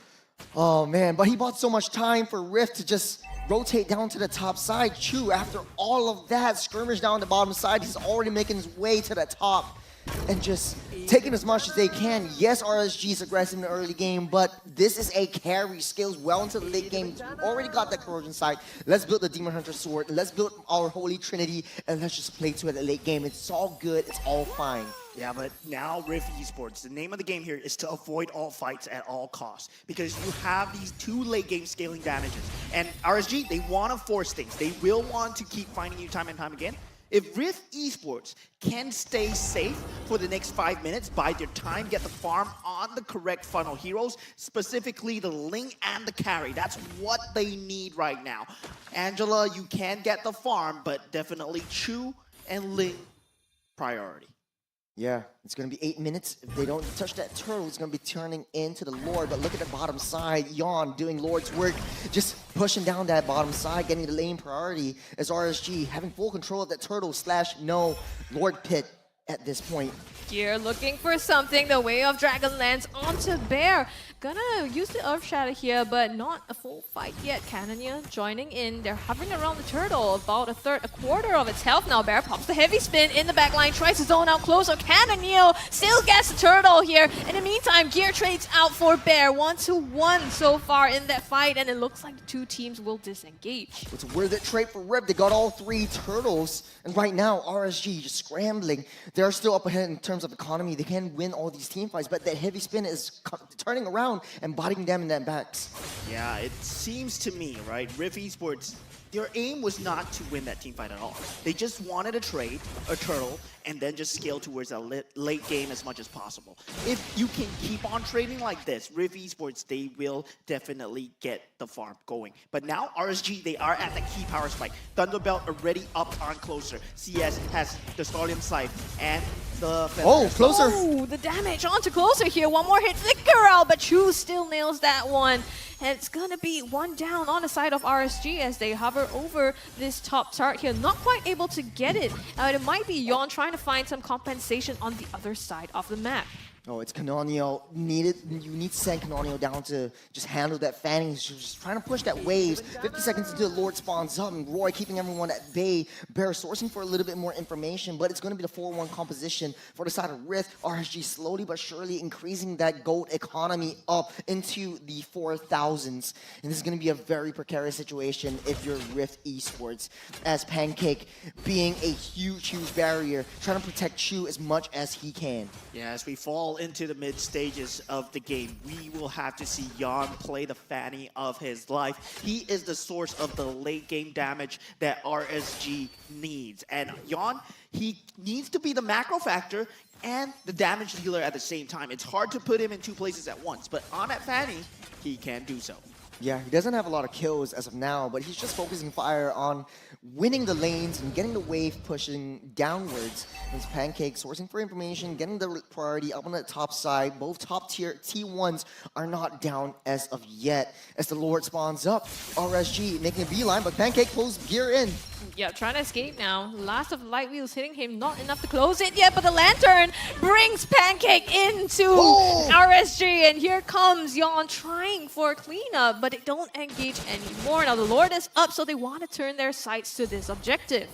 Yeah, Yawn getting that macro push on that bottom lane, and that kill as well, and that Lord, RSG, they are really banking everything on Yawn, but look at this purple buff.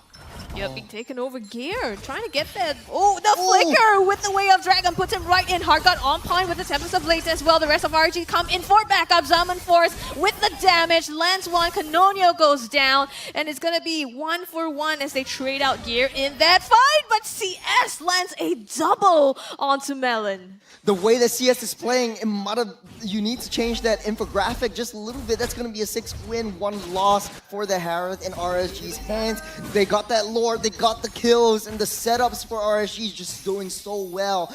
Yes, Rift was playing a little bit passively, but this passiveness might bite them in the foot as Rift needs to hunker down their base or have no more T2s down the mid side. Lord pushing down on that bottom side as well. And RSG just slowly but surely taking everything from Rift. Yeah, and now we start to see the cracks in Rift's lineup, right? They don't have that high ground defense first, something like a Vexana to help with, because they went for the Angela, they went for the sustainability. But RSG, they've been finding these pickoffs time and time again, especially putting the hate onto Pancake. And Pancake, he needs to stop getting caught right here if they want Rift to hold on. Yon and Canonio just not doing anything. They know where they are, but Lord marching down the bottom side. Yep, is knocking on a base turret, manages to take that down. Gear all this time in the base of Rift, just zoning them out, preventing anyone. It's like threatening them, right? If you dare to engage here, I'm just gonna kick you in with a way of Dragon and get that pick off on you. So they crack open the bottom base turret here for RSG.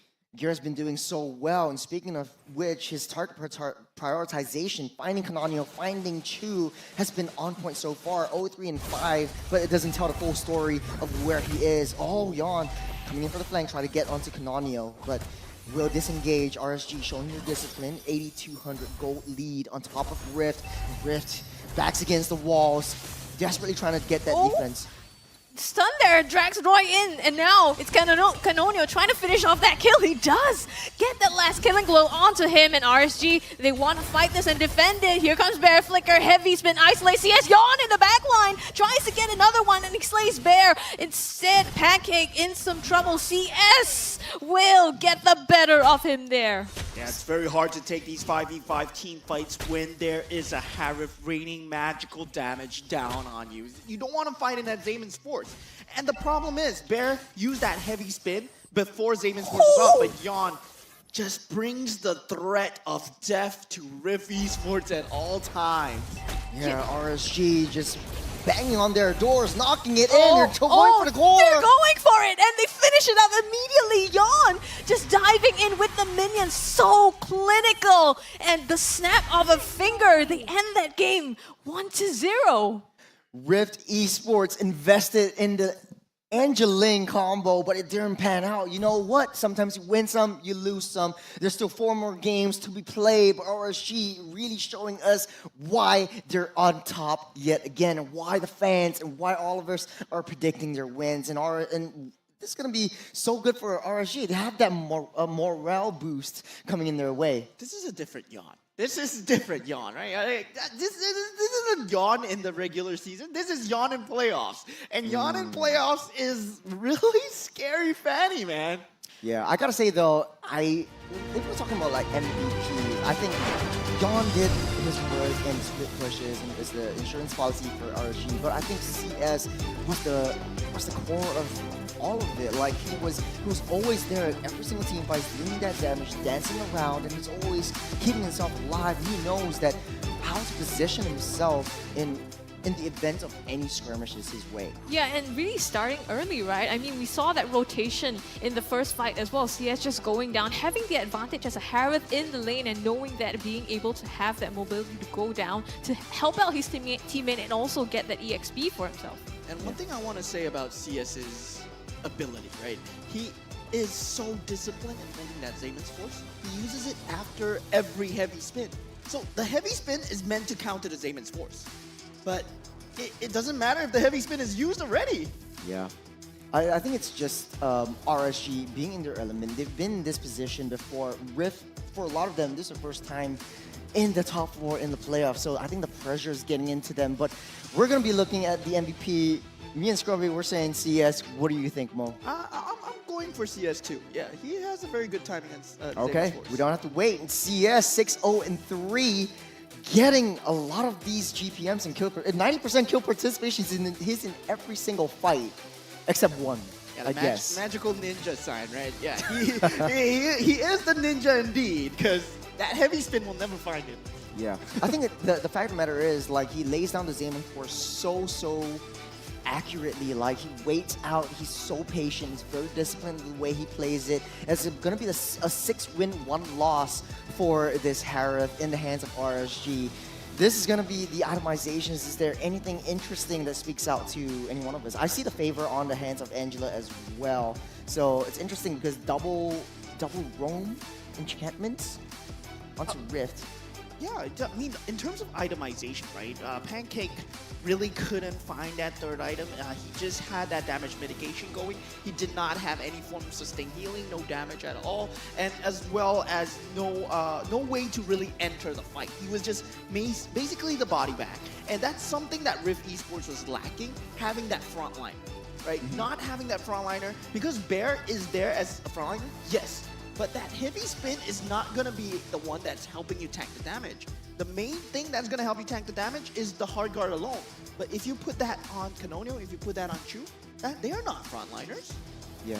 I gotta say though, like, for Rift Esports, I think they drafted perfectly towards their favor. They want to play how they want to play. It's towards that late game. They want to be a little bit more passive. They want to wait for the team fights and try to go for a counter re-engage with Bear with the heavy spin. But RSG though, their aggression is really coming to play, especially for Gear, knowing who to go for, knowing how to play around that map, how to go for mind games instead of just playing Mobile Legends. They're playing chess. Yeah, the way that they play chess too, right?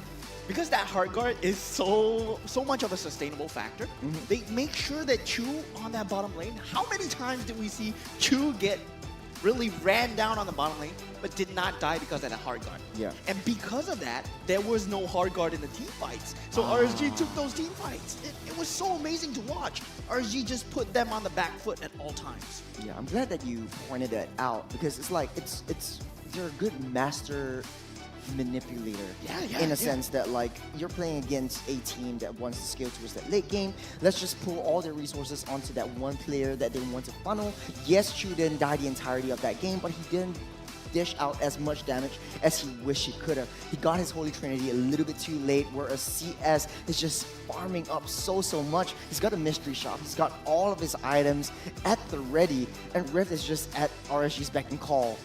Yeah, and in terms of, itemizing for them as well, you have the main damage dealers being Chu and Canonio, both physical. So with the 2 blade armors on the side of RSG, it's harder for them, even if they scale to the late game, to deal out a lot of damage, as opposed to if you had split up a bit, maybe magical and physical damage, a bit more opportunity to dish that out to RSG. Yeah, I mean, in terms of the emblems as well, I mean, we see Closer going for that Warcry. That was really scaling towards that late game. That Primal Wrath is gonna shred your archive. Yeah, yeah. I think it's interesting for how Rift plays it out. I mean, I'm always thinking like, okay, if I was in Rift's shoes, how would I better execute the game? Because they really can't, because Melon and Pancake were always hunkering down the mid side. They were taking too much damage from Roy, too much damage from Gear, that they weren't able to rotate around, especially in the early game. It's interesting because look at the statistics. They've got all 3 turtles, but they weren't able to convert this turtle takes into kills or objective takes, and then RSG is scaling off and popping off every single big skirmish. And I think that's really RSG recognizing that they don't need to take the objectives or the turtles, right? Because with the heavy spin, with the I'm Offended, it's so difficult because they have so much crowd control if they try to enter that pit of the objective. But instead, you take the fights outside, you clean up after the fight, or get a pick off elsewhere on the map. And that's really utilizing and maximizing the draft that RSG has picked for themselves. Yeah, that pick off, that mobility comp, and the way that they use that hard guard. They use that hard guard of Rift to their own disadvantage, right? When they pick off Pancake, the hard guard wasn't there to save Pancake because you want to save it for Chu, you want to save it for Canonio. And then, yeah, they just put the hate onto Pancake and make sure that he's always the one that's dying. Yeah, it's like, okay, let's just take out your setups. It's fine. You want to be in the face of RSG. Let's just take you out. Let's just punish you. And then now you don't have any setups. All you have is counter engage from Bear. But like, if you use that, then we'll just go ham on you. So RSG really reading Rift like a book, especially with the early game engages and Gear, knowing the limitations of that Cho. Take a look at the turret damage. They're always converting all these objective takes. And yes, Rift took the turtle, but RSG always converting all these objective takes that goes forcing the hands of Rift into their favor and taking down the kills and just slowly but surely sifting them off. This is the top 4. Rich Guy, 826 gold per minute. That's going to be a really, really high average.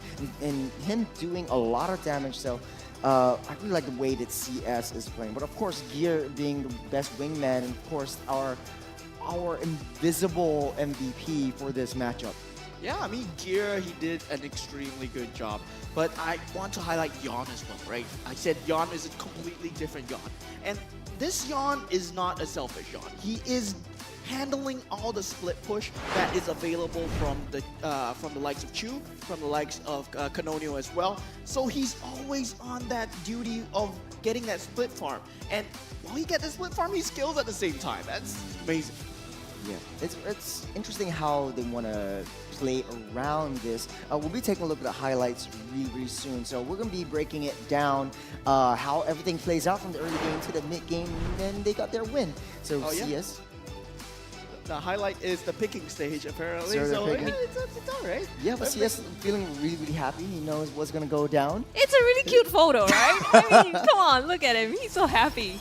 Okay, we're in the real highlights right now. Take a look at it. All of these objective takes, like they're toying with death, and RSG, they're still alive at this point, and just baiting Melon out into that base, and Roy using a pepper spray to pull him in underneath the turret, and they're just taking out one member after another. Yeah, what I want you to see right now is where the hard guard is on Chu, and he's not in that team fight, right? Canonio is running away right now. He's taking the brunt of damage, and that could have been used for Canonio, but they initially put that brunt of the damage onto Chu, so that Canonio does not get the hard guard. Speaking of Canonio, this is the paper bags and plastic cards. It's the great escape, right? Like he tried to juke everyone out. I thought he bought a lot of time, but like Chu wasn't right there. Couldn't convert a lot of these to the turret objectives. And yes, they had a little bit of turret damage, but taking a look at the T1s, the minions were pushing in, and RSG, they didn't respond just because they had CS with that damage build.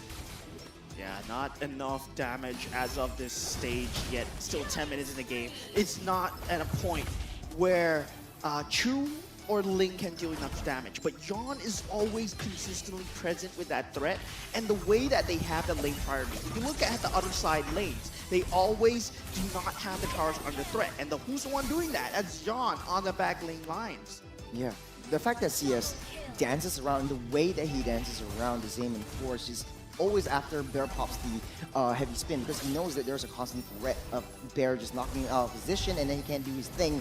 But Roy is just so busy. Okay, this is a very good outplay right here. Yeah, this is the last fight here where I feel that CS's control of that Zayman's Force, he had it at all times. He could have popped it right now. But look at that. Heavy spin is used first. He purifies away, goes into the team fight, then uses Zayman's Force to re-engage into the team fight, making sure that he has it up at all times. This is amazing. Perfect icing on the cake. It's really, really interesting how this plays out. But yeah, this is a top 4 game, the winner of which, and now RSG is 2 games away from going into the lower bracket finals where they'll be facing up against Evil. So it's going to be a quite tough match, and there's a lot of stakes. What do you think of this? And how do you think RSG is going to, Rift is going to come back on this one? I mean, it's definitely going to be a bit of a nail-biter. And they've been at the 3rd place, right? So we know that they have it in themselves to be able to do that. But I don't know. I'm kind of interested to see whether they will double down on their strategy or to change it up a bit. And right now, you know, talking about advancing in the competition, what else do we have? What's after this that the players are gunning for? We're going to M6, man. There's only one spot for Singapore, and it's going to be M6 using the Swiss format. So for all of you guys who've been living on a rock back home, in the upcoming M6 World Championships, we will feature the newly introduced Swiss stage that will be happening from 28th November to 5th December. So hopefully I'll be able to go down to KL to watch it live right in person, because there's going to be a lot of new teams as well. The first Swiss round draw will be held on 3rd November after the MPL MY Grand Finals, and subsequent rounds will be drawn after the previous rounds have ended. All of the Swiss rounds will be played in a best of 1, with the advancing elimination rounds being a best of 3. So get your tickets on Ticket to You before they sell out. So in short, in summary, it's going to be if you win 3 times, you're going into the playoffs. If you lose 3 times, it's going to be you're going to be eliminated. But if you want to find out what the entire Swiss format is, we have it best explained in our M6 format video, so you can check it out on our socials. So it's interesting because, like, do you think that this is going to be like a better format than what we currently have? I don't know about better, but it really puts the teams, like, it's a test of their mettle, it's a test of their abilities shown on one single stage, right? So you have that one chance to shine and prove it that you can advance. Yeah, speaking of proof, advance, and shine, let's throw it over to Deadeye for the analyst segment on Off the Desk. Thank you so much, casters. This is Deadeye, and welcome to the Off-Desk Analyst here. And we are going to break down this game 1 between the side of Rift and the side of RSG. Now, as you can see in the team composition, that the side of RSG right now is dive heavy. I do believe they have implemented it very well against the side here of Rift. As you can see here, we will start in our highlights around 6 minutes, and they have taken this opportunity here to dive here. Look at the pincer movement coming in from the side here of RSG. They know that they can do it. They know that they can dive, and it is going to be an opportunity here for the side of Roy as well as Gear to set this play up. And we will play this as a highlight right now. As you can see, Chu is having a difficulty here trying to survive. But then again, of course, the Angela is there. However, mission accomplished here for the side of RSG, having implemented those pressure, taking the target down as well as a bonus. Canonio managed to get a kill, but then again, he will soon be dead here with the chase coming in from the side of Rift. Of RSG rather, but here again, this composition coming in from RSG not only is dive heavy, they are pressuring him, forcing the side of Rift to use their skills. However, in this sequence, Pancake is out of position. They have used already their skill set here. It's gonna be mayhem we're seeing here with the crowd controls coming in from the side of RSG. And now look at the side of Beyond, noticing the situation, diving into the backlines, forcing here Akai's heavy spin in the early stages of the sequence here, which is great. The game sense coming in from the side of RSG is doing pretty good. And now at this moment, RSG is on a roll. They know how to work it against the side here of Rift when it comes to their team composition. And time again, another highlight we are seeing here, that the side here of RSG trying to pressure, trying to force once again Rift Esports on their team composition. Bear is having really a difficult time here, but now look at the isolation plays coming in from the side of Gear, setting up this insane team fight win for the side of RSG, and just Sean, just cabling away here, trying to go for the pickoff. Same thing coming in from the side of CS. This is snowball from here, and I guess this is going to be the last sequence we are now about to see with the side of RSG, not giving any breathing space here for the side of Rift. Now, we have mentioned, of course, this team composition is really dive heavy, and now going in, look at Canonio early in stages of the game here, trying to go for the Tempest of Blades, but look at RSG responded very well. No ultimates already. Bear again uses heavy spin, trying to counter them out, but it's just too late already. The sustain is there, and they have been cut off here in this game. Salmon Force and look at Yon. Perfect timing in the later events of that sequence. And I guess, man, RSG, their dive-heavy composition, they're able to utilize this one. The opportunities that have been given for this team is able to outdo the side here of Rift. So, man, this is still the game 1 we're seeing here, but with RSG's momentum right now, they have still winning games after games. Let us see if they can continue this momentum in this match against the side of Rift. Back to you, casters. The biggest thing that I've noticed out of the entire analyst segment is how Yawn is always going from that flank. He just waits till like CS deals a lot of damage with the synchro fissure and the basic attacks, and it's just so deadly. But then it's interesting how clear the objective of Yon is. Let's just go for that backline. It sort of like reminds me of like if you're a knight in shining armor, the only weakness point is your neck, and maybe like if your eyes are open, but like here's a way to keep your eyes clear. It's with the Roto eye drops with the Icy Coal. So if you're spending long hours on the screen, Roto is the way to go. Just keep yourselves and your eyes fresh and clear. Gamers are always staring at mobile screens for long hours while playing MLBB, and it can cause digital eye strain. Hence, Roto eye drops is an important accessory for all gamers, as its signature cooling sensation helps to immediately wake you up and refreshes your dry and tired eyes, taking you further when you play your game. It's an important accessory for all gamers, so what are you waiting for? Get yours now. And speaking of which, you know, I think Rift really needs Roto eye drops just to keep themselves awake, because this is going to be a really, really tough one. Yeah, I mean, we've seen that, right? And Yon waking up, maybe he used some of that eye drops as well, and we're seeing a totally different Yon. Gives him a clearer sight, right? Yeah, but speaking of which, let's put ourselves in their shoes, because JD Sports is one of our sponsors for MPL Season 8 as well. Up your game with JD, get 500 diamonds when you win a minimum of when you get a minimum spending of $110 on jdsports.com.sg. This is gonna be a lot because, like, you know, hey, get your shoes, get your sports accessories, and why not pair that up with Roto, because it's a very good accessory when you're playing your games as well. So look your best, dress your best when you're winning in the land of Dawn with JD Sports. I almost said JD Sports. The deal's so good that you just can't get the words out, Maybe right? they would come up with a team, you know, like maybe Oh, the man. next season we will have JD Esports. he just foresaw the future. That would be so cool, you know, walking Yeah. in with their cool kicks onto Oh the my stage. God. Wow. The only player that like reminds me of like, okay, you have like a full esports strip is Diablo.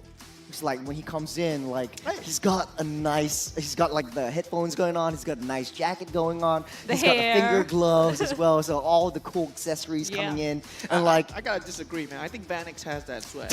Oh. Yeah, Well, man. Vanix got that Papa swag. Okay, fanboy, we got you.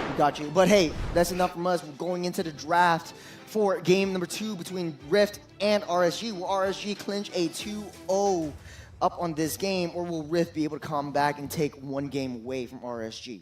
Yeah, first things first. The Ling is out of the equation, and so is the Cho. There's so much respect going on from Team RSG to not give the Ling back to Canonio. They felt the threat, and they know that all Rift Esports need to do was that they probably did not find that synergy with that Angela, right? We saw that Melon really had that hard guard available, not able to use it on the correct targets at the correct time, but RSG were really forcing it out. Meanwhile, Rift, do they ban the Fanny here? I think there's a lot more threats coming in from Rift, especially from. I would like, ban the Fanny. I would ban the Fanny. The way that Yon is playing right now, I have to ban that Fanny out, man. Yeah, but I don't think Yon is the issue. I think it's Gear and Roy being the mid lane duo and having so much pressure, so that like so much so that the mid lane duo of Rift cannot do much to prevent the engage onto the early game skirmishes and the fights. Phoveus is available. So if Rift Esports does not ban out the Phoveus, RG are gonna snap pick it up. Or Harith, you could have very well picked up the Harith for CS yet again, then just getting another win in under the belt for Harith. This is their most picked hero anyways, and CS is super comfortable with that. I So mean, we'll see right here. They have to make a decision as well, right? The high walls is still open, and that's something that they've banned in the first phase as well. So I think Rift having to really choose between some of these prio picks that they want, or that have been critical to the game plan that they want to go for. Okay, they're opening up both, so Hylos and Harith open. Pick one, pick the other. Phoveus 2? Ah. The only one bound by these That's gonna be the Phoveus, I think. Yeah. Or RSG. RSG would really prioritize the Phoveus. I mean, with the Khalid out of the picture, right? What's the second best? Hylos. You just pick the Hylos as well as the Harith. Then you got zonal control, and then you can do an NIP flash if you're Rift.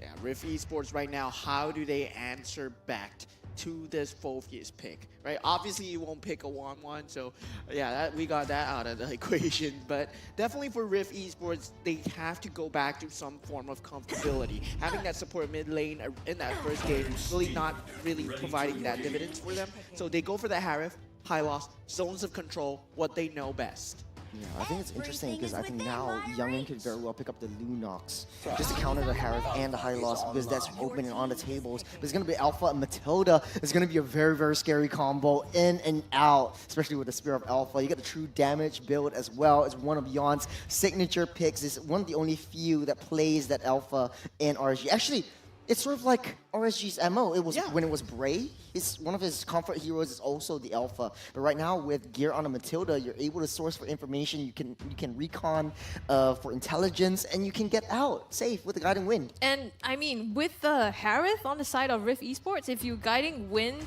out of Zalman Forest, it kind of takes you and the team out as well. So being able to time that to get away from those key ultimates, and it's so targeted. It's like Youngin led through the high loss and Harith in order to build this true damage and mobility against them. Yeah. Another problem has been presented by Rift Esports, right? Tigreal right now. But if Matilda goes for that Purify, it really takes away that pressure factor because we've seen how Tigreal has fallen off because of this battle spell alone. We see multiple Purifies being picked up by the opposing team. Now, moving forwards in that ban stage, RSG, they have yet to pick up their gold laner. So Rift Esports, they can start blanket banning out things like the carry, things like the Claude as well, so that Harif would have a much better time.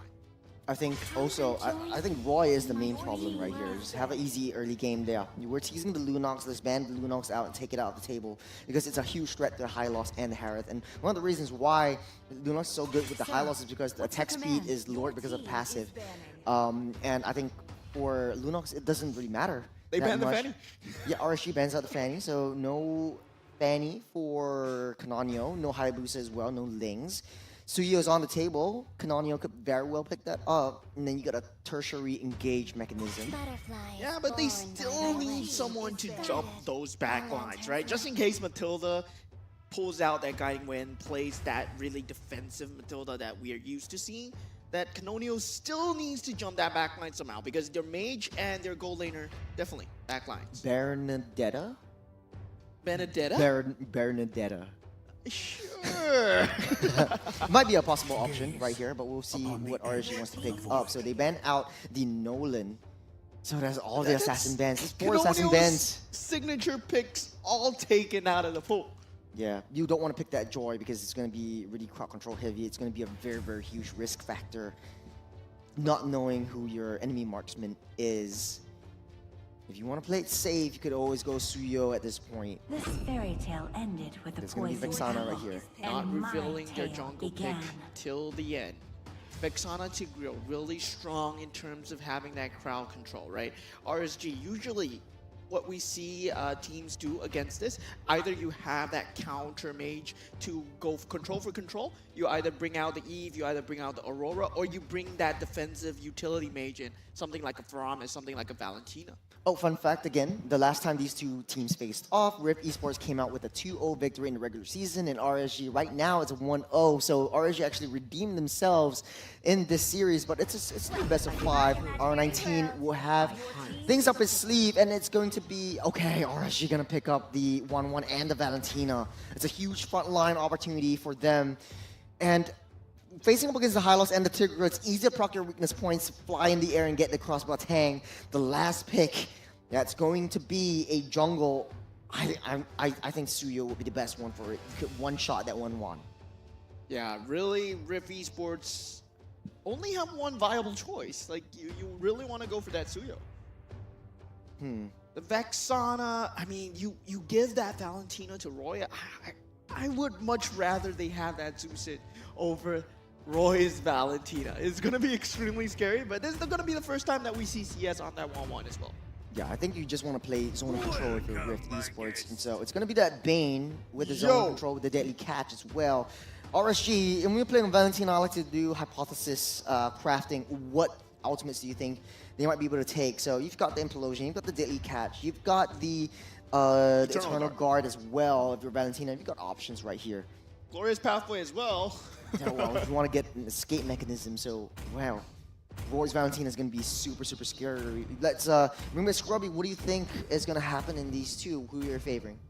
I like RSG's drum. I feel like they've got the answers that Rift has, the questions that Rift has posed to them, and I think with the 1-1 pick as well, the immunity and the ability to get out of the CC that Rift might put out, like the implosions, and then kind of turn around and pop the crossbow of Tang on them, there is the potential for that to come back from that. So I'm excited, but if we know Rift and this last pick, I'm also looking forward to how RSG might play against that. Well, that being said, we're loading into the Land of Dawn for game number 2 between Rift and RSG. RSG 1-0 on top of Rift. Let's see how Rift responds in the lower bracket round 2. Yeah, and we were talking about the lineups, right? Having that versatility, having that multiple entryways, Matilda provides so much utility with that guiding wind. And with CS on that mobile hero as well, compared with Valentina, it's just so easy for RSG to just engage and disengage as and when they feel. Right. I think for Yon, it's interesting that the alpha that he picked up, he's building that battle spell. Because his kit for alpha, I've been playing a lot of alpha as well, but hold on a second right here, Matilda and Spot a Bother. Knocked out Pancake on the run here, flickers out. Last hit from Roy, not going to be enough to get him down now, but it does force back Pancake to the base. Yeah, RSG really likes smashing Pancakes, right? The previous game as well, and now Pancakes, he's just a victim, man. Yeah. I think it's more of like, okay, if you're going to be in our face, let's just take you out first. And they do have that damage to do so. And right now, taking a look at the battle emblems, that's not going to be the Season Hunter for Yon. This might be a fluke because it's usually a Season Hunter, but he wants to stay in the midst of fights. He thinks that the Yon's damage will come through. Pancake. No longer has the flicker though. Yep, again, taking all the damage. One last hit, the flicker this time from Roy will secure first blood for himself. Canonio comes in for the backup here. They do take care and trade out roam for roam in that fight. Oh man, out of all of this, it's a very, very balanced economy. No one's win, no one's lost. But right now, Turtle being spawned up on that top side. Let's see how Rift would react to it. And this is their first gold lead in the entirety of this series, albeit just a little bit, but it's still a lead nonetheless. I think going back to your point as well, Tro, is a very interesting point that Season Hunter is not present on Yon's emblems, right? Because in the last game, they didn't take the objectives, and in this case, Rift has so much crowd control in terms of, the deadly catch as well to land the objective. So maybe he's just going for the kills, especially with the temporal raid explosion here, though. The throwback onto Canonio, and he will go down. They come in for the re-engage! Pancake! And they do knockdown gear.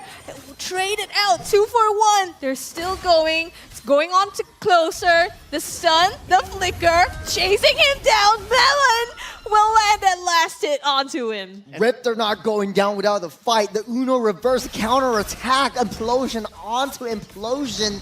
But Rift comes out on top. They have control of that turtle, but they're just buying time for Canonio to come online with the buffs. He's already died once, but he's back into position to contest for this turtle. But it might just be a bait. They're learning from game 1. That's what I love about this team. And this is where really the cracks of RSG are starting to show, right? In that early game, in that mid game. Bot side, Chu. They don't really have that burst damage for RSG. Because if you think about it, Yon is the only source of damage that they have. Until Roy's online, until CS is online. And Closer is going to go for that kind of a tanky sustainability build. So they don't really have that damage to really burst through that Hylos Glorious pathway. And bursting Canonio early, yes, it's nice. But in the later stages of the game, I see them facing a problem here. Yeah. I think I was just stunned by just Chu down at the bottom side just because RSG likes to play this, right? They just like to give up that turtle, but they go for the kill. So I'm really hyping up for RSG, just trading on objectives for kills. Ooh, Pancake with the flicker implosion here, but the counter engage, and here comes Gear with the circling eagle. Roy with the counter implosion here gets 3. Deadly Catch tries to disengage the fight. They do get Yon, so it's 1 in the favor of Rift Esports. A huge implosion. Let's take a look at the replay. It's just too beautiful to miss. Once again, Roy got that 5, but there was just no follow-up, no damage. Yeah, once again, that cracks that we see. That 5-man implosion could have been beautiful, but where is the burst? There's no damage coming through from the side of RSG, and that's just so sad to watch because, yeah, that 5-man implosion by Roy. Oh my god. The disengage from the deadly catch, Canania holding on to the ultimate till the last second because he knows that if something goes south, if anything goes south, and then just RSG can take over the game from here. 1,700 gold lead, Rift, ramping up the tempo, ramping up the momentum. They're coming in hot. Sooner or later, they will begin to try and get map control, especially when Bear is online, when he gets his first item, that Thunder Belt. Very important to slow down the enemy members. He will become unkillable by that point. And RSG, they don't want to waste their resources on him. So they will have to try and catch Melon as much as possible. Speaking of resources, Roy does have the implosion. He's waiting, he's holding it on, waiting for all of Rift to show. This is where the biggest team fight will happen so far in the entirety of the series. Here taking a lot of damage. Yeah, the guards pathway already set here. The knockup as well. CS goes down first. They got the damage dealer, and now they're running through RSG with the double kill here, giving them that free turtle. They're also chasing down Roy in the mid lane here, getting the turret. So not only do they get the turtle, they also get this mid objective. The wombo combo from Rift is coming in strong. This is it kind of reminds me of Team Evo's matching of team fights, but it's Rift going again, and Cananio. Game 1 was a fluke, and Cananio showing us how it's done, taking another one for himself. Yeah, you might have banned out all my heroes, but you didn't ban out this one, right? Oh man. And yeah, I mean, it seems to me like RSG, it doesn't work, and they kept going again and again. You don't have the damage right now. You have to wait for 1-1 to somewhat get that Demon Hunter Sword minimum, right? Corrosive Scythe, yes, it's nice, but it's not enough burst damage to coming through. And now CS is in a bit of danger, but he's a 1-1. He'll be fine. Speaking of fine, our Rift Esports actually 4,000 gold lead ahead. You have so much wombo combos, deadly catch into Glorious Pathway, into Implosion, into the Eternal Guard. Everything's just going in, and if they catch everyone in the Implosion, that's the Synchro Fission coming in with a lot of damage from Chu, and they're always fighting, they're always rotating. Now their eyes are set on the mid lane T1. Yeah, and if they want to fight, right, if RSG want to fight, they have to find the gaps between the deadliest catches, between the glorious pathways, but Yon. Oh, actually getting caught out. He tried to back there, but it's not going to be in time. The implosion ended up throwing the Eternal God at him as well. All the damage is going to put him down, and they didn't, unfortunately, get the turret on the bottom. Oh, you spoke highly of Yon in game number 1, but game 2, it's a different story altogether. 0-4-2. I think the Battle Emblem is really biting him in the foot. Right now, he can't do much, can't tank damage, he can't get out in time, and he's just not present in a lot of these team fights, and that might be RSG's downfall. Yeah, being that source of early game damage, Yon is the only one here able to circling Eagle out of there, but the turtle is spawning, man. Rift Esports, they have such a heavy-handed control of the entire map right now, at least 3/4 of it.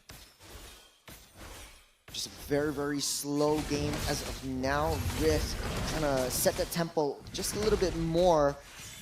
The rotations coming in from Rift and getting the objectives as their goal. And I like the fact that they're adapting to their synergies. They're adapting to their play styles. They're just getting, like, understanding how RSG likes to play around, how RSG rotates around that map, and they're adapting to every single one of them. And I like the fact that Rift, they do have a lot of insurance policies in the late game as well. They could very well send Bane up on that top side or on the side lanes just to get that push down. Look at how fast Cananio is farming up. He's level 13. Yon is 2 levels behind, and he's got the Season Hunter as well. Well, RSG, I mean, they do need to go into that mid-game, late-game scenario, right? And when we go into that mid-game, late-game scenario, RSG still have a chance. Because 1-1, if he gets that crossbow tank on the correct target, he's going to deal a lot of damage. And if Roy manages to get a significant amount of farm, that's a lot of magic damage as well. But the wild card here is Yon, because Spirit of Alpha, he needs to land it onto one key target and one key target only, which is Melon. Speaking of which, right now it's 60 seconds or less than 60 seconds till Lord spawns up. Rift really pushing down all those T2s, starting with that top side, but they're playing a 4-1 composition where Bear is trying to keep that off lane at bay. right now no one wants to make a move. RSG knows that one false move might mean their inevitable doom. Is Rift trying to contest for this purple buff? Glorious Pathway already laid down. Zoning them out, so RSG has no entry into this purple buff here. And Gear being chased down a little by Pancake. Gonna be fine still, but now Rift able to create so much space that they take down this inner turret on the top from the hands of RSG. Yeah, already a 6,000 net worth lead. And 10 seconds to that First Lord spawning into the game. The Sea Halberd would be the weapon of choice. I mean, very good against that Glorious Pathway, but not enough burst damage still. They really need to rely on Roy getting that magical implosion or a magical Glorious Pathway once again. Yeah, I think that might be the play right here. Roy really needs to find an angle, find a right angle to just pop that implosion, but it looks like they're not contesting for it. It's a free and easy Lord for Rift. They're blitzing it out. They're waiting for that wave, syncing it up towards crashing it down onto RSG's home. Yeah, RSG at this point, all they can do is bide their time, make sure they don't lose members. And 1-1, you have to scale up, boy. You have to scale up fast. I think they're trying as hard as possible. Hold on bottom. The implosion here. They're getting away though. The burst coming on to CS nails that one. And now RSG surges forward, but it cut into two. Yawn's gonna take down Pancake. In the backline, Gear left with 1 HP. The shield's gonna save him for now. Gear being taken down though by Canonio. CS also put in the dirt here by Melon and his Rift with a numbers advantage. 2 down, 2 traded out for 2 here as now it's left with 3-on-3. And RSG trying to defend this turret. Canonio somehow gets another one, another number onto RSG. Lord also marching down on the top side. Canonio is so hard to take down. When he drinks his boost, he just goes back up to full health. Man, that's going to be a very scary Bane the longer this game goes. Yeah, Lord ready at the turret. Now circling and go being used on the Canonio though. Deadliest catch. Yep, it's gonna be able to help them take down this base turret here. And now Rift trying to search for CS. Canonio again with the damage, the triple! And it's gonna be Rift aiming for the end here. The Eternal Guard marching down onto the base here. They're trying as much as possible. Roy with the deadly catch here to fend them off, but another wave of minions coming through this mid lane. They get the base turret. They're going for the end. The push onto Roy to back him up, and the damage onto the core will end it. And Rift gets one to even up the score. Very, very clinical. And I don't know which team is better because in game 1, RSG showed dominance, but yes, in game 2, it was all Rift all over the game. Rift Esports, they have what it takes, right? I feel that the first game, it was an unfamiliar territory. You put Melon on that support mid lane, but now when you put it on something else, Canonio feels much more empowered, there's much more damage coming through, and Chu on that Harif, oh my god, disgusting. Yeah. Do you think that zonal control is the name of the game? And I think we're breaking down the meta a little bit more as well. Like once you have high loss, once you get the Harith, and once you get like someone with a lot of crowd control, area control, like the Bane, like the Vexana, it's sort of like it's so hard to get into the face of Rift, right? And for that one fight down with the orange buff, I don't know how Canonio survived, but every single time he drinks his boost, it's just back up to full, and then he just deals his damage. And the ricochet from his first skill as well is just dealing a little bit too much. So much. You can see the HP bar of CF just go down with one crap claw cannon. Yeah.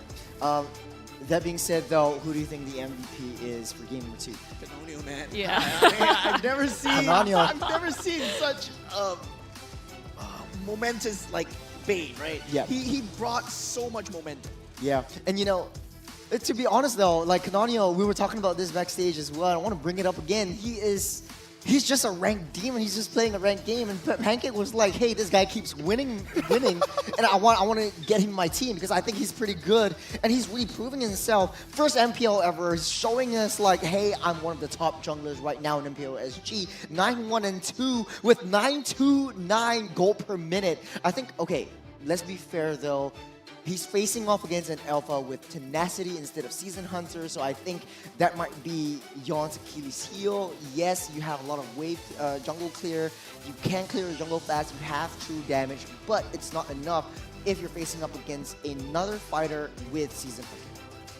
It's a really be hard for him to get the objectives as well, given the fact that they're not winning the team fights, right? If you see all those team fights that RSG are pulling off against Rift, they look poised to win. 5-man implosions, there's so much control going on, but where's the damage? Because it has to come for Yan. And Rift Esports, they're dealt with just one task. Just handle Yan and the damage is gone. I like the rhymes going in again. But hey, you know, speaking of Yon, it's so hard for him with the temporal rain to land his ultimate and then hit his skills just to chain that up. And honestly though, this is the first time I've seen a alpha with a temporal rain. Typically you go either the not a quantum charge, the impure rage, or even the war cry, just to get a lot more damage. But I think later on we'll see the battle emblems. But take a look at itemizations. Is there anything that stands out to both of you? I mean, with CS going for that Sea Halberd, I really feel that that is a very good itemization to counteract against that glorious pathway that brings into the game, because they have so much sustainability and you need some kind of degen. Yes, CS needed it to shred the opponents, and for the first time that he used the crossbow tank, we saw how much damage it did in the back line. Yeah, I was hyping up a lot for the Matilda Alpha combo because on paper it looks really, really good. Alpha could go in with the Spear of Alpha and then Guiding Wind brings you out, so it's sort of like non-committal. Every single one of your committal kind of ultimates or committal skills become non-committal just because of the Guiding Wind. But Rift just waited and waited. They had so much opportunities to turn things around, but Rift just showed their prowess, just showed their patience, just showed their discipline. And that's what I like about the adaptability from Rift. If you look at Rift lineup, right, nobody is lacking AoE. Yeah. Right? If you want to fight, yes, the floor will explode. I will suck you in. There's a demon that will come out from a meteor, and then fish that will fly The at mini you. lord, you mean? The mini lord coming out from the sky. Yeah. And you got like sharks running at you, knocking you up, and disengaging. The thing is, Rift has a lot of disengaged skills, and that what makes them so good. But taking a look at the battle spells, I think, man, it's just, if Yon had the Season Hunter, it might be a different story. I mean, to be honest, though. Really might have been a different story, but still, I feel that even if he had the Season Hunter, right, the team fights would not have gone his way because of the lack of damage. You bring out the 1-1, yes, but that 1-1 is not really that same late game factor that we see from a Moskov, something like a Nathan, who can shred through that AoE as well. That's why they are so heavily picked as well. And now, why does 1-1 fall behind in that meta? Why is she resurfacing now? Because she destroys her lane, she gets that invulnerability as well, but now we see her weaknesses, her flaws. There's not enough damage if your team does not provide enough. Yeah, enough shields, right? Enough front line as well. This kind of looks like reminds me of Deja Vu of the first game, but the teams are switched, right? Was like Rift not having turret damage at all, and the RSG right now they can't even reach that turrets just because Rift is just so adept at moving towards any one of the chokeholds or choke points for any of these skirmishes, and I'm excited to see how Get Eye later on is going to analyze this game, because Rift just played everything to the T. It's combos upon combos, and it's this series 100% win rate for Harris. And I want to say this is the revival of Pancake, right? Yeah, you want to kill me? Yeah, I fight back now. Yes. Yeah. The redemption arc for Rift. I think the first game was definitely a warm-up for them. You know what it is? You know what it is? They had roto eye drops, that's why. They're a little bit more awake now. They're staring at the digital screens too much. That's why they have digital eye strain. And okay, it's not funny. Let's move on to the top 4. Scrubby, let's bring us through.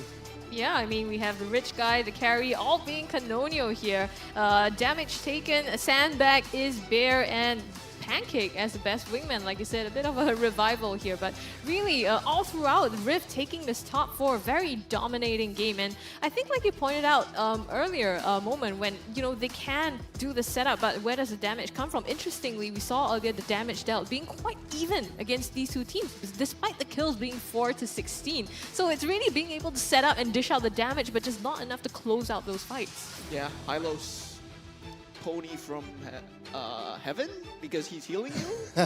you know? True. He's neither an undead, but like he's sort of like from that same lore-wise or canonically, no pun intended. Okay. It's like the same sort of like area from where Tigro is, the Lightborn thing-ish. I don't know how to say that, but like hey man, props to Rift. They really went back to the drawing board. R19 winning out the draft this time around. Everything just went so smoothly. But let's go back to the highlights to see what really went down. Moment, can you take us through the highlights as well? And this is RSG, right? In that banning drafting phase, taking out almost every single assassin in the game. And Canonio was forced on this bait. And now we see Canonio on that bait, Deadliest Catch. Oh, what finds the first kill onto Gear. With this Glorious Pathway and Pancake not being the victim anymore, dropping that implosion, find the counter kill. Now they feel the lack in damage because the Glorious Pathway, it's keeping Bear alive at all times together with the revitalization. Pancakes, he gets disrupted here. And this is the 5-man implosion. It was beautiful, but it was just no follow-up. Closer was nowhere to be found. He just needs to be a little bit closer to the team fights. And now with that sword on the floor, that is a no-no zone, especially with that fish all coming out. Oh, he was just, honestly, John was one frame away from recalling out of the way. But it was just so unfortunate that the Hylos' ring just had that damage onto him. I think this was a possible turnaround for RSG. Yeah, the crossbow tank coming out, it nearly got the better of Melon. He flickered away, but Canonio, at that point, he dealt too much damage. And CS, he had nowhere to go, right? He would have run into Bear, he would have run into Canonio any other way, but the creeps just finished him off. They lined up for him. So Gear was trying to save CS, but now the Ricochet does a lot more damage when it bounces off the first person. So when Gear acted like that wall, it sort of like just decimated CS out of oblivion to oblivion. Yeah, I mean, Bane? Is Bane the answer to Matilda? Because you actually line up when you do that guiding wind thing, right? But honestly though, I think Bane is a better disengage than Akai. The Deadly Catch does a lot more damage, a lot more knockups than Akai's heavy spin, and I think like they do need that insurance. They do need that like sort of a disengagement insurance as well. Yeah. If you shoot in a straight line and you're retreating in a straight line, you get hit. Okay. I mean, same thing as Moskov as well, Maybe Nathan? Yeah, the stars align, and the planets align. It only happens once in a blue moon. But Canonio found it. He found it with the Deadliest Catches. He found it with that, what was that? Yeah, his skill. His crab claw cannon. Crab claw cannon. Crab claw. Speaking of crabs, man, I'm feeling so hungry. No, I'm just kidding. I'm just kidding around. Okay, things to, moving forward from this, game number 3, what do you think is going to happen for both teams? Well, I think it's interesting that, in this case, RSG didn't have the answers to the questions that Rift posed, but each game so far one apiece, they've been very dominating. So it was either, quite in RSG's favor the first game or quite in Rift's favor a second game. So I think game number 3, in the drafts, I think we can see a lot of, where they intend to take the strategy or if they're going to shift it. This time, Rift, having that huge combo and the zone of control really, really was to their advantage. But that's just game number 2. It's just one game. It might be a little bit different for game number 3, and we'll just see how we break this down. But yeah, any final thoughts about this game? I feel that both teams were experimenting, right? The Angela Ling, Melon, really first time playing Angela, and now the Matilda Alpha as well. We don't really see Yon on that fighter as well. So now we might have a truest clash. But hey man, that's just your theory. Let's hear from the expert, Deadeye himself, on Off the Desk.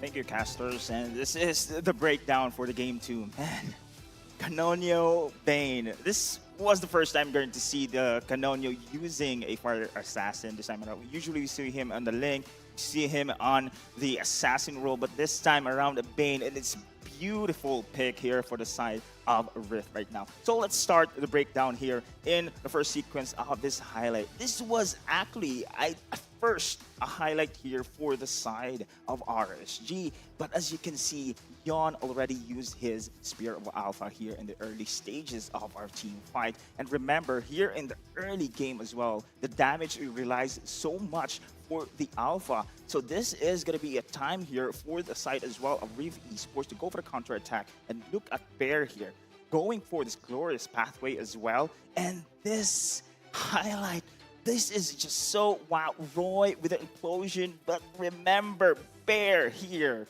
has the glorious pathway, has the revitalized battle spell. They could not pick up. Spear of Alpha also already been used as well. Where's the damage? So unfortunately here for the side of RSG, this is a perfect setup for the Wombo combo on the side of Rift Esports.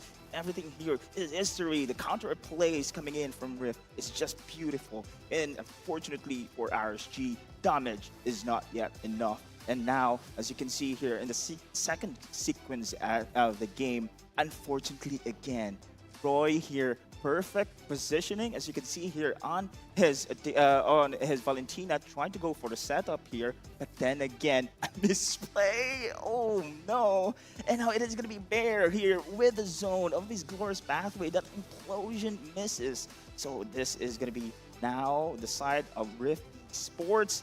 The Swambo combo that the casters mentioned here, the burst damage coming in from Canonio on his deadliest catch, evaporating everyone here on the side of RSG this time around. On this highlight though, Bear again on the back lines, going for the first pathway, of course giving space here for the rest of Rift. However, perfect a chance as well to go for the forward attack here for the side of RSG. And I do love this ultimate coming in from the 1-1. This crossbow attack is perfect. However, the damage is not yet there. This is unfortunate. If only they pick off Canonio at the sequence, they could have won the team fight. But unfortunately, look at this one. The counter attack is there already. The deadliest catch, and the rest of RSG will scramble. And there is Bear on the backlines as well. So now this is the onslaught that we are seeing here for the side of Rift Esports. Canonio is non-stop already. The burst is there. Too much to handle here. This is the best game so far that I've seen for Canonio. Even though we have seen so many highlights for the side of this player, this Bane did incredible job. So 1-1 right now here, the best of 5 series in the lower brackets. It is an insane game. So let's head on into the game 3. Back to you, casters. So the question is, right, who is Canonio? Where is he from? Why is there fish in my base? Yes. That's always the answer for everything, right? But it's now 1-1, another unintended pun for both teams. But like, okay, like you said, I'm going to bring back your point. Maybe Rift and RSG is experimenting with the 1-1, trying to force that around. Now is the playoffs. You're in top 4. You're fighting for third place or the lower bracket finals. Yeah, they're underestimating each other. Is it time to experiment? Not now, at least not in game 3. Not in game 3, man. But man, it's really, really tough because for Rift and for RSG, they've worked all their way up into all of this. And well, speaking of a lot of the games and Wombo combos, the combos are crispy. You know what else is crispy? Chicken McCrispy from McDelivery or McDonald's. The road to glory has never been tastier with McDonald's. Catch all the action of MPL SG Season 8 and complete the experience with a crispier crunch of the new improved Chicken McCrispy with McDelivery. That's not all. Thousands of in-game diamonds are up for grabs for you and your squad, like you guys. So go on, smash your hunger. Terms and conditions apply. Man, come think of it. What time is it now? Like, let's check it out on our Samsung. It's chicken time. It's chicken time? Man, it's a good time to have dinner, isn't it? If you order now, I think it's just in time. Man. Huh. The deadliest catch just like makes me think of food. And all of Just that. because you have pancake, you have melon, Hey, you have man. fish. Scrubby. It's a little bit too much right now for food. Yeah, it is. Yeah, right? And then there's churros. Got churros. Churros, yeah. Oh my god. There's like Scrubby's cheeks. I mean, that's a bit far-fetched. I mean, getting a bit of hit Crab here. claw. Do you Crab get it? claw. Do you get it? Do you get it? Scrubby's. Okay, never mind. Forget it. But just get an awkward pause right here. I think going back, I can't. with Let's that. just jump We're straight going to the draft. drafting phase. But going back to the games, right? This is a best of 5. So I think moment when you were talking about experimenting, yes, maybe it's a playoff. They shouldn't be going too far with it. But also, maybe you're keeping certain cards up your sleeve because this is not a best of 3 anymore. You have more games to play, and if you reveal them too early, maybe they find a counter strategy to that. So I think it's interesting if they are experimenting. Maybe they might continue to change things up or go back to something that's a bit easier to execute. Yeah, they have to go back to their niches, right? So-called, as we saw Yon on that Fanny really decimating that front lines as well. And what's surprising to me is that in that game, Fanny wasn't banned out. So they could have went with, like, yeah, why fix what's not broken? Just use it again. But it's easier to catch the Fanny if you have a Tigro in your arsenal as well, because if you get a flyby, you pop the implosion just on the right time, the right pixel, Fanny gets trapped in, it's really hard to get out. The Phoebus will be banned out along with Cho as well as Chip. R19 might be looking to ban out the Harith, so both teams might not get the Harith at all, or the Juicin, which is a huge problem. Let's take a look at another fun fact. RSG SG has never been knocked out of the lower brackets. Can they make it to the grand finals? This is tough. I mean, This is a death flag, man. This is a death flag. You don't show this kind of facts. Is this a threat? Is this a threat to RSG? Yeah, this is a threat to RSG right now. I mean, with that, I think, yeah, 3-2 Rift. What? I mean, all of us voted 3. I mean, I voted 3-1. You guys voted 3-2, RSG. But yeah, if they don't get knocked down in the lower brackets, then, you know, Rift has a very, very good shot. But right now, the respect coming in from the Bane, they're going to ban that out. So Canonio won't be able to play his Bane. But Assassins are on the tables as of now. There's the Ling, there's a Hayabusa. That's a lot of respect. Because you take out the Bane over Hayabusa, Ling, Fanny. Wow, that's just a lot of respect for Canonial. And this is a player out of the ranked game that Pancake met in a ranked game during the transfer window and said, yeah, you play for Rift Esports, and now they're top 4. Yeah, every time you say that, it's such a interesting and so it's funny because like it's true. Oh, Khalid actually went through, so they're going to pick it up. Closer will be playing the Khalid and provides so much opportunity. I like Khalid's kit. You have the passive along with the objective takes as well. You move a lot more faster. You have a lot of damage in the early game. If you're Rift and you play an Assassin, beware because your jungle is in shambles as well. So the Ling will be picked up as well as the high loss. The Harith is still open as well. RSG might pick it up. Fun fact, again, Harith has 100% win rate in this series. Will they be able to make it keep it 100? Yeah, that you can't say these kind of things, right? It's always a death flag when you say these kind of things, right? When you say Harith's 100% win rate means it's no longer gonna be 100% win rate. Well, am I doing the caster curse thing once again? Yeah, so and here we go. Now we know who loses because RSG has picked it up. Oh man, as well as the Fanny though. Okay, they do have a lot of early game damage. Harith skills very, very well. All you need to have is a little bit more cooldown reduction just to get your Zeman Force online, but you got the Tigro and high loss yet again for Rift. Yeah, I really like this adjustment that they have made from Rift Esports compared to Game 1, right? Game 1, they went for the Ruby, and Pancake was just a victim. So now with that Tigreal, right, you provide so much more. If you ever get targeted by Fanny, if you don't have that implosion, that Sacred Hammer is also a controlling tool that you can use to actually push that Fanny towards your team as well. And that just locks the Fanny down. Well, Vexana's open. Haven't picked up a mage yet. RSG might pick it up just because, you know, you got Tigro Vexana combo. No marksman as of now. You could ban out the Lunox as well just to keep Harith safe. There's quite a bit of options right here. You could go with the Zask as well. It's going to be the Moskov banned out. Yeah, I mean, Chu, in terms of having that gold laner flexibility, we've seen him on multiple gold laners and still be able to do well. Usually, he's never the problem, right? He's never the problem. So it feels to me like, yeah, you ban out the Moskov. Sure, there's still the Nathan left. There's still a lot of different ways that he can play. If you want to play a bit safe, you can go for the Claude as well. But meanwhile, Rift, they do take out the Valentina. And this is a very good ban right now because, yeah, in that previous game, that Valentina was really a threat. There was that looming threat if they found the correct combos. Last ban right here, they could take out the, like you said, the Claude. Might be very, very good for Rift just because of the in and outs. But they do take out the Ruby just because they're eyeing on like, okay, let's put the Ruby on a gold lane. It might be possible as well. And now Rift has the upper hand. I don't think they'll go for the Lingela combo yet again. I think it might not be working out so well for Rift. I mean, they can still do it, but they have to refine it. Yeah. And I feel that Angela Ling is still an extremely strong combo, but what people don't understand is that the Angela doesn't need to use the hard guard on the Ling. It has to be used on a target that's being targeted so that the Ling can come in and help him out. But you do have a lot of CCs. I think that's the only difference as of now. You got the Tigro, the high loss. Ended with the It's gonna be the Vexana.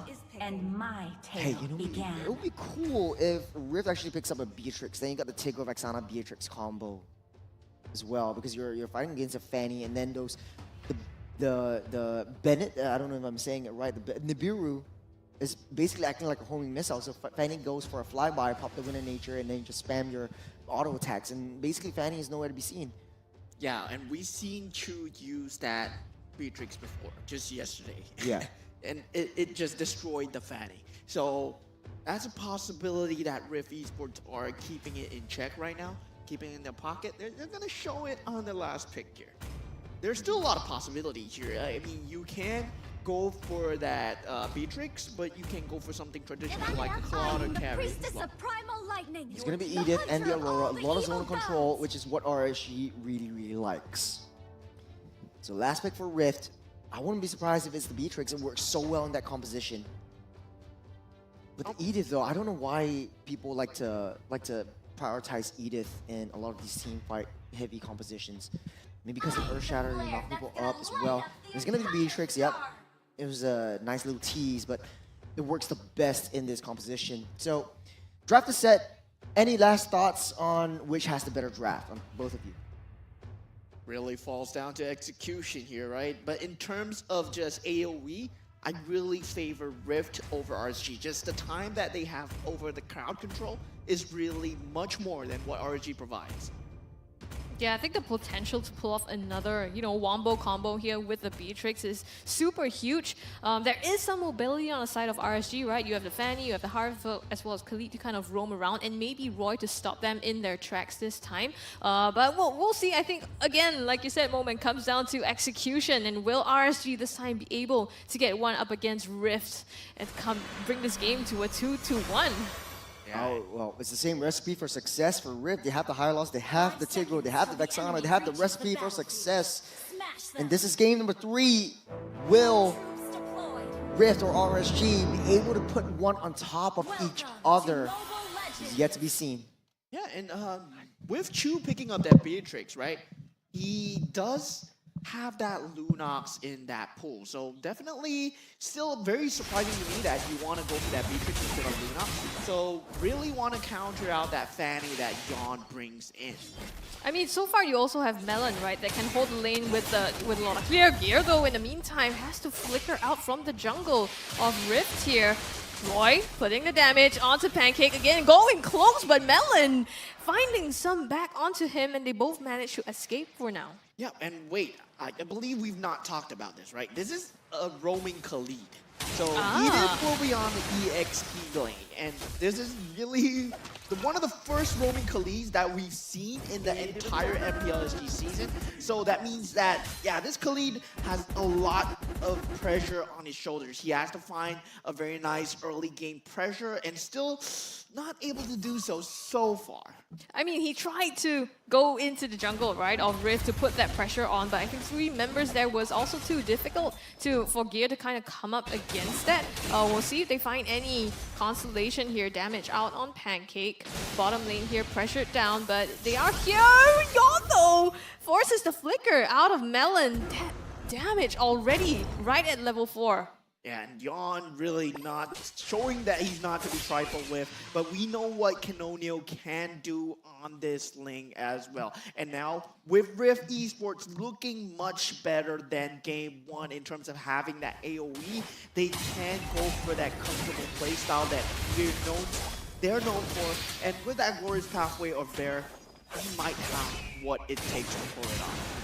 We'll see if they do. In the meantime, they are posturing around this first objective, the first turtle here. Bear laying down the Glorious Pathway, all ready to cut off any escapes here. Yon coming in, but Canonio wins out the Retry battle. And now stunned out, here comes the Eternal God as well, trying to fend them off, and RSG forced to disengage from the fight. Yeah, they do get the turtle, and there's so much sustain coming out from Bear with that revitalization and the Glorious Pathway that, yeah, there's no way that RSG are bursting them through without the help of the Harif right now. Yeah, I mean, so far they're kind of counting on, both CS and Chu to come into the fights, right? So I think that's going to change a lot of the dynamic and the way they take that as well. A huge, combo potential coming in once both of these gold laners are farmed up enough. Yeah, this game has all the hints of a bloodbath, right? A very good bloodbath. That Raging Sandstorm, that Implosion, and you just count the number of AoE that's available. Wow, Yon, you have to pull the game of a lifetime here. It's a much harder game than game one. Yeah, with the Khalid as well, it gives a lot of options. Yeah, and I think right now, with the AoE damage as well, the setup is there, but Yon might have a dual role, right? Even if you don't kind of go into that AoE, you might be able to play the role of cleanup. So I think, or either to kind of whittle down the HP bars of Rift here. So different, I guess, potential entrances for him to take, and we'll see how that pans out. Yeah, Bear still not really facing any difficulty on this top lane. And really, both teams, they are banking on this bloodbath of a battle. So we will have to see who wins the first few team fights, because this roaming Khalid from Gear is extremely interesting.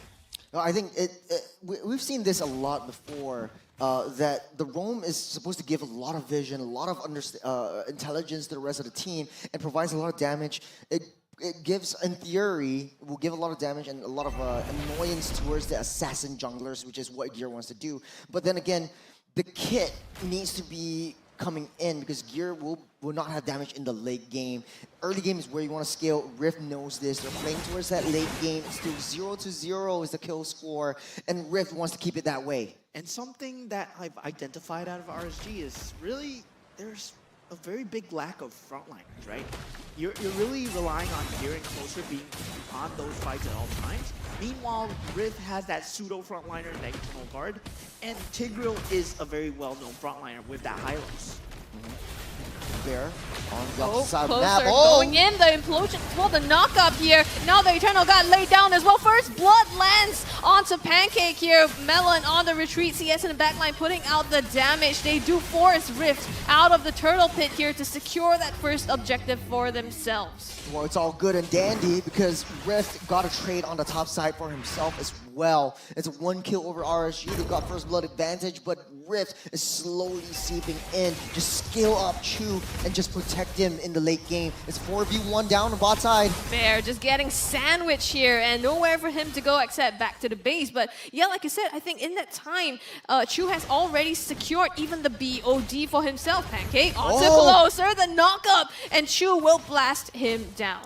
I'll buy so much time for Chu to get into position before blasting him off with the Bennett. But this Chu or Matrix is getting stronger by the minute. He's got a BOD already. And that's a really, really scary Beatrix, especially if you're a Fanny, especially since if you want to focus your fire onto Chu, it's going to be the Nibiru just homing on you. The conceal there, use and push back onto Gear, forces him back, damage enough as well. And RSG kind of looks like, starting on the hind legs here now with Chu, like you said, outputting enough damage. They're starting to already look quite scary. And we've seen this strategy before from Team Rift, right? Where they have that lane, they have that matrix. So you think that the main target would be Chu. But then again, you have to worry about the Tempest of Blades that might potentially be on that back line. So there's a lot of damage coming out from Rift Esports. That RSG, they might be lulled into a false sense of security if they think they only have to aim Chu. Speaking of which, Rift knows that they're all around the area, chooses to back off. I said, we just want to play it safe. Chu knows his power spike, and they're just waiting for him to come online. He's always on his benefit. He hasn't switched into Nibiru just as of yet. Oh, Pancake comes in with the flicker. Implosion nails 2 there and immediately blasts it down. It's 2 down on the side of RSG and Rift with that play here. Oh, that was so beautiful. Implosion into the Eternal Guard, into the Venets, and then Nibiru's Passion. That was just so beautiful from the side of Rift. Right now, they're 2 members down, and Turtle looks like they're going to blitz this down. Yeah, victim no more. Pancake with that implosion, indeed. But RSG, I mean, they falter. They don't get this Turtle now. And Rift Esports, they are on that front foot right now. They can force these team fights again and again. And you're going to want to see Pancake engage multiple times with the implosion. Even if he catches one, as long as they can keep RSG on the back foot, they can slowly always form a map advantage for themselves. Gear trying to force a fight over onto Pancake. He does have the Thunder Belt, so oh, there's a nice little damage onto CS. Chu finds him with the sniper, but will not follow up. Right now, Pancake in the midst of it. Yep, in middle already here, lands Fidget Blazer as well as the Nibiru's Passion. So much late onto RSG here. Gil almost down. Here comes the Tempest of Blades. And Canonio cleans that one up and puts him down. It's going to be, again, the benefit of Rift here. The upper hand in the fight. Yeah, this, just when you think you're safe, right? This Filipino ranked demon is coming out of nowhere with that Tempest of Blades, and then your backline is suddenly gone. Yeah, but Rift has to watch their backs though. Yon is on split lane duty. He doesn't need to join in on these team fights. But Canonio already has the Berserker's Fury, so this is going to be a very scary Ling. Rift slowly but surely increasing the goal lead. Now it's 3,000. And this is what I was worried about, right? This Khalid roam, it does not provide that much value. Yes, it gives you a lot of early game vision, but you gotta make use of that early game vision to translate it in some form of invasion, some form of counterplay towards Rift Esports. But RSG, they have not been able to capitalize on this vision at all. Yeah, and slowly but surely, once you get into the late game, that's going to be a deadly Beatrix. And Gear would not be able to do anything to prevent Beatrix from that rampage. Chu's already got the one as well, so there's going to be extra protection on top of the damage coming in. Yeah, at this point, like what Gear looks to me is like, yeah, he's a fast-moving creep, right? He's not even damaging Bear at the moment, and that's just worrying to me. That Raging Sandstorm, I yet to see value so far. Yeah, you got Chu 8,000 gold right now with the BOD, Malefic Roar, and the Wind of Nature. This provides a lot of defensive capabilities, especially since Yon's main target is Chu. Pancake getting frozen down. He does have the immortality. Sourcing for vision, they're starting on that Lord fight. Yeah, but RSG, they do have a recipe for disaster, right? They have a lot of AoE in their arsenal because they just need to find the perfect timing, and this Lord Dance still going on. Glorious Pathway being used, but Roy... Roy flickers in the backline with the Frigid Glacier, and now they explode Rift and tear them apart. Is it going to be enough? Chu with the Nibiru's Passion, and the counterplay closer, landing a triple kill for themselves. RSG finding their opening here and going down this mid lane. Chu, the only one left standing here. It's gonna land the snipes on. It's not enough damage. It's still gonna be RSG taking this inner turret in their hands. Just like that, the goal lead is just diminished completely. Let's take a little replay. Focus your attention on Roy, flickering in. He knows where Canonio is, takes him out immediately, and the rest of the team just follows up. The Lord is just bait. They get that reset, but Chu just dealing so much damage, enabling him to keep himself alive and at bay. So that's really just the saving grace of Rift Esports. Yeah, and RSG, they have to be on that front foot at all times if they want to win against Rift Esports lineup, right? They have to be the one initiating. They have to pull the trigger first. Because if they get pulled on, Pancake with that CC, with Melon on top of that, you aren't going to be able to save that team member of yours. Yeah, so now the question is, do I engage or counter-engage? That's the question. Because I think for Rift, they're sourcing for information, taking the brunt of damage, trying to force something out, and keeping the Lord away from the turret. Pancake gonna find Gear though. Yeah, Gear finds him there, forced to use the Sacred Hammer, but the knockup into the Nibiru as well has enough damage, and he goes down. And now Bear with the Glorious Pathway is soaking up so much rifts. Now they have the opportunity to counter-engage. They split up RSG. Isn't enough. Canonio gets away with just a sliver, and Chu shuts down Closer. It's 3 down on the side of RSG. The counter engage from Rift, and Chu just popping the combos after combos. That was the Bennett's Rage, just the Nibiru's Passion, and then he just goes wham, drat. Yeah, it feels to me, right, at this point, Pancake can implode on anybody, and that target is dead. And that target was Gear just now, the worst possible target out of RSG.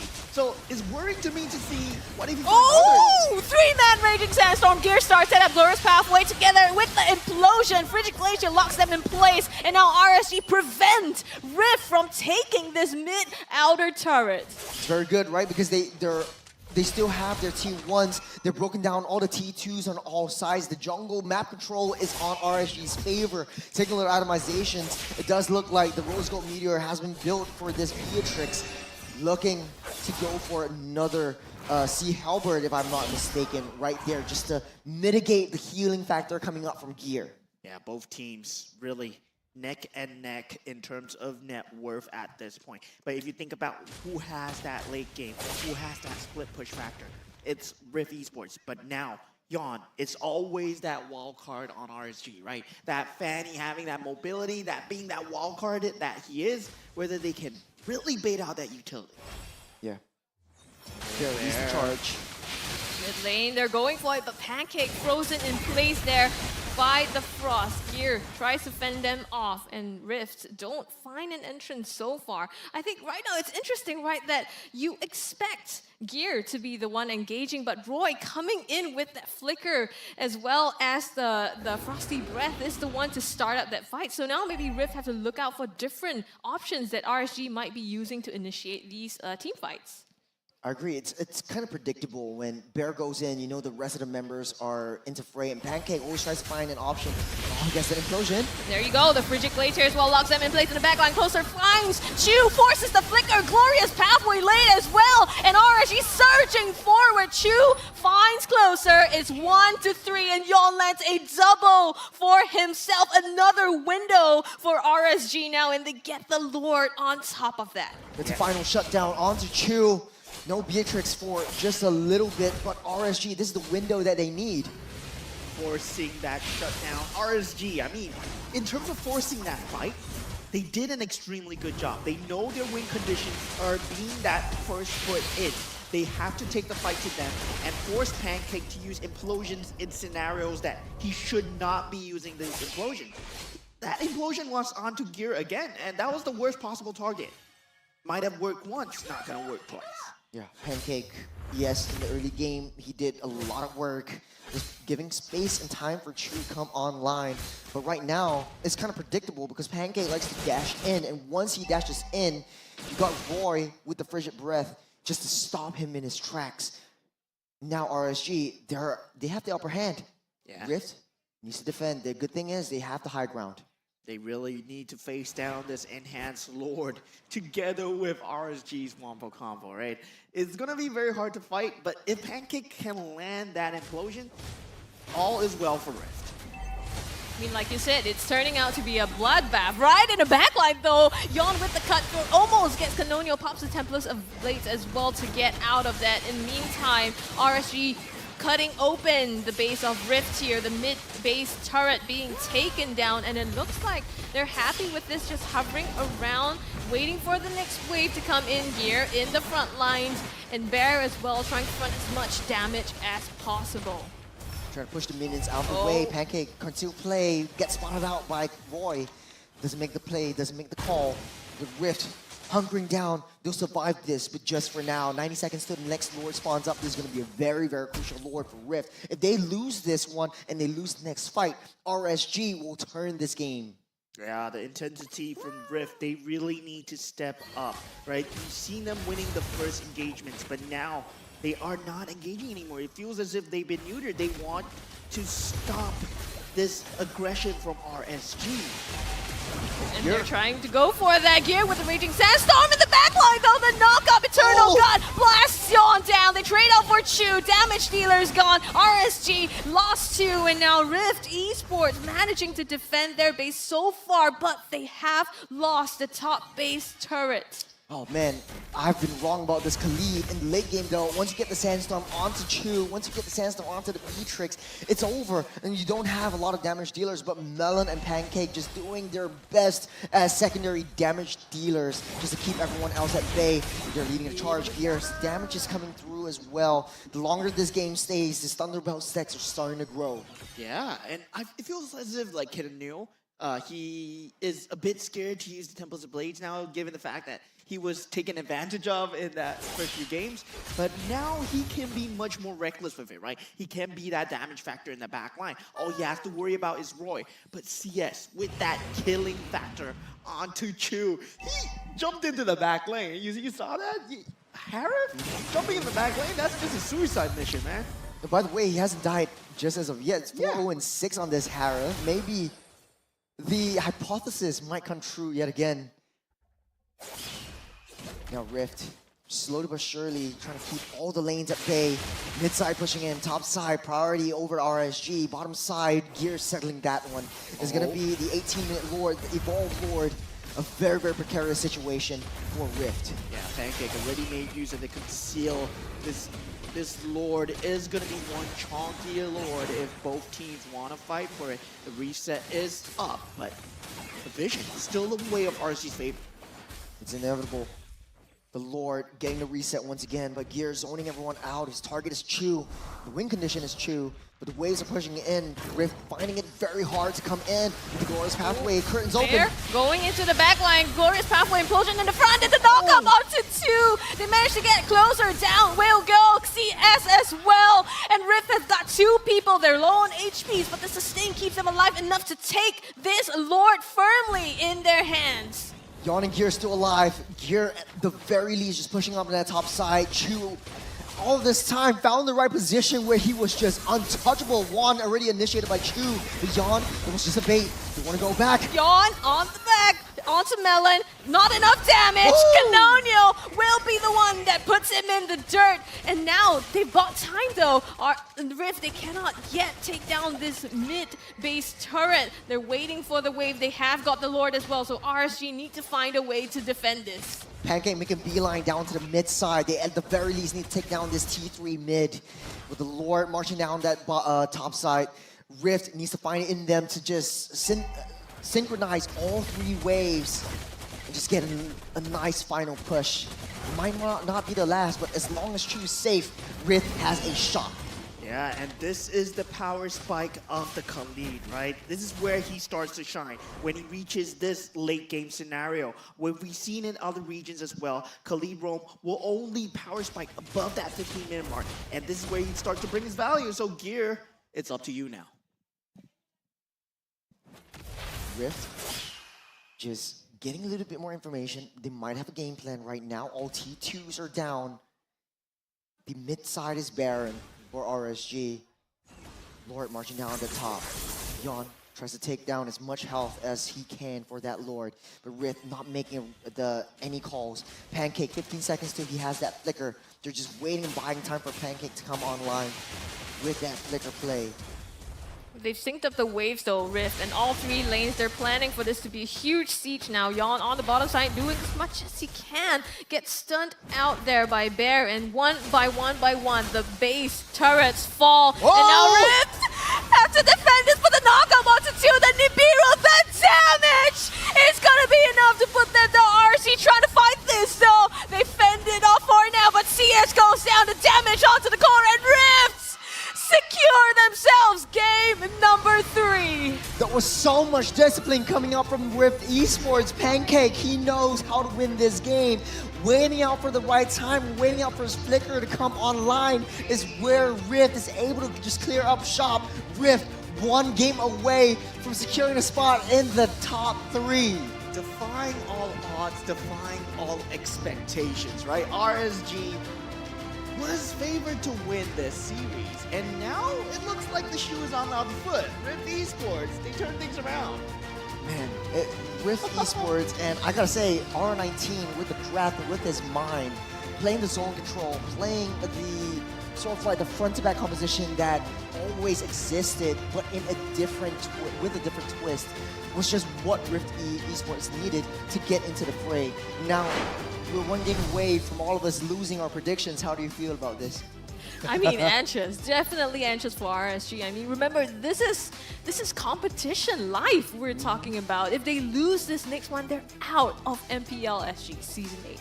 Yeah, it's just 2 more days left. I feel great, man. 1 team's going out. You feel great? You like Rift? I feel great, man. I like being proven wrong. You can't rest on your laurels for too long. But you voted for RSG though. How's it for you to almost be wrong to be almost wrong?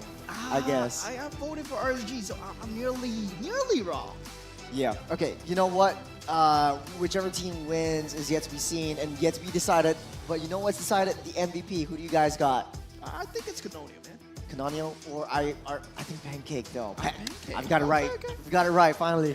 I've got one on the board. But Pancake just is so disciplined, so patient, especially knowing the power spikes that he needs, the skills that he needs, waiting for his flicker to come online before making the right move and just telling the rest of the team to just, hey, let's just be patient. Let's just wait for the right opportunity. I will make it happen for you. I will make that moment happen for you. I feel like we've been using moment a lot through the entirety of today. It falls on the execution, right? Really, if you think about how that Tigreal needed to play in the entire game, he could catch anyone free of charge. In the first 15 minutes, right? As long as he does that implosion, someone's dead. Yep. Yeah. And I think the fact of the matter is the way that RSG almost came back into this game was just so clutch. I think losing MVP definitely Roy, just identifying like, okay, this is how Pancake likes to play. This is how Bear likes to play. So if Bear comes in, I sort of can guess what's going to happen. So let's take a break and let's take a little itemizations down on both sides. I like the fact that Chu actually sold his boots to get the house clause so that he has a little bit of sustainability through that late game. And just, I think the one could have been better timed instead of getting the banning coming in. But actually, he played really well. A heck of a game.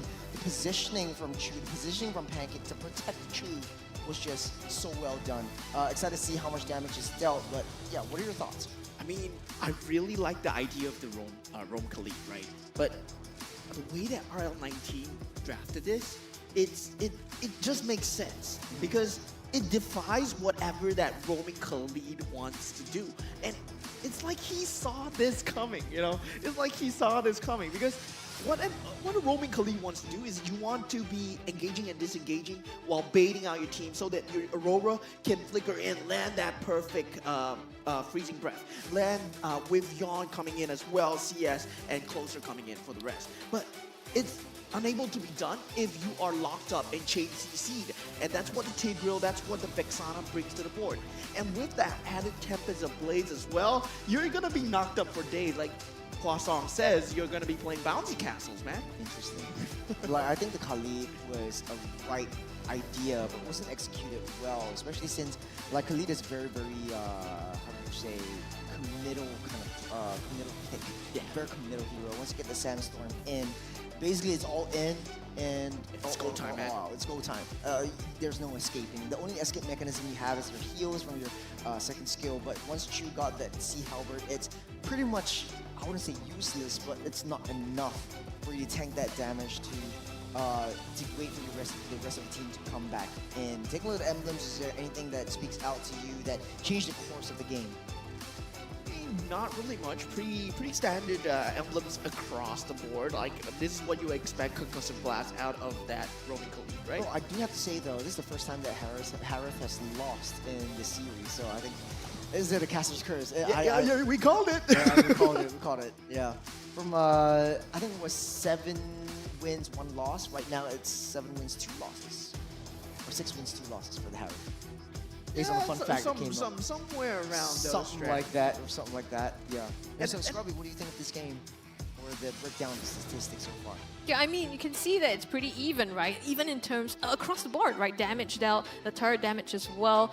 So RSG, it shows how they've been kind of back and forth, and RSG having that shines of brilliance there, moments of brilliance where you thought maybe they could chip down Rift's base and maybe even end the game, but Rift just finding the angles, and I think Pancake with the counter initiations as well, being able to come back into the fight against RSG. Yeah, and they were going into a meat grind, right? There was so much damage in that glorious pathway that is sustaining you, and behind all that Bennett's passion from Chu.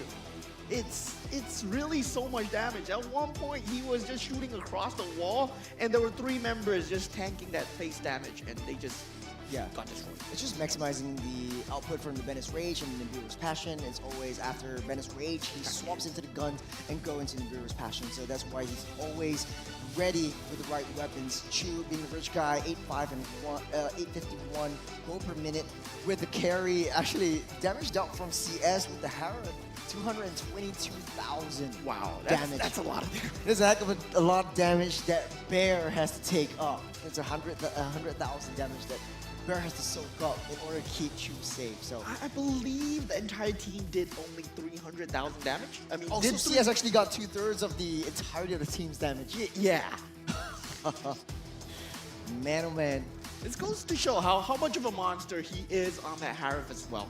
So, yeah, I mean, it's just more of having that control factor, I feel, on Rift Esports. And even, you say Khalid is a very committal hero, right? I don't see the committal coming out from RSG. That's true. I mean, in the middle of the game where RSG had the upper hand, they had a very, very sliver of a chance to come back in. But hey, you know, this is all I remember. Let's just take a look at the replay to see what actually went down for this team. All right, you see the first two fights really not going in favor of RSG at the moment, right? Because at this point, there is that pseudo frontliner, that internal guard that they have to worry about, and that is a super nice implosion onto the glorious pathway. But Yon gets the finish on the pancake, but with the sustainability coming out from the side of Rift Esports, they are able to save the rest of the members. But this is a 5v4. Chu is getting that macro play on that top lane, and once again, pancake. Oh, that was so implosion. beautiful. It's just a free kill at this point. Anything below that 12-minute mark, he can implode on anything, and as long as Chu is behind him, there is enough damage to finish them off. Yeah, and then even Canonial with the cleanup as well, using Temples of Blades at the very, very last moment. So if Chu doesn't deal enough damage, I think Canonial coming in. Oh, this was the biggest turning point. Boy, flickering in with the Frigid Glacier, just trapping 3 members down. Once they take out Canonial and Melon, Chu's just nowhere to be found. He doesn't have any front line. There's 4 members down for the side of Rift, and there's nothing that Chu could do on his own to fight against 4. Yeah, and it was one of those once bitten, twice shy scenarios for Rift Esports, right? Because you get flickered on, you get frozen by Roy, and your answer is, let's just not group up ever again. Just keep Pancake and Bear at the front, and this is what the adjustment that they brought about. But still, it wasn't enough, but they did get some trades going in the later stages of the game. But I mean, to RSG's credit though, they identified where Chu is at all times. Now Chu is in a very, very nice position. Yon actually sees where Chu is, but they don't go for Chu, and now the damage is all on Chu to the rest of the enemy team. And once CS is down, there is no coming back from this one. Gear tries to buy some time for Yon to retreat, but it was not enough for RSG to come back onto this game. Yeah, and a very nice decisive move coming out from Rift Esports. That glorious pathway really proving to be their downfall, right? Despite the fact that they can deal so much damage, they can dish out so much damage, that lack of sustainability is really what came to bite them in the back. Yeah, I think overall, very well disciplined gameplay from Rift Esports, especially understanding how far they are in the game. And once they know that, okay, I'm falling behind because mid game, Khalid has that power spike, and Roy is just being a super nuisance in a lot of our team fights and trying to distract us. Let's just play it safe. Let's just hunker down in our base. We just get the counter attack going. So the adaptability that Rift Esports have. So after watching that replay, is there anything else that speaks out to you, Scrubby? I think one difference also is on the side of RSG, you have gear trying to, use a Raging Sandstorm, look for an opening, but also soak up damage. But there's too much, right? But on the other hand, Rift, they have not only Pancake, they also have Bear to kind of soak up everything and still sustain through it. And that makes it difficult to find Chu in the backline as well, because if you fight front to back, you face these two stone walls right at you, and how do you get to Chu? Yeah, big beefy boys is all you need. And you need two of them actually for if you're Rift. And I think Chu feels really protected. You have like two brothers just coming in, just like no way, Jose, you're getting into my little bro at the back. But yeah, this was just a very, very crucial game for Rift. One game away from going to top 3. And then this is the first time in the entirety of MPL SG that a team from the qualifiers, actually they came from the qualifiers up towards this, and then coming into the top 3. Or since like Evil made it to top 4 in season 3. In the previous seasons? Yeah, I think Evil was the only one. Their debut in season 3, they were the only team to go into top 3. So I think this is the second time that a team from the qualifiers actually made it through the top 3 in the entirety of MPL SG. 8 seasons altogether. I mean, they were pre-season qualifiers, right? So they were invited for the season, right? If I'm not wrong. You take it as but they were a different team, if you ask me. Yeah, because they were Asterisk, Xco, and now they're Rift Esports. Yeah. And now sitting comfortably at top 3. Top 3. Oh, so okay, I'm mistaken. So it was Homeboys and Front Yardigans. Okay, Yeah. okay. So Rift was actually coming into that one. But And yeah. now they're strong, right? Second season already, and with new roster, new add-ins like Canon Neo as well, really upping the level that they're playing at right now. Yeah, it's really.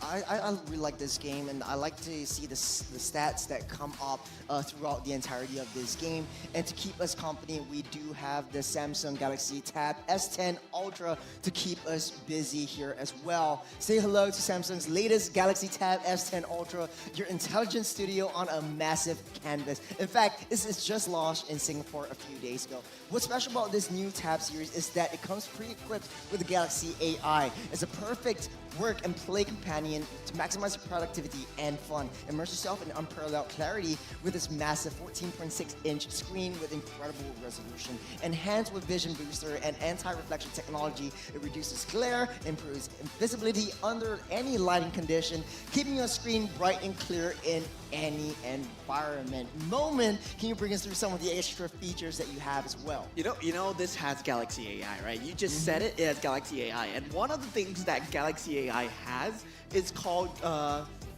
Circle. Circle to search. Circle to search with Google, right? So you can actually circle something, anything that you want on your screen. So for example, I'm circling tough boots, right? Interesting. Yeah, so what happens is boots appear.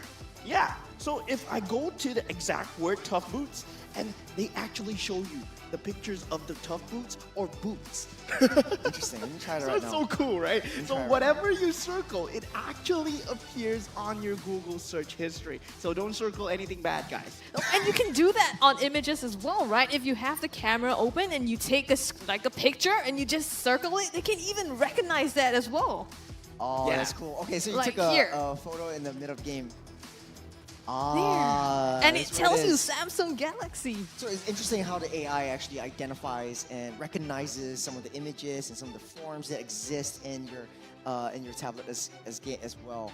But yeah, thank you Samsung for sponsoring us in this playoff season because it's been really, really helpful as well. But yeah, to talk more about the game, we're going to our analyst Deadeye. Take it away from off the desk.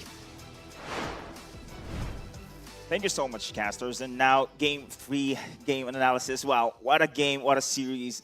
This Game 3 is actually very, very tough for the side of RSG. They almost got to take this game, but unfortunately, Rip Esports get a better head of them. And with this highlight, we will start here in the play coming in from the side of Bear. This was highlighted, of course, by Scrubby Cheeks a while ago, that Bear has been a phenomenal when it comes to soaking up the damage. As you can see here, this is a pretty good job coming in from Roy, and his Frigid Glaciers stopping the initiations here coming in from the side of Rip. However, this revitalized battle spell and as well his kit here to soak on all the damage, the glorious pathway, not enough. Unfortunately here, CS still has his ultimate. Unfortunately, it was not yet ready for them to commit in such situations. Now, it will be punished by the aggressiveness coming in from the side of Rift Esports. Now, this is one scenario, similar thing we see here today.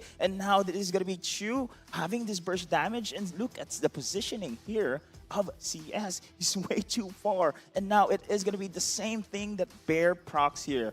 The revitalized battle spell. Still, without the damage needed here, it's impossible for the side of RSG to pick anyone here for the side of Rift, forcing CS here to use the Shaman's Force too late already. Twice in a row, we see here the team fights going to the favor for the side of Rift because of Bear's movement as well as his revitalized battle spell. But this time around, look at this one. Bear again, most of the highlights we see right now is coming in from this player. They recognize Roy has been a threat. His Frigid Glacier stopping the combo. But this time around, Bear has the vision, committed the glorious pathway, providing the space, and the rest of the team here of RSG was isolated. Great combo. Once again, this draft coming in from Rift. And look at the positioning coming in from Chu. The setup here from the side of Pancake as well. Bim Bam Boom, Wombo combo with Vexana's follow-up as well. This really wreaks havoc here against the side of RSG. Now, move forward here. As you can see, the setups. This is the finishing touch here, especially for Pancake, his Tigreal, his setup, and the same thing we see here is just beautiful, well placed here. And man, this Wombo combo, this draft composition coming in from the side of Rift is really incredible here. And this next game, one more game away from the side of Rift. Let's see if RSG will be able to bounce back. So casters, take it away. Will RSG be able to bounce back is indeed the question, but that's not only the question I want to ask, like, what does RSG need to do to bounce back? It's not only a mobile game, it's a mental game coming into a BO5. Now you suffer like 2 losses in a row. It kind of seems as though Rift Esports is making a comeback play. You got the first game, yes, but then you couldn't maintain that momentum, and now the momentum is shifted into Rift. I want to hear it from both of you guys. What does RSG need to do to equalize the scoreline? Do you want to go first, Scrubby? Well, I mean, game 1 worked out for them, right? They went with like a pick-off draft, and Gear really played that so well, being able to isolate members. Then it kind of went like they were trying to do the Wombo combo in the last game and stack up on that strategy instead, but it didn't quite pan out well. So maybe something that they're a bit comfortable with, a bit more comfortable with, and easier to execute might be something they consider going for. Yeah, there's a very big wildcard factor still in terms of Gear. We don't know how well he actually pilots a Khalid. We don't know how well he's actually on the professional level on the R-Lot as well, because we've seen it on the playoffs, right? He still has a lot more in his tank, and yeah, he has an extremely scary Tigreal as well. Well, to your point right there, Gear actually debuted as an EXP laner. Khalid was his bread and butter back then. Back in the day, way longer when he was like in EVOS, if like Scrubby would remember her season 3 he was an EXP and jungler as well, right? Oh, so yes, I think he right has after. a huge hero pool in terms of what he can play. Well, definitely. I mean, when you're playing at a professional level like that, anything goes. You definitely need to know how to play everything and know how to counter everything. But this time around, things are changing. Youngin identifies that like, okay, Tigreal is going to be a very, very huge problem. R19 is not going to let that slide. So they banned that out along with the Cho in R19, keeping Harith open. The Bane will be banned out as well alongside Gato and Chip. That's going to be the last ban. The Harith could be banned out on the side of Rift, leaving it open for or you could leave it open for RSG. So then you have options with the high loss and the Harith as well. Or ban out the Juicin so that Roy isn't able to play the pepper spray. Yeah, and this is so much respect coming out from RSG, right? They take out the Bane for Canonio, which is totally off the meta. And now the Tigreal and Cho. The Cho is a consistent ban that we've been seeing for Pancake, just because how strong Pancake is on this Cho. And they can flex it as well. Bear plays a very strong Cho on the EXP lane. So it's really multi-purpose ban. But from Rift Esports, we can see that they are afraid to play against that alpha from Yon.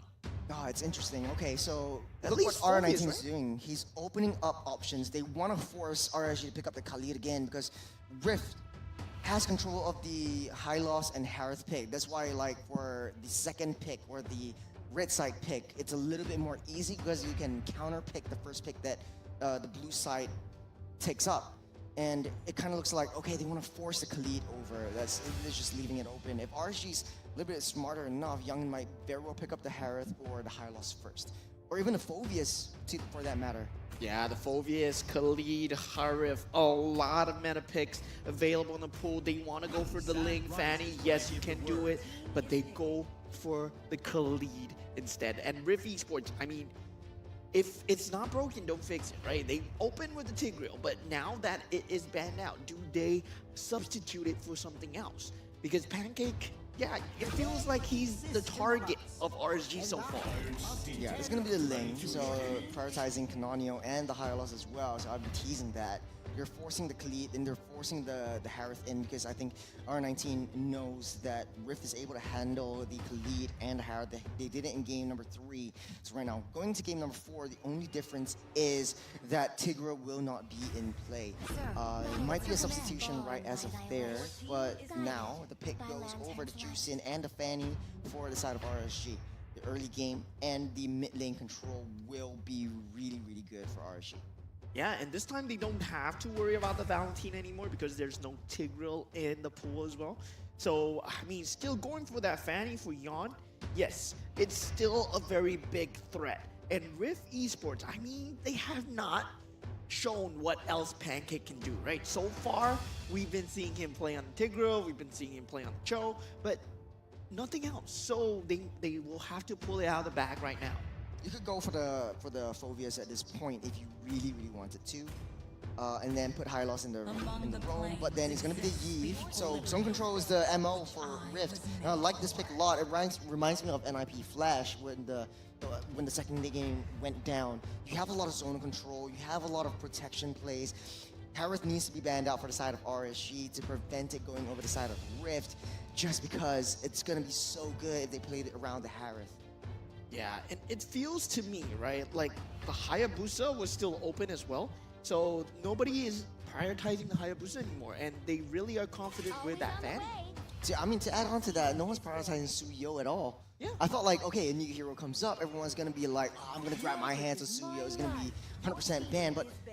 But why isn't people picking up Suyo? Is it because like he is not really reliant in the early game? Is it because he's very, very committal? Once you go in, if you don't have your skills, you can't dash out. It's sort of like a Julian. That's why it's been falling off the meta just a little bit more. But I don't know. I don't know about you guys, but I do like the Suyo. You have a lot of versatility. You have a lot of like jungle control, and you beat any assassin's hands down. You're able to one-shot a lot of heroes. Yeah, it feels like teams are still at that experimental stage where they have not found that perfect matchup for Suyo, that perfect thing that Suyo is good for. Yeah, possibly they don't know what Suyo counters out in the current meta of this professional scene. That's what it feels to me. Yeah. So, I mean, it could very well be picked up right here and going to the EXP side for either of these teams, but then you're forcing the high loss to be in the wrong position. I don't think Pancake likes that because it's a single target initiator. You want to have a crowd control initiator an AoE crowd control initiator. Sort of like a Minotaur might work out well. Maybe the Edith might work well too, now that you don't really have the Tigreal to counter engage. Or even better yet, might be the Grok though. Grok might be interesting right here. So you can deny the Fanny and deny the Khalid. And the from coming Tushin as close. well. Because you, as a frontline roamer, right, you are very susceptible to Or so the ulti. Yeah. That's gonna be the Grok ban. Oh man. We called it, bro. Yeah. I was teasing like, okay, Harith definitely needs to be banned out. The Grok definitely a very, very nice pickup for Rift because just because Pancake also plays it as well. But right now, without that, they're teasing out, okay, maybe I'm going for the Edith or the Minotaur. It might be the best option for both these two. Because if you want to go stick to the MO, stick to your strategy of zonal control, then either of these two might work. If not, High Loss Roam and then Terizla in the EXP side. It could always work out well. Yeah, Rift, I mean, in terms of picking, right? Pancake's hero pool we put to the test right now. Yeah, you go for the carry for Chu once again. So this time, he does not have that Angela. And carry is extremely susceptible to this Fanny here. So it's very worrying for me to see them go for this carry because it does not have that survivability in terms of having that gold lane just able to BMI out like a Claude or something along the lines of just having that added survivability. So as a carry, you have to hug the tower. Right now, what's open is the marksman lane. You could pretty much use the Ruby, but then you're putting all your eggs in one Fanny. I don't think RSG wants to do that. You face up against the carry, you could always go for a Lunox might be good over here, facing up against the High Loss, but Edith will be picked up along with the Claude. And I like the Claude though. Yeah, this is CS's bread and butter, right? The Claude. And he has that added mobility. And you don't really have that much jumping lockdown in that back line. Whereas you are going to get jumped and stunned at the same time. Ling only has one thing to go for. And now we will be finally seeing Pancake's pick. Maybe Kufra. Kufra might work out well, but just because you have a lot of like dashy heroes, you could limit Khalid's skill 1 or triple slash, skill because he pops out around. You could limit Edith as well, so I think the Kufra might work out well for them. You have that zone control as well. Minotaur, it would be a Minotaur. It's all right. And yeah, I like it though. I like it. We know that Pancake likes to play this really top tier, tanky frontliners, right? But you know who destroys tanky frontliners? Jusin. Yeah, Jusin really destroys tanky frontliners because you get that lantern on them all time. You just place them out of position, troll them around, just ragdoll them into submission. Funny you say that. Because I think right now, Rift does have like a very easy to execute kind of draft, right? Everything's zone control. The only downfall is I think carry is lacking that range. So in order to protect that carry, pick up the Minotaur, which provides sustainability as well. But Rift's draft really reminds me of how AP Bren likes to draft around, where you have the Minotaur, you have the Heave around, so you're trapping everyone to RWM, you throw down Minions Fury. But hey, you know, that's all my theory. We're going to the game, we're looking at the execution. This is potentially the last game. It's game number 4 between Rift versus RSG. Rift 1 game away from securing the spot in the top 3 and meeting Evil in the lower bracket finals. Will RSG equalize? That is the question. Tournament life on the line for RSG right here. It's do or die. I tie things up or go home. Oh man, okay, Melon's getting pulled back by Jusin, but no commitment as of now. It's a very, very slow, controlled pace for Rift. They know that Gear's gonna ramp up the tempo, ramp up their aggression, but as long as they keep an eye on where this Khalid is, I think Canonio will have an easy time. Look at how Bear is pathing as well, just sourcing for a little bit more information to keep Canonio safe. Now Gear onto Canonio. It's a 2v1 situation down the mid side. And Gear just being extremely annoying to deal with in this early stages of the game. I really like this look on this Khalid with the Jusin now, given the fact that Jusin is such a lane bully. He gives so much space for Gear to actually find out where Canonio is at all times. Look at that high level rotation from Rift, right? So Bear left his lane, let the wave push in, and now just seesaws it with Closer. So if Closer's in lane, Bear is out of lane. So this is where like Bear is able to secure that vision around the turtle pit. The turtle is going to be spawned up in less than 30 seconds. Gear making a beeline for Canonio. Closer misses the onward. Yeah, the knock up, the pullback here onto Bear as well with the lantern, sustaining, but not enough. Yorn lands the first blood. Canonio coming in with the Tempest of Blades as well, laying the damage onto Gear. He flickers out of there, and he's going to be safe for now. Yeah, that's to be expected in the early game. Gear does have a little bit more sustain with the second heal. There's a very good front line, and to Sid, you love a very good front line, right? And Bear just swept up away from his feet. That lantern is going to destroy anybody who wants the front line. You're desperately trying to get his level 4 before securing the turtle pit. Taking a look at itemizations. I don't know why CS actually got the common emblem, just because like now you don't really need that mana. Yeah. Interesting. Interesting, Might right? be a glitch, I don't know. But Yon actually secures that turtle. That's just a really interesting point that I want to point out. Right now, RSG does have the upper hand in terms of the gold economy, but just by a little bit. Gear ramping up the tempo, continuing the aggression, identifying where the Ling is at all times. You got spotted out in the bottom side. Juice in, using the lantern just to identify, find out more information. Oh, the pullback forces the flicker as well. Gear trying to get something there, but he's immobilized. The damage comes through. Bear and Pancake trying to put enough on him, but the sustain from the quick Sengar not quite enough as Melon takes care of him. Basic attack. Oh, actually, Pancake pops the Minoan Fury. He's just baiting. Oh, Yon baited out the Minoan Fury even without coming close. Well, I thought that was like a high IQ play, but it was just really panic right there, trying to protect Melon at all costs. I mean, Yarn's coming in. If he went in and that Minoan Fury went off, he would have been the most smartest player of all time, right? That would be the best Minotaur play I've ever seen. Well, shoulda, woulda, coulda is what I like to say. Going into the 3-minute mark, just 45 seconds to the turtle spawns up. Gear taking a little bit more damage, but he has a sustain. And the longer this game goes, the sustain might mean nothing when Carry gets online, when Canonio gets his power spike as well.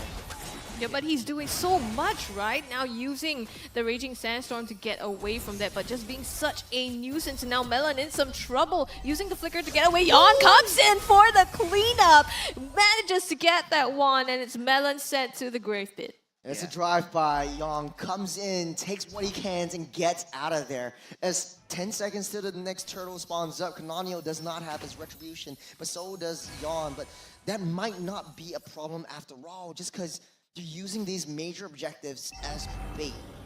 Yeah, Rift Esports lineup is really reliant on that late game, where Chu and Canonio are able to dish out a damage. Currently, right now, just feels to me like they don't have enough. Like, you can go into that Raging Sandstorm, Gear get the second skill. Oh, Yon takes care of Chu there, and then top, they're trying to get the turtle here, but they are now one member down as Yon has the opportunity to go back and get this objective. Gear trying to cause, again, some disruption here from Rift in taking this objective.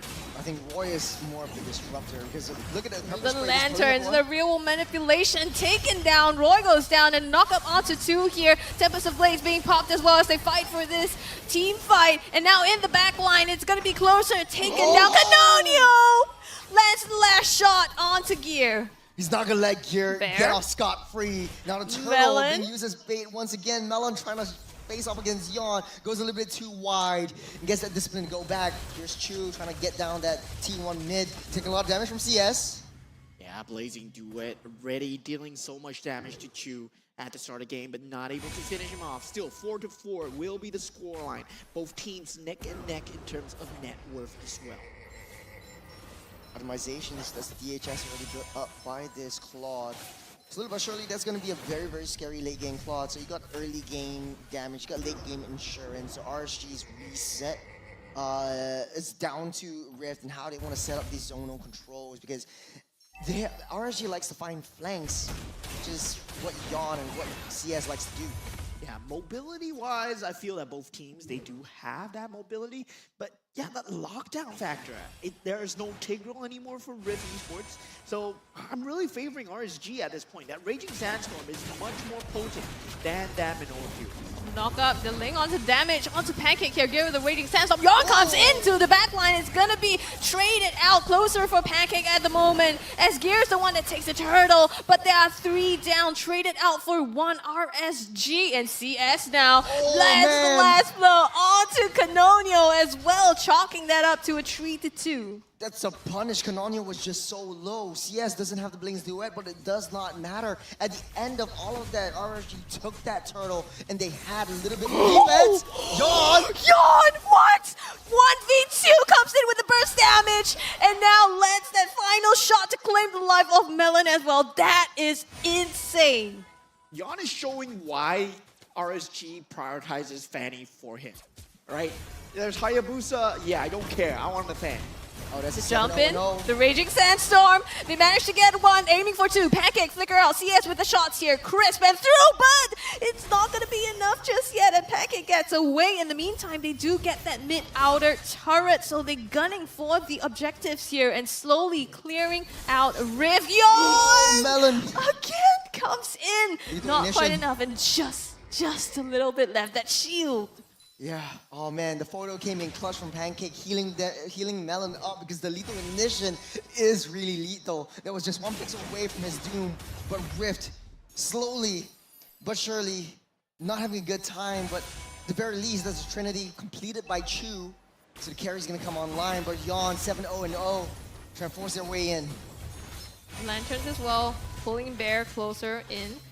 Now they're threatening this bottom turret here, as Rift still manages to defend them.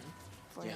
Rift's lack of initiation is really astounding to me, right? They have to go for all these counter initiations, but it's impossible to counter initiate when Yon is able to burst you down at the speed of light. So they can only put Pancake in the harm's way. They cannot put anyone else on the map where Yon is able to access them. Yeah. This is where Yon is actually forcing Canonio onto the wall, because if Yon goes down, he does not have his wall dashes as of now. RSG starting on with the Lord Rift, trying to get in position, trying to open up the vision play. There's 3,000 gold lead. I don't know if Rift is able to contest for this one. The Lord, as we all know, is just a bait in every single part of the story. Yeah, there's a dance going around in the purple buff, but then Yon comes back to the Lord. Still, the fight will be ensuing soon, but Rift, they still have that initiation problem. It's a reset on that Lord. No one wants to make a move, but RSG is dealing so much damage, especially coming in from CS, the Claude, looking like a really, really good pick as of now.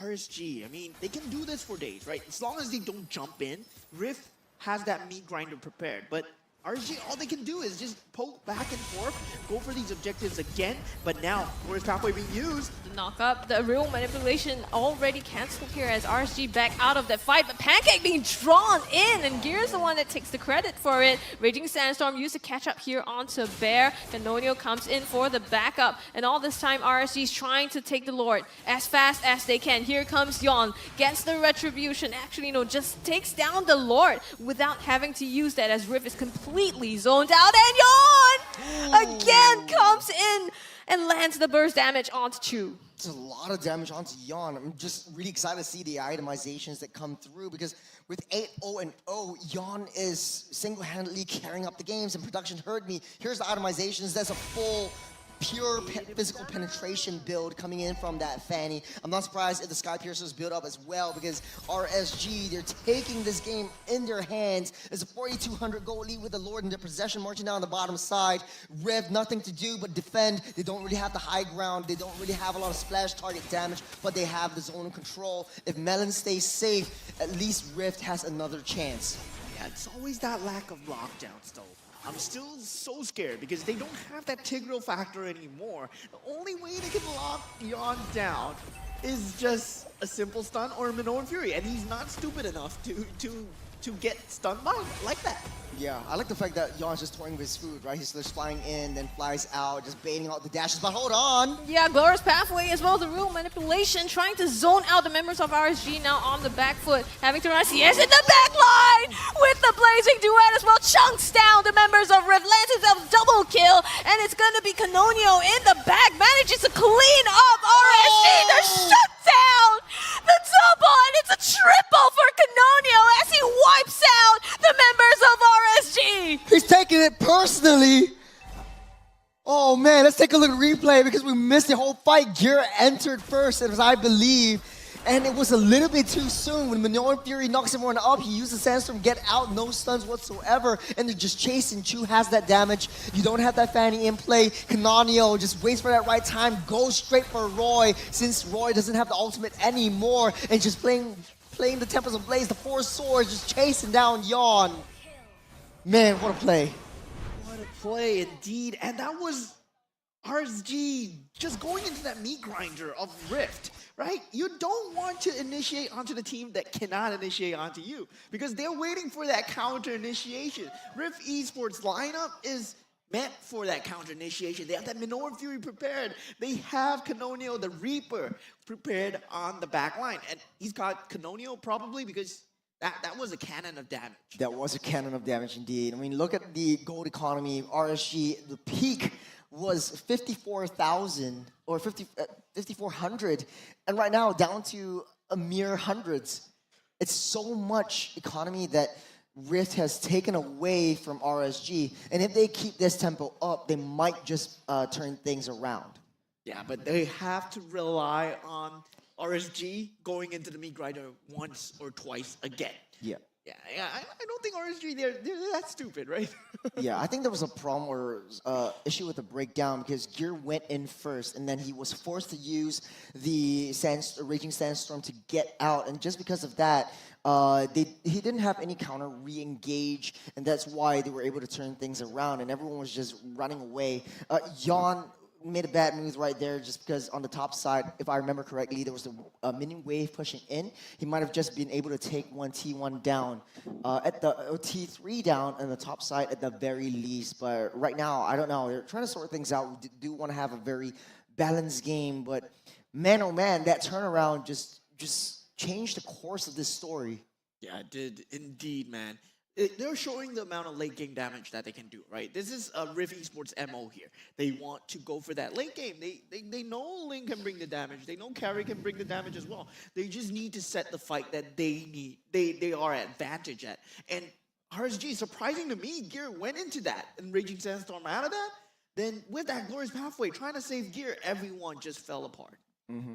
And that being said, I mean, for Yon, I mean, looking at the screen right now, he does have the Sea Halberd, so that's going to be a healing degeneration factor coming in from the Fanny itself onto the Minotaur. So the healing from Fanny, once he dashes in, is not going to account for any of those additional healings. But at this point, though, I'm looking at, like, interesting itemizations or interesting builds. Like, for example, Bear doesn't finish the Clock of Destiny before going for the Thunderbelt. He goes straight for the Thunderbelt and the Dom Eyes before finishing up the Clock of Destiny. We're going to be jumping straight into the game yet again to see what breaks down here. Again, with the aggression down the purple bluff, that's where we left off. And Yon's pepper spraying the heck out of Rift. Yeah, it's going to be a hard fight now for the side of RSG. I mean, Rift, they have racked up the items needed to actually deal the damage. But now Bear in a bit of trouble though. Hold by the lantern, Glorious Pathway used as well. Gear tries to engage, surges forward here as RSG with the Raging Sandstorm gets two, but he's stunned out, and now coming with the re-engage, Canonio actually popping the Tempest of Blaze. Yon, that's his timing, goes in, lays the damage closer with the flicker, and it's gonna be just, you know, Rift trying to retreat here. CS laying the damage, but has to back out with the BMI. Still 1-0. RSG, they managed to find a situation where they bait out the Minoan Fury, they bait out the Glorious Pathway, then they go for that re-engage. RSG, they're playing a lot smarter now. CS is a late game monster right now. Have you seen the damage he done onto Bear? It basically, the passive that Bear has on the high loss is non-existent. You don't have attack speed mitigation facing up against the Claude. You take a little bit too much damage just because you're not facing up against just that Claude. You're facing up against Dexter himself with the added bonus damage from the glowing staff. Now, Lord being forced up, Nanyo in position, trying to make a beeline towards that Lord. Oh, gets spotted out by Yawn, forced to use the Tempest of Blades. But we will get out safe as Yawn will take full control of this Lord. They're going for it now. The Glorious Pathway, but Yon still takes the cake. Closer in the front line, trying to throw back with the onward. The Minoan Fury in the zone of control here puts the damage and the pain in the back line. Canonio slays Roy to get gear as well. Traded out 2 for 1 at the moment, as now Closer is left to fend for himself. It's gonna be Rift that seals the deal. 3 for 1 at the very least. More Lord favoring the side of RSG. They took it down before Rift actually made that call. But at the end of the day, Chu was just safe. They weren't able to find an angle to take down that damage dealer. Oh, but Yard out of nowhere almost takes down Canonio. Chu next on the chopping block will be safe as of now, making a blitz onto that Lord. When RSG Rift right now it's even Stevens gold lead negligible. 15-15 is the kill score. As both teams, it's anyone's game. Yeah, right now, really, initiation from RSG, very important, right? That Raging Sandstorm used from the side of Gear, not really able to find its mark. Rift Esports, the main key damage here, still coming out from Canonio. Chu, yes, he can pump out the damage, but he will never be in a nice position because RSG is not allowing him to. But if Rift Esports, they do find a way to set Chu up, there will be 2 avenues of damage coming through. What's the play now for RSG, Mo? If you're RSG, what will you do? Because right now CS is definitely the clear win condition, but Rift likes to counter re-engage. How do you deal with that? Yeah, the 1-2 combo coming out from Gear and Closer needs to be on a key damage target, right? Once you get Chu or Canonio out of the fight, then you can take that team fight whenever because you don't have that combo damage coming through. Only one source. Oh man, CS is just dealing way too much damage. Pancake taking a couple shots and he's down to 1/3 of his health. But Bear slowly just waiting under that bush. They don't know. Oh, Yawn actually finds him out. Oh, in the back, but Pancake engages with the Minoan Fury, forces Gear back, 1 HP, flickers away, and he's still safe for now as RSG take the jungle of Rift. Yawn finds Melon in the bushes, slices and dices, but takes too much. Has to back out, manages to The get out immortality safely. actually popped in the end of at the end of the cables. Yeah, he bought that immortality just at the nick of time, right? Oh my god. Oh, precarious situation. That's a gold lead just teetering on the breaking point between RSG and Rift. Both of them, as they're pushing in and out, 15-15, still the kill score. They're not letting up. But it does look like RSG has better control of that map. Rift looks barren. No T2s to be found anywhere. As the Lord spawns up in 15 seconds. The play right now for Rift is to try to find a backdoor opportunity. Yeah, just trying to find a chance, trying to find a mistake, a slip up in the RSG players, right? If you can find RSG in the correct place, you have that lockdown for that Minoan Fury, but that's going to be a very short frame of time that you have to work with. So they have to group up as a death ball. Meanwhile, Canonium, he's still on the top lane. You can see him in the top lane as well. Gear going in there, being chased down by 4 members as they make quick work of this Lord here. Roy takes it, and now Rift is looking for their opening. Stunts out CS on the run. Tempest of Blades narrowing this escape path for him. Gear with the Raging Sandstorm, and now Melon with the real manipulation as well. 3 down on the side of Rift as they are trying to clean up here, but RSG makes an escape. This might be it. It's 30 seconds on the clock. The Lord is marching. It's marching slow, but it's certainly marching down to the base of Rift. Will Rift be able to find some time or buy some time for the rest of their friends to come back online? The lack of frontliners from Rift still alive would not be looking too good for them, especially if RSG want to just rush things down. It's a bit tight. I mean, 10 seconds here. They're gonna try to take off the base turrets here with the Lord coming down the bottom and making their way through the creeps as well. Just as we say, the rest of the boys are back online. Here comes the Goon Squad. They can hold on for now Yep, with the real world manipulation. Defense is there. They're trying to take down the Lord. Surging forward, onto closer. Do they find anything? The Lantern pulls Bear back into the fray, and they're going to pop his head off. RSG still pushing forward onto Rift here. How does Hylos in 18 minutes die like that? It's just Claude, late game Claude, man. It's Claude. Not only Claude, but Dexter as well. I mean, his monkey. Yeah, it goes to show, right? That's a Claude with a common emblem, and he's still dishing out that much damage. Imagine if he had the Marksman emblem. That would have been even way faster. Interesting. Yeah, here comes Yon, flying with the cables, but they're not making a move. This is RSG again holding up to the economy lead, 2,000. Rift barely hanging on, but they're still hanging on. It's a very precarious situation. RSG really desperately needs this game. They're fighting for third place, down to the lower bracket finals, and they're not going down without a fight. It's RSG dominant the entirety of this game, and Rift pushed into a corner, backed into a corner. CS, Yon taking control of the carry role.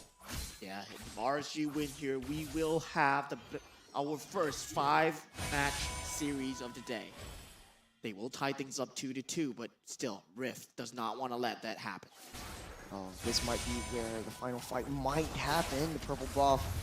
Canonio desperately trying to find that one. Pops his retribution, take that away. 30 seconds to the next Lord spawns up. Will have his retribution by then. But do you contest, do you not? There's 20 minutes in this game so far. This Gear leading the charge. Roy with the pepper spray trying to push everyone back, trying to pick up something, trying to fish out for someone. But Rift not giving them a chance. Still, the Lord. This will be the Radiant Lord. 18 minutes. Lord spawn at 20 minutes into the game. And this will be the super buff Lord, and both teams would have to prioritize it really heavily. But the lane priority really not looking good on Rift Esports right now. Roy as well as Gear on zone duty here, pushing up the waves and forcing Canonio to go back and defend this. But it looks like RSG, just biding their time as well, clearing, getting a bit more control off the waves. Yeah, the lack of AoE, right? True being that single target damage versus what CS brings to the table. It's really coming to bite them back, especially in these team fights. Canonio knows this, the bottom wave pushing up. RSG has lane priority. But the longer that this Lord dance goes, it goes into favor of Rift just because they do have the extra sustain coming in from the Minotaur. As Bear is sourcing for a little bit more information, they don't know where Yon is. They don't want to commit onto any moves. They don't want to pull the trigger. It's a very, very tricky situation as Gear tries to find a flank onto Chu. He does, but he's not committing onto any fights. The wave pushing in is in the base, in the house, on the bottom side. Lord, a third of their health. They spot just gonna give Canonio in the base, and that's the cue, right? Trying to rush the Lord here as Yon slays it. The Glorious Pathway laid down here, trying to find some form of compensation, but it's going to be the damage onto Rift instead, getting blown up. So far, still alive, sustaining themselves, but Gear knocked up. Real manipulation, forcing them back, but the objective is in the hands of RSG. Lots of damages, lots of ultimates, but no one died at the end of it. RSG took that Lord just on the nick of time, knowing that Canonio, like you said, Scrubby, was on that bottom side. The fact that Roy is able to just pepper spray with that lantern time and time again, and he's not punished for it. Yeah, Rift Esports have a severe lack of really lockdown at the moment. Like they have nothing. They only have damage. Lord marching down top side. Pancake just got his ultimate. He's holding on to it. They're giving up that T3 mid. It's a very precarious situation. Getting pulled back by the Lantern. Pancake. Down to there. the line here. Yon Oh, slicing Canonio. and dicing, pops the immortality of Canonio here. And it might be a breakout as Chu is in some trouble. Raging Sandstorm goes in and they're aiming for the core as RSG look to close this one out and manages to knock this up to a 2-4-2, bringing us to a game number 5. RSG looking very happy with this win. They had a very dominant game the entirety of that game. Just one blunder, but they never let go. And we're moving on to a game 5. Yeah, game 5. First of the day. First of the entirety of the playoffs, if I remember correct. Actually, today is the only BO5 day. But that being said, man, both teams, they have a chance to go into the lower bracket finals facing off against Evil. Whoever wins this one is going to move on. Really a test of stamina at the moment, right? Winner takes all. This is really the culmination. Yeah, I was gonna predict like, okay, this is gonna be a 5-game series, but hey, 3-2. You guys are still in the running for it. I voted 3-1. I don't know what I was thinking, 3-1. I knew it was going to a 5-game, but like, hey man, this is gonna be a banger of a series. The last game, a lot on the line, a lot of stakes. RSG finally getting their momentum back. Rift losing 1 game, but they're still in it to win it. They want to prove themselves, and both teams do want to prove themselves. Everyone doubted RSG, everyone doubted Rift, but they made it this far. Now, the question is, who do you think the MVP for Game of 4 is? It's gonna be Yon. Gonna be Yon? What about you? It's a difficult one. Let's just see. Let's just see on the screen right now. It's gonna be Yon, 9-1 and 2. That's gonna be a full damage penetration. Sold his boots. Actually, Fanny doesn't really need boots anyways. Use cables. Yeah. Why wear shoes, man? Okay, it's interesting also. They got Fanny built the Swift emblem just for a little bit more attack speed. I think it helps Yon with the early game jungle speed. So that's the interesting point for me. But the fact of the matter is, the way that he kites around, the way that he finds flanks and finds opportunities, finds angles onto the back line and takes down Canonial, takes down Chu, identifies his target, makes him the MVP, makes him, like his hand symbol says, a winner.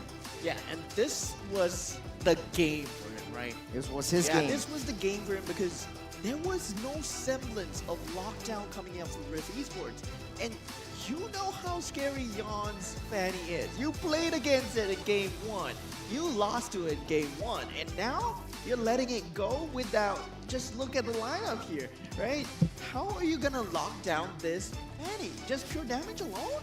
Not only that, right? Like, you have to lock down Fanny. You have to find a way to lock down that Claude, just because Claude uses the BMI to get into your face, shoots a little bit more bullets, and then flies out with the BMI. So that's going to be a really, really scary late game Claude, late game Fanny kind of situation that Rift has to deal with. Yes, they didn't give easy kills over RSG, but at the end of the day, the late game, Bear wasn't even able to survive against a couple of nasty shots from Claude and Dexter. Yeah, tanks doesn't matter in the late game when there's CS in the game, right? They don't matter. They're not tanks. They're just paper. No Harith, no problem. That's what CS wants to say. But looking at the statistics, it seems as though Rift finds it very, very hard to get the turrets. And one of the main reasons is because once you pick up the carry, you know that your range is going to be an issue, a very, very big issue in the late game, no matter how heavy your damage is. And yes, you got the win of nature if you're CS, but you sell your win of nature to get a little bit more sustained items like the immortality, and I think that creates another layer of defenses on top of CS. The only thing that I'm confused about this page is the common emblem. Apart from like the mana and the HP regeneration, I don't know what other benefit it brings now that Claude doesn't have the mana regeneration. I think, if I remember correctly, it does have a little bit more movement speed. I think that's pretty much about it. Pretty much about it, right? Does win him that early game versus the Chu versus the carry, so it kind of worked out. But still, like Rift Esports, now I really see it. There is a very clear lack of initiation. Like, really, just look at every single one of the members. Who goes in first? Who takes the team fight first? There is no answer for me. So for Rift, I think Minotaur and High Loss actually is a very good engage. It's just that whenever Pancake hits the Minoan Fury, he doesn't hit onto anyone, and I think that's the problem. Yeah, but that's just because RSG, they are so mobile, right? You see that AoE indicator coming out, you see that glorious pathway, you see that circle, and you just run away because there's nothing holding you there. There's nothing that holds you there, and that's really a lack of lockdown. Yeah. You mean like single target lockdown, like a suppression, like a lockdown and a burst onto Claude, onto the Yawn, onto the Fanny. Yeah. Yeah, it's Rift fought really hard. This is by no means an easy victory for RSG. This is going to be going into the game, a game 5, but then again, RSG actually, they have the macro control, and I know that Rift is able to get the macro games done. And as much as Canonio was MVP in game number 3 or game number 4, game number 3, in this game it was just macro games all the way for RSG. Just macro upon map control, upon aggression, intelligence that Gear's given onto Yawn to find the next best target. Man. And really, Yawn is so good at dealing with the split pushes because you just look at the turn damage, right? They have Canonio and Chu who are expected to pull these macro plays off for Rift Esports, but yeah, no form of feasible damage. I mean, I think that's Yawn doing so much work, right? Yes, you have Canonio trying to maybe do the split push, but then this time you have Yawn as well to be able to make sure that they don't have that plan B in store and kind of then forcing them to make decisions, right? We saw Canonio having to go back to the base in that last fight to defend the base, and that gave RSG the opportunity to take the Lord as well. So forced decision there, helping RSG on their way to this victory. Yeah, take a look at the top 4s. You've got Canonio, Bear, and actually Bear on the damage taken as well as the total assist. With RSG, even though they won the game, it's only 1. So at the end of the day, Rift actually had the better independent player statistics. Like, they're up on every single scoreline, but it doesn't tell the full story because CS, Yawn was doing so much damage. CS, taking a look at his damage, 272,000. 746. I'm still gonna be real here, man. I mean, I think Rift players, they played their hearts out, right? Yeah. But it just feels like a very, very big drafting. Man, like almost 300,000 damage from CS on that Claw. It's crazy. Yeah. That's a lot of damage. It's a lot of damage. But CS does a lot of damage on Harif anyway, so. That's true. That's true. I mean, we're just remembering what we see in the game, but we're gonna take a look at the replay really soon, or some of the highlights of the game, especially coming in from Yawn. I want to know how Yawn is able to scale himself up. So let's just take a look at replay. Moment, why don't you bring us through the entirety of it? Yeah, I mean, in the early stages of the game, right, we see that glorious pathway being used to get there with the conjunction of the real-world manipulation, and yet Gear is so hard to bring down. They really clearly lack the damage early game because they don't have that similar damage in terms of having that Vixana anymore, having that suppression factor anymore. This is just slow damage coming through at a slow period of time. And they need to scale up Canonio to have a lot of farm before it gets into fruition. Now, we see, yes, Canonio takes out closer, double kills onto Gear as well. But this, when we bring it into the actuation of the team fight, Yawn is now involved. Yawn is dealing damage, and Canonio takes out Roy. But Fanny can do the same as well. Oh, this was the fight. It was the 1v1 between Canonio and CS. CS actually has the BMI just to get out of there and do additional damage. And this was the 2v1 from Yawn. I think at this point he was just way too fat. He was level 11. The rest of the team is like 3 or 4 levels behind him. It's gonna be a really scary thing. Yeah, and just the fact that there's no one-to-one solution towards him. Like, I feel that, yeah, beautiful. Canonio could be that factor, you know? He gets that triple kill. But this is off the one blunder that they made. And after that, RSG never made the same blunder again. They made sure that, yes, we're never forcing the team fights on your grounds. We are forcing the team fights on our grounds. I mean, even in late game, the carry doesn't deal a lot of damage. It's sort of like an underwhelming amount of damage as compared to the Claude. Even though they've got similar item builds, even though Chu has a lot more true damage, I don't feel the presence of that carry coming in.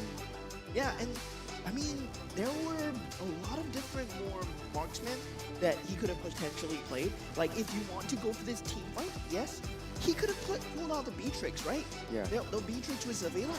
And To me, like picking a carry, it has to fulfill a certain intention. It has to fulfill a purpose. Every pick, every ban fulfills a purpose. Carry, what do? You destroy tanks, but There's not really a lot of tanks in that Yeah. area because Gear's not really technically a tank. It's just there to disrupt. You're there to just start things off, and the rest of the team just layers everything else in.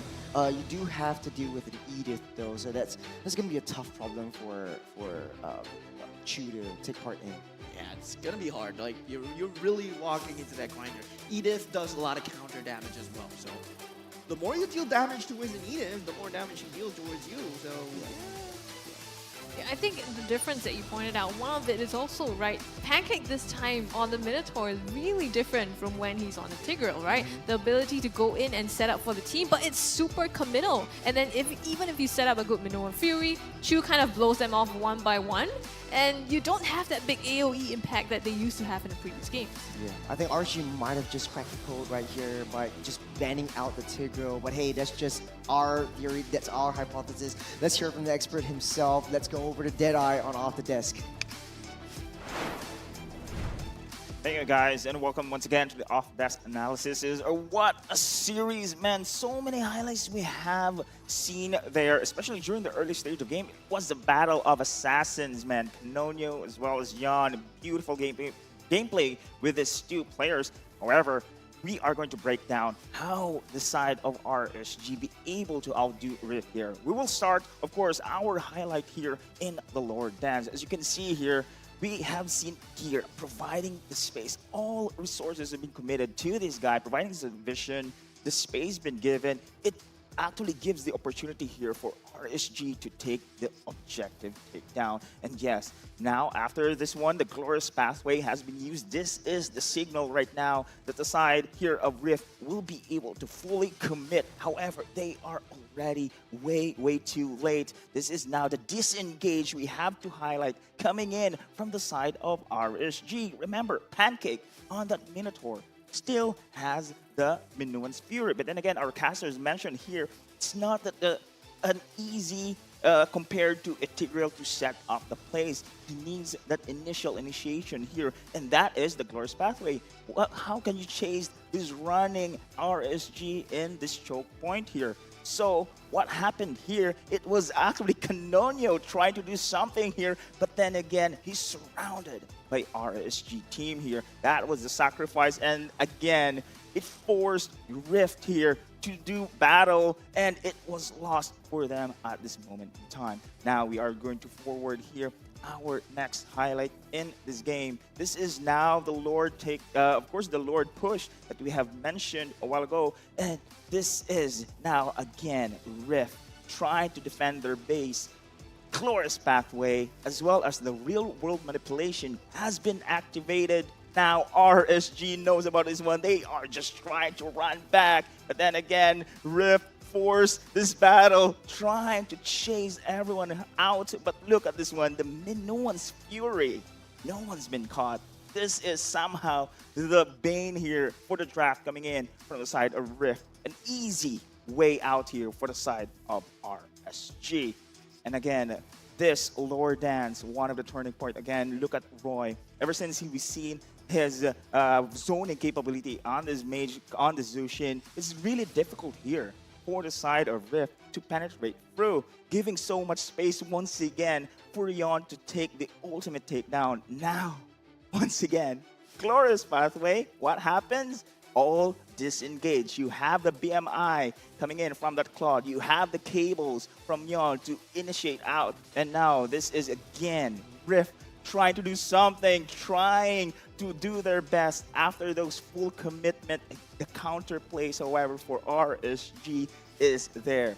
And we would like to highlight here, RSG knows about the gameplay coming in from the side of Rift. They're just going to disengage once those ultimates has been expanded coming in from the side of Rift. They have so many kits to go for that counter play, counter punch. What a series, guys. And now this is game 5, a battle for the lower bracket finals. Rift and RSG. Let us head on once again to the casters and see the final battle between these two teams. Before we go into the final battle, I have a question for both of you. It's not regarding the draft. It's not regarding like the game itself. But if you're one game away from going into the next stage, and you're neck and neck, it's do or die. What do you do? How are you feeling, and how do you cope with that? Scrubby. I mean, I've never been put in that position as anxiety-inducing as this, right? Yeah. I don't know how the players are feeling, but it's a lot of pressure. RSG, these young, players with such a huge flag on their shoulders to carry. RSG has never lost a lower bracket battle, right? We saw in that fun fact earlier, but now they're down to the line here where this final game is the make or break. It's such a tough mental battle. Yeah, Rift might be able to change that away. What about you, Moment? How do you deal with the amount of pressure and stress that's put onto you, the final game, knowing that you're about to, I don't know, I wouldn't say lose, but like... Maybe potentially move on to fight potentially evil. move on. Yeah, I mean, both teams, take a deep breath. There's a reason why you're here, right? Yes. This is the finals. You are playing your hearts out. It is still a 2-2. The closest series we've seen so far in the entire MPL SG. Yeah. And yes, you made it. Yeah. Whether win or lose, you still go down in history. That's right. And to their own credit, right? I mean, Rift so far throughout the season, they've been battling so hard and gotten that top spot, that top 3 spot for themselves. And RSG on the flip side, they've been at the bottom, but they fought so hard to get to where they are as well, and meeting here in this fight. Yeah, I remember like RSG's starting out the regular season. They're struggling a little bit, losing games left, right, and center. And Pancake coming in the midst of the transfer window, just playing with the team. Maybe a couple days before the last, the next game of the transfer season, he's come to Singapore a day before he actually plays on the main stage in the regular season. So lots of props to these guys for making it this far, but there can only be one team that moves forward in this game, and we're down to the draft. Cho, Tigro being banned out by Youngin. No changes right there. Youngin knows that Tigro is the main reason for their downfall in games 2 and 3. He doesn't want to make the same mistake. For R19, that might be in the Khalid, but I don't know about you guys. What do you think should be changed up in either of these teams' drafts? Rift Esports, they've been letting this Fanny through, right? And 2 times in a row, Fanny has been destroying you. So maybe it's time to ban it. And this might be either team's last draft of MPL SG. So it really falls down to your decision right now. Do you still want to play against that Fanny? Because I'm pretty sure, yes, you've done it before. You can play the Beatrix. And I'm surprised they didn't choose it. Yeah. For Youngin though, banging out the Bane might be the bane of Rift Esports' existence for this one, because right now they're lacking a lot of heavy damage. I'm so happy, man. I'm so happy that we are at this stage. And yeah, BO5, man. And then we have a Bane being banned out. Like other regions probably watching and like, what is this coach doing? Like, why is he banning out Bane? But you have not seen Canonio play Bane. Yeah, it was a lot of respect and understanding how Youngin likes to play. He respects the players themselves and the overall synergy that the hero has with the entirety of the team. So Bane being banned out is really crucial for RSG's success. For Rift though, the final ban, I think Jusin was a very, very smart ban over here. I think it might be the Khalid, because then it gives Canonio an easy time, but no, they will open up the Khalid as the Khalid. They'll ban out the Gacha Gacha as they did before. The only change is the Jusin not being in the pool. RSG might be able to pick up the Khalid for themselves. If not, Rift will snap pick it up and go for maybe even the Ling and Hylos yet again. So I think mayhaps it might be the same thing. Yo, all the top criminals are in the pool, right? We have Hylos, we have Phovius, we have Khalid, we have Hayabusa, we have Ling. It's a buffet for both teams, but it's about making that buffet plate look amazing. And RSG, they want to go out with a bang. They pick the Ling for themselves, denying it away from Rift Esports. You know, they're doing this thing like, oh hey man, if it's your last game, your last ever competition, what do you want to go out with? And like, Ling is one of Yon's signature heroes. They don't have to worry about dealing with a Fanny anymore, just because Fanny does have some limitations of the cables. It's very difficult to play under high octane scenarios, but they open up the Harith. It might be the high loss right there for Rift, and then play around the zone of control yet again. It might work out better this time around. No, it will be the Khalid not giving over the hands of RSG. I like what they're doing right here. I like what Rift is cooking. Yeah, Khalid with Harith, right? I mean, there is still potential that Pancake can play the Khalid. And of course, Bear, we know what he can do on the Khalid as well. He performed extremely well on that Khalid. And RSG, with that link, right? Now the shoe is on the other foot. Do they go for the Angela, which has failed Rift in the first game?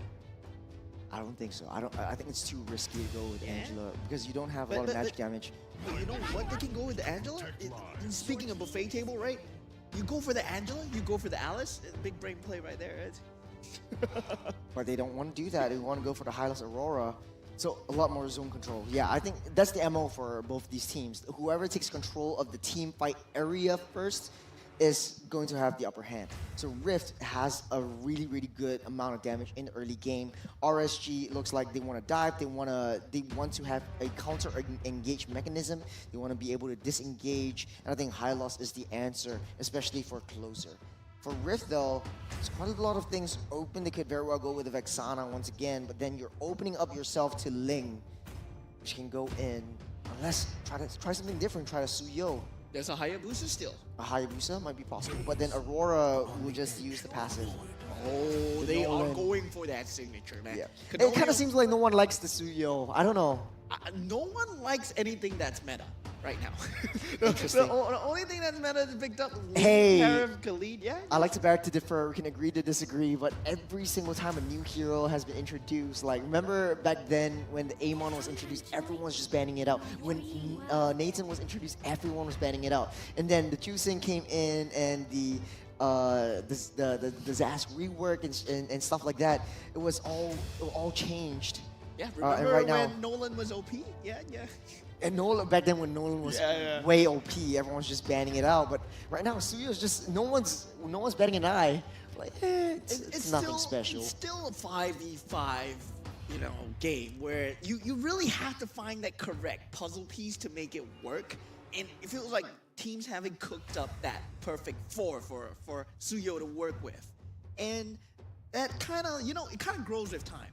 When the chip was released, yeah, people knew it was strong. But now it's still strong. It's always sitting in the ban pool. Never seen the light of day. I think almost 100% pick rate for that chip, and it's always sitting in the ban pool. And R19 knows this. It's one of his signature sort of like flavors, if you will. Luno's getting banned out in second phase, as well as the Vexana. Both teams are eyeing onto the mage and the marksman. So R19 just bans out Lunox just to keep Harith safe.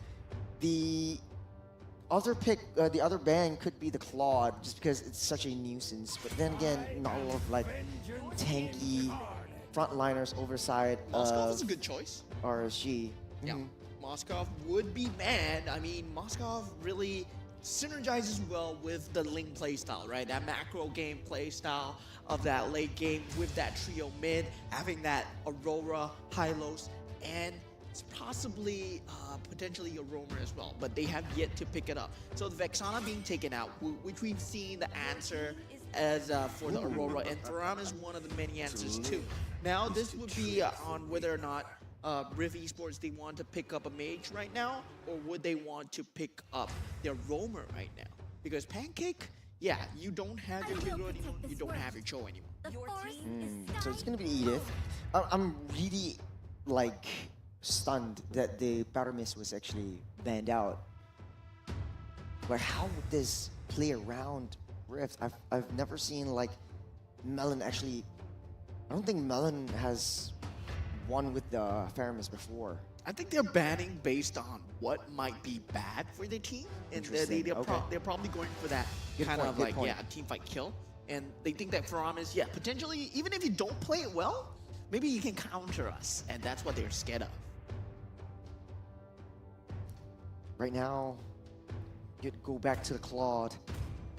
for maybe, I don't know, Beatrix for yourself, just because combos well with Tora. It's gonna be Lolita, Nathan. Oh, interesting. There's a lot of splash damage. Lolita is gonna be there for a large Luminon blast. The Lolita and Hanabi pick has fallen off quite a bit, huh? The nerf coming through. But I don't think it's too big a nerf that makes it unviable. It might still be viable. It's at not that point. unviable. It's more of, it's not OP. You know, it's no longer the OP meta. That's what I feel. Right? It's like the unbreakable truth right there. And Wait. Zask, Ooh, the Zask will finish things up. That's going to be a very scary mid lane duo. So Pancake's going to be on the Edith. That means it's going to be EXP Khalid. Bear taking a page out of Diablo's textbook. The Khalid in EXP. I really like Khalid EXP a little bit more just because like you have your wave to deal with. You can reach your power spikes much faster. You don't have to play in a sort of like a full true blue tank kind of situation. Yeah, this Nathan versus Harif though. I mean, in terms of going into that mid to late game, once you are able to find the farm, Nathan will shred, right? That line of damage is going to be extremely hard to deal with. But Melon and Canonio, it falls on them to jump the backline, make sure the backline is threatened at all times. Well, that being said, ladies and gentlemen, the draft is set. There's no more changes, no turning back. This is game number 5 for Rift Esports up against RSG. The winner, well, will go on to the lower bracket finals to face off against Team Evil. And the loser will take the MRT home. This is nail biting, right? I mean, they probably will both take the MRT home, but, I guess. but we're gonna see who takes the game home and the series in their pockets as well. RSG up against Rift, neck to neck now, going the full way in this game number 5. I mean, Moment, you also talked about the Nathan as well as the Ling, right, being the keys here. But the question is, will they have the time to scale up? Yeah, it's very greedy lineup coming up from RSG. In terms of having that mid-game damage, I don't really see them going for these mid-game team fights, right? RSG, it just feels like a very defensive, yet going for that late-game lineup. So they have just to try not to take as much damage as possible. But Rift Esports, they now have that initiation. They have Canonio, who will be trying to snipe you as much as possible. Taking a look at the emblems right now, it does look like a tank emblem for the Khalid, so a little bit more tankability, a little bit more rotations with the Wilderness Blessing at this point. Oh, the flicker in, the stun gear gets exploded, and he lands his first blood already, popping the Revitalize, but not in time to be able to sustain him through that. Yeah, and it's in Rift's best interest to not let RSG get any form of momentum. But look at this. Oh, shoot, Tempest of Blades, the slices. Yon's going to be able to get that, so chalking that up to a 1-1. It's a very risky play underneath the turret, but right now, Turtle spawned up. I don't think it's under RSG's agenda. It's a nice to have, not a must have, as Rift is going to blitz this down. Super important. But actually, so close. Oh, that was a possibility, right? That was a possibility. It was on the agenda anyways. Gear in some trouble as well. The stun comes through from the Dominator's Descent as well, popped to be able to deal the damage, but Melon does not get the kill, and here comes Closer for the backup, and they will disengage Bear in the brushes, laying some damage onto Closer as well, stuns him out, puts in enough. The Frigid Glacier stops Pancake and Melon in place. Good play, just creating that space to keep Closer alive so that the follow-up doesn't come through. As both teams are really fighting their hearts out onto this one. In the late game though, I do feel like a late game Nathan would be much more scarier just because of the attack speed that it brings to the table. And both sides though, Gear does have the Revitalize, Closer does have the Revitalize, so the longer the RSG stays in battle in the mid to late game, the more the possibility of winning is increased by tenfold. Yeah, and what I'm predicting here, right? In the next few minutes, they really want to bring the hate onto Chu, and that's a target for RSG. But meanwhile, Rift Esports, Canonio getting these pickoffs are the name of the game. So not finding any kills there is still a win for RSG. But whether or not Chu comes online with the Demon Force. You have to knock up the Frigiclator as well. Here comes Yon trying to finish it off. He does get Pancake, so it's a 1-for-1 so far. CS goes down as well. Oh, it's a very, very good team fight right there. It's the first 5-on-5, and CS caught in the middle of all of it. Canonio slowly but surely getting his damage up. He's taking things personally. He doesn't want to lose this. He doesn't want to go back home. And this is a level 7 Canonio. Only time will tell how far he will scale up in the early game. Yeah, and expect Canonio to be breathing down your neck at all times because he is that mid-game monster that he is. There's so much mobility, there's so much burst damage that's coming out, way more than what the Ling brings to the table. Ling would want to bully the Harif as much as possible, and that's the only target for him. Look at the speed that Bear is surfing on. He's already at the turtle pit, waiting for the right time. Pancake with the engage in the backline. Bear gets 2 stunts out. Then it's down Gear and Roy as well, already sent to the Great Pit. Yon gets the turtle though, so it's a bit of a consolation prize, but they go on to closer as well, and Rift closes that out with 3 kills. Massive, massive sandstorm by Bear. He identifies Gear and Roy on the backline. Roy doesn't have the passive at all. Goes in, stuns them out, and deals that early game damage that Khalid is no more. With a fracture, Canonio takes one out. CS out of the ball game just as he responds. Yes, sir. We will have a replay on that screen, and we will see that Raging Sandstorm once again. The lack of damage coming out from Team RSG at this point, right? There is a very blatant lack of damage because they went for an extremely greedy lineup. They went for the Nathan. Yes, they went for the Ling as well. But Yon finds a kill on there. Oh, one more hit, just waiting for the right time, dodges the fracture out of the way. And now, Rift, at the very least, they've got the gold advantage, 2,500. Nathan not having a good time this game around, 0-2-1. CS is falling behind. Yeah, but the silver lining for RSG is they really have that late game damage. If it falls to a state where we are at 18 to 20 minutes, their lineup is extremely favored. But meanwhile, Rift Esports, they have to deny it as much as possible because I don't see them losing any team fights. They have so much zones of control. Zaven's Force, they have that Dominator's Descent as well. And together with Canonio or the burst damage, Raging Sandstorm as well, there's no fight that they can lose if they're together. On the bottom side, Bear, Gear rolling that out. Canonio finding CS again, and the Rapture closes that one out together with Bear. It's 2 down on the side of RSG. This is not looking good for them. They are putting CS down time and again. Roy, a brawl there on the bottom side, fending off Bear from taking that inner turret. Rift is scaling all the way up. Yon might be the final hope. His 3-0-0, still in the game though. But he's just waiting out for the rest of the team. Roy taking front of the damage. Bear just zoning everyone out of the orange buff. They're fighting in the mid side. Chu, wide and open. Limit on Blast ramping up. Yep, trying to find something, but it does not land. In the meantime, Bear comes through the back line as well. Tempest of Blade lays down from the damage. Yon tries to slice and dies with the Frigid Blaze here, but he takes too much. Shut down by Canonio, and they lose 3 in that fight. Bear knocks up a double for himself as they crash through this mid lane turret. CS barely surviving, barely making it out with a sliver. They're making a beeline to this turtle. Take this turtle out. That's 2 turtles in their name. And just waiting for the next lure, next big objective coming through. But Rift gotta be feeling super good, super happy about their progress in this last game.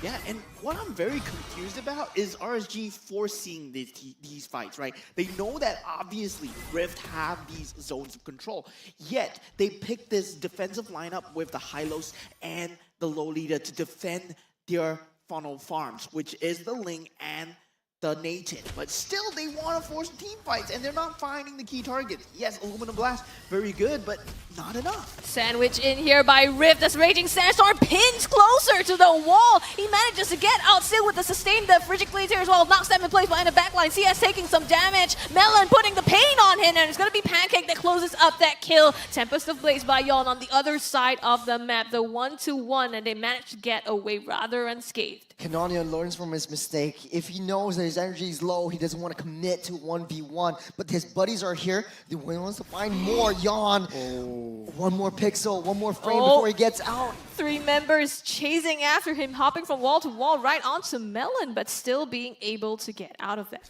Precarious situation, but Canonio understands the limitations of this Nolan. He's 3-0-5. He wants to keep it that way. Melon also having a perfect game. Bear leading the charge. Raging Sandstorm onto Gear! Vaporizes him immediately, and it's Canonio taking that one. And now 1 member down, RSG left to defend this. Rift is going to get this bottom inner turret. Top and bottom, no more T2s. Map wide open for Rift. They want to push down that mid side before the Lord comes in the next 20 seconds. Yeah, Rift Esports, they know that they have to take full control of this map advantage. Yes, they have that mobile lead on an EXP lane. Raging Sandstorm, you're free to initiate just guilt-free at any time because you know the rest of your team, they're fast and they can roll in super fast as well. Yeah.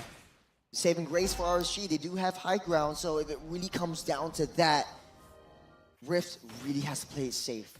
Don't be over-committal into the turrets. But take a look at where RSG is. They don't want to commit for this one, but they want to look for all these trades that come up. Yeah, potential chance for their retribution to happen, but Ling is all the way on that top lane. And still, Rift Esports, right? They want to keep pushing on the advantage. They have to convert, though. They have to start getting this tri-lane push with that lane priority and get that inhibitor turret. Meanwhile, RSG, they can defend for days, but if Rift play this correctly, they will get inhibitor turret. Waves all synced up. Rift, it's all according to plan. As Lord marches down the mid side, the turret still has a protection. They're waiting for it to pop. It does. Canonio waiting for the right time, the right angle to face off against CS and the rest of the crew. Waiting to pull the trigger, and now mid lane and bottom being sieged down as well. Yon manages to fend that off for it now. So a bit of damage here on the mid side, but another wave of creeps coming through. Chu taking that Holy Crystal is going to start dishing out a lot of damage. Now Dominator's Descent popped as well. They crack through that mid lane. Very good use of Dominator's Descent for that space. Glorious Pathway already expended. Now on the bottom lane, the inhibitor turret. Bear with that Raging Sandstorm. Flicker gets 2 in the back line. And now they pull the trigger. It's going to be 1 down Gear on the side of RSG. Rift looks like they're happy with this take here. Mid and bottom. X-Wall's 1 kill taken down. They get what they can and they get out. This is a very disciplined Rift. I thought they could be, they were able to cycle through RSG, but knowing their draft, once you have the Glacier Prison, once you have the Numeron Blast, and once you have Nathan that comes up online, that's going to be a huge problem when it comes down to base rushes. So Rift, they're just waiting for the next Lord to come down. It's going to be a very crucial one for RSG, leading them out and just fight away from their homes. Yeah, what RSG have to do now, right? Just defense all the way. Nathan has to be that damage factor. And the fact that CS has already died 4 times in 11 minutes, it's just not a good look. Yon doing everything in his power to keep the lanes at bay. And that's the only saving grace that RSG can do for now. It's 5 kills to 14 favoring Rift. Rift doesn't want to push the issue. They just want to pick everything that they can, play very, very disciplined because they know that one false move, everything can go into the hands of RSG. That's the beauty of this game right now. Yeah, but this is the turning point, right? This is the turning point where Canonio, he cannot be the main initiator anymore. If he is alone and he's trying to pick someone off and he dies, that's a lot of farm, a lot of damage gone from the side of Rift Esports. So this is RSG's silver lining, right? They're reaching this 12-minute, 15-minute mark. If they can hold a final Lord push, this will be the final Lord push that they might potentially need to hold because the Holy Crystal is out on CS right now. They might not want to wait for that Lord because they're fighting around the purple buff. Was, I think, Canonio who actually got that purple buff away from Yon, just blitzing up this Lord, this very, very fast Lord take. No contest from RSG, Rift will snatch this one up. Still, RSG, they are running down the clock. This Lord push, they just have to defend this. And then suddenly, their lineup looks amazing because they can take the rest of the map. Lolita at the front, there's so much front to end back damage. And with Yawn being online, already on that link, there's going to be presenting a lot of problems to Pancake and Canonio as well. Lord is coming through the mid lane now, and it's up to RSG to defend this one. If they manage to, it might save the game here. The conceal by Pancake, Melon, and Rift here trying to make a play. Lord comes in. The flicker by Pancake with the raging sandstorm. Numenor Blast to fend them off, but they're trying to aim for the core. So far, the Glorious Pathway able to keep them at bay. The damage in the backline as well. Yawn doing so much to shut them down. Chu does get the return on him, and now they're hunkering down on the base. Half of the HP chip. This is all on the line here as RSG tries their best to defend this. Melon with the flicker. Chu with the Salmon Force does not get it as CS cooks up a maniac for himself. The last hits though, the Nightmare spawn will be taken down, and the last minion, RSG, somehow lives to see another day. So close, but yet so far. A full wipe from Rift, and from 9,000 gold lead down to 4,000. RSG pushing their way towards that mid-side T1. They want to at least take that down as a consolation prize. Yeah, now it's a 50-50 team fight from both teams, right? That Frigid Glacier being used by Roy, not able to find any value so far. This is where RSG's lineup is suddenly looking so good, right? They have bided their time. It's now 15 minutes in the game. Yes, they might have super creeps, but they have the ability to deal with that with a Link. But Rift, they can still play this perfectly if they bide their time and wait for the perfect creep push timing. So the conceal play already used up. That's roughly around 1 minute that you don't have a conceal play to engage against RSG. But at this point, protecting your base and their base left barren, it's going to be a very risky position for RSG because Rift, at any one point in time, Canonio could very well go for a backdoor play like he did yesterday. Yeah. It's going to be... It's not I think it's the same hero that he used, right? Hero. Like Nolan. Same hero. It might happen, so... yeah, keep a lookout. Precarious situation for RSG, but they're coming back online. I think they underestimated the amount of damage that Nathan could do, but just because CS had a very, very hard early game. Now, 15 minutes on the clock. Let's take a look at the itemizations. The one already built up for that Nathan. And it's actually CS, just with that Maniac alone, coming back up with 2,000 gold ahead of Chu. So it's going to be a very, very scary Nathan coming into play. I don't think they'll be able to contest for this one. They would rather play around their base. Chu snatches up the Lord. Oh, RSG trying to find that opening there. Going in, but here comes Bear. Glorious Pathway stops him in his tracks. Flicker used as well to get out, but still, Lord in the hands of Rift, and RSG has to somehow defend this yet again. And that was an extremely good call by RSG to take that team fight, because if Rift fought that was not in their best interest, right? They would have lost that team fight, given the fact that RSG just are dealing so much damage right now, and they don't have the skills needed. They don't have the utility needed. Yawn trying to push the waves, trying to force the issue. Canonio doesn't know that he's there. It's a 1v1 up top. Tempers of Blades used up. Oh, Yawn might get this. Pops the immortality and runs away. That's crucial. Now, Canonio does not have that second life, but he has to back out. The Lord is crashing down on this base here. Mid lane, Raging Sandstorm. Bear goes in, pops the Winter Crown. Frigid Glacier as well, used just on him. In the back line, it's going to be closer, trying to make as much work as possible. CS outputting the damage as well to fend them off. And Roy pops off Melon. They're going to be able to get two to force Rift to back off. RSG with another base defense. RSG are not giving up without a fight. They're not going down without a fight. And Rift has to work for their win. Taking a look at the damage dealt. Canonio still up ahead.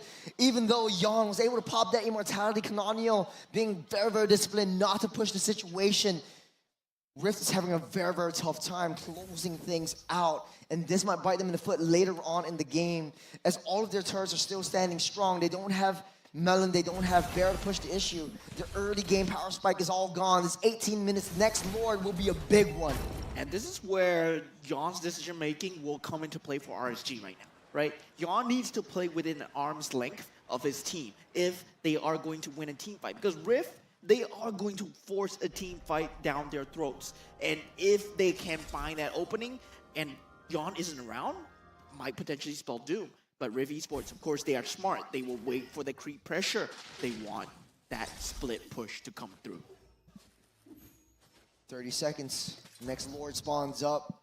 Rift just looking at the map, not making a sound.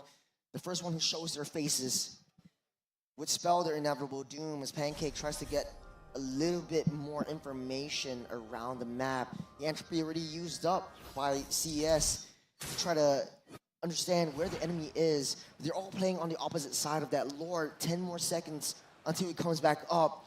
Rift definitely needs it. They lost a 9,000 gold lead to RSG, and right now it's tipping over the side of RSG. The scales are tipped over just because CS, this is a late game Nathan that we're working towards. Late game Nathan, late game Link, with that all-encompassing Lolita, who had that Luminal Glass just to defend. And with that shield as well, I mean, it just counters out so much what Rift wants to do. But they had to reach this stage of the game. And what did they give up? They gave up 3 inhibitor turrets to get here. Whether Rift, they do get that split push going, no, they don't, because Yon is on the job. CS, popping entropy, trying to push Melon out of the way. Now Melon has to retreat, playing a one-man down team fight. No one's starting up with that Lord, he's just using it as bait.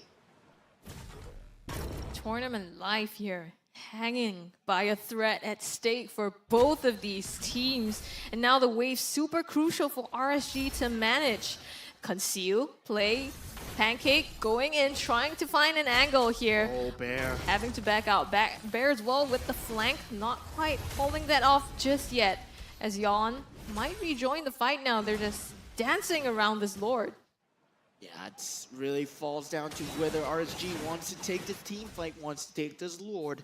Whoever initiates here are at risk of losing the team fight. Top lane already pushing down. CS has to respond for that one. Yon is kept busy on the bottom side, trying to push that wave priority. At the very least, he takes down that T2. No one from Rift wants to respond. They know that if they go over, then the fight will break loose. Miss RSG, 3,200 gold lead as of now. At this point, doesn't really matter. The Rage Precision already used up and forces everyone back. Bear has to respond on that bottom side. And Yon has drawn away the attention to the bottom lane as well.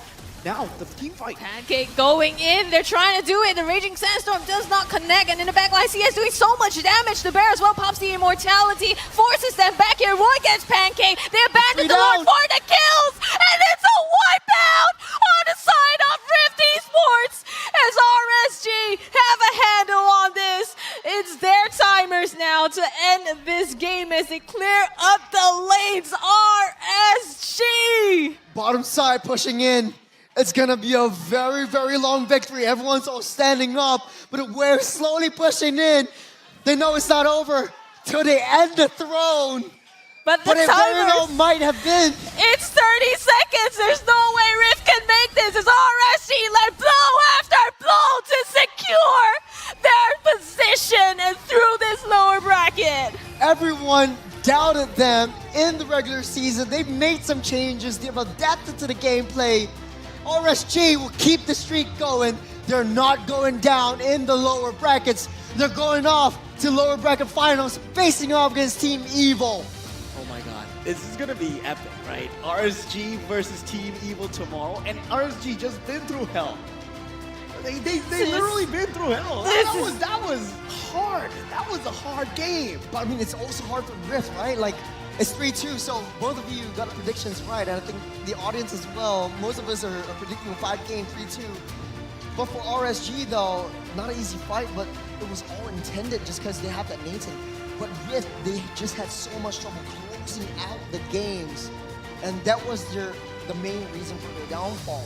That first Lord take, forcing the issue, forcing themselves into the thrones, and just everyone just decimated. Everyone taken down. Maniac given over to CS, and just RSG keeping their dreams alive at least for one more day. I mean, they did exactly that, kept their dream alive indeed, and the key, CS, scaling. We said it was greedy, but they did, and that was the key. Greed worked out. Just be worked out. greedy. Greed is good. Insane. But both of these teams played their hearts out, and unfortunately Rift had to go home. But man, RSG. Yeah, I think everyone has to go home after this game just because it's game 5, but I understand you. Oh, but honestly though, I think it might spell the end for Canonio and Pancake because they have to go back to their actual homes. But congratulations to both teams. RSG, you'll be making it into the lower bracket finals. Oh, tomorrow. But Rift Esports, you gave us a great game that everybody will remember. This is a best of 5, like fully 5 games, and nobody knew who was gonna win. So close, but yet so far, man, for Rift Esports. But after all of this, let's just focus on the last game. Who was the MVP that brought them to their dreams of making it to tomorrow? Who was the playmaker? Who was I gotta say it's Yon. Once again, I gotta say it's Yon. Despite the fact that CS, yes, he did pop off, but it was inevitable because of Yon dealing with the lane pressure so well. Right. I think in the early game, right? Having those kills and being able to also manage the lanes across, doing so much work. Yeah, just buying time for CS to come online, get his power spikes. Let's take a look at MVP on your screens right now. It's going to be finding the right targets. He might have well been. He's so crucial in a lot of these team fights, a lot of these glacial prisons, and that last gameplay, that last fight that won them the game. It was Roy who initiated everything. It was off the map just because of Yon trying to maintain that pressure on the offside. But it was Roy who kicked things off. Yeah, I saw that in the background as well. Like Yon just froze 2 people while Roy just froze 2 people while Yon was rotating in. Oh my God, that was a cinema, man. That was a cinematic scene. Like, yeah, Roy, I'm coming. Well, I mean, this is it's a really, really scary moment for RSG right now because looking forward, you have to face up against Evil, and you just played a heck of a game this time around. It's a best of 5. Get some rest, go home, reset, and come back in the morning and get to the next game. And I think for Roy, right, we talked about how he used to play the Kadita as well, very assassin style. But even on this Aurora, it shows the same signs with the flicker in together with the frosty breeze as well, being able to land those, stunts in place and lockdowns. Phenomenal play. So kudos to him landing that MVP. Would you say that Aurora is sort of like a pseudo artillery mage? No, he's Aurora. Aurora. Aurora. Oh man, production, do me another solid and help me get another Photoshop done. Thank you. He is Aurora now, right? Yeah. And I think Yon just played his hearts out as well, and they never gave up until the very, very end. I think here, here's the thing about like these pseudo enchanter tank roams, like the Lolitas, like the Minotaurs. In the early game, you're definitely gonna suffer because you're not tanky enough to tank the brunt of the damage. And for the side of Rift though, they have very, very high rotation speed, very high damage. It just wasn't enough. Especially for Chu, he's got 1, 4, and 7. In the late stages of the game, he wasn't able to pop off, and I think that really led to their downfall. In the entirety of the game, Melon played a heck of a game as well, having no kills until the very, very end, and they're just trying to force the issue, trying to force a lot of these fights down onto the thrones. Yeah, they made a lot of good decisions, right, in the early game. Pretty much at first 15 minutes of the game, it was all on Rift's shoulders, right? The complete momentum was there, and the fact that they had so much momentum, so much farm lead, they were able to get that 2 inhibitor turrets and possibly another one as well. All 3 of the lanes was down, but the way that RSG responded, they knew their strengths. Yeah, to get this far, we had to give up 3 inhibitor turrets. Our time is now, and they really counter-initiated to the best of their ability. The way that really they started to play is they know what Riv is doing. They were conditioned to the initiation that's coming in. Yes, Melon is going to jump in. with the domination at the back. Canonio is going to try to find out damage dealer, which is CS. So that's why Lolita here permanently on CS duty.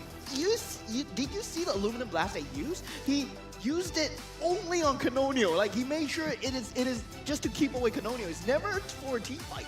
I think it was closer as well in the late stage of the game when they're doing the Lord dance. Canonio was just standing in that brush. Once Closer seeks him out, he's just preventing Canonio from coming close, and I think he did a heck of a job. Even though he got no kills, he did what a Hylos is supposed to do: just stay in front and be that horsey from hell. Yeah, that horsey does. Just when you bring up that farm, once you reach that level of farm, if you are equal in levels, if you don't have the ability to sustain as well as a Hylos, which you will most likely not be able to, unless you are a Yitong or something else that you can fight one-on-one, but you enable the team. That's why Hylos is such a meta pick right now. That's right. The turret damage here, 18k to 42k, all the odds stacked against RSG with their base completely stripped. Just all 3 lanes, and still, you know, managing to put up the 2 defenses of their lifetime there to come back in that one fight at Lord Pit. I think if I was Rift and I could change anything that I want in the fight, I wouldn't force the issue. I wouldn't force it in. Because you have to do with CS, you have to do with gear. And once CS got that one Maniac, it was all over for Rift from that point onwards. Because CS just had so much damage, had so much attack speed, and he was dealing so much damage. This is the 3rd time that CS had been on screen this entire series. 877 gold per minute, 140,000 damage dealt. It's just all red at this point. RSG deserves it and deserves to win. And I mean, tomorrow will be the battle of RSG versus Evil, right? These are the lower bracket gods. Like, interesting. Yeah, they are the lower bracket gods of their own era, right? Now they have come together and through time and space, and tomorrow it will be the clash. Yeah. You know, I just want to say, this is, apart from the game, RSG had an interview in the right after the transfer window in the middle of the regular season, and Youngin was he took the mic off of Sharo and he was like saying, hey, to all our friends out there who's constantly supporting us, we're so sorry, we apologize, we didn't do well. And he's actually proved himself this time around in the playoffs, going back to top 3. They're doing well now. Yeah, have you seen, like, if you can see Youngin's esports resume, it's all like, okay, first place, finals, grand finals, top 2, top 1. Man is stacked. Man is stacked, and like, I think he is a superpower right here. Yeah, he has a superpower, but I believe Gear brought that superpower along with him as well. Really a much different approach that RSG took towards their roster, because I felt that, yeah, CS, Closer, everybody, Roy as well, they are such mechanically such gods, right? They are so good at their respective roles. They just never seem to fit well together. Bray really brought it together, but now it seems like Gear was the missing piece. Missing Gear! The missing gear. The gear that brought it all together. Oh, you need, oh my god. He's the gear and I think that needs to fit in the cogs. So I'm trying to find a way to string that together. The gear that made it all I do click. that, yeah. You know, I'm super interested though to hear. I mean, we talk about how Gear comes in with the shot calls as well, making, you know, the communication so smooth. I really want to hear this game and how that went down. Well, we don't have to wait anymore, because here is the mic check. I zoning carry. I Just try. I zoning the carry not there, guys. Carry coming. Angel not D. My way. Akai can now. Yeah, knock out. Stay. Can fight. Akai got Tian. Slowly. I can peel you CS with my kick. Angel not D. Nice. I got peel for kick, guys. I went on the carry. Nice, Continue. I still got free. Can try. Yeah. Hey, just pinch out. Kick. Nice one. Nice one. You can back. I need help. I can try. Hey, watch you. I'm not there, guys. I'm not there, bro. It's okay. 哇，都緊張嗰啲啊，喂。 5 seconds out with. I think hard, bro. You might need throw life for this. Dominan. NT. We can try fire. They doing low. This one. So yeah, can go. I freeze. Can or not? Relax, ah. Tigo no ulti. Ling. I bet link. Wow, 幾百。I freeze. Ready or not, guys? I freeze. Go. Wow, I'm trolling. My bad. Go. Come back, guys. Come back. Help CS. I freeze, yes. Yeah, they on me. Hey, Wow, my bad. I'm trolling. Go. Back. Back slowly. I freeze. Okay, nice. Link. Nice one. Yep. You see, guys. Defendable. Yeah, freeze me. Hey, pushing not flicker. Nice try. NT. Yeah. Find you don't let the carry free. One of us need to do the job. Nice fire! Hello! Nice. Hey, can you try me? Guys, back fast, wait for me. Nice poke. Oh, Mio first, guys. Yeah, ulti, go. Ulti, I stop now. Link no ulti. Ulti the front. Go. Hey, base. Oh, he base. Nice start, guys. It's half ah. Cannot. He won that. He dash. Nice one. Hurry. I shoot, guys. Nice. Slowly. Wait. Go. TD base. Nice. Shoot, guys. K-diff, guys. Hey, guys, don't need to force out, guys. Yeah, I zoning all of them. I cover for CS. Come here. I freeze.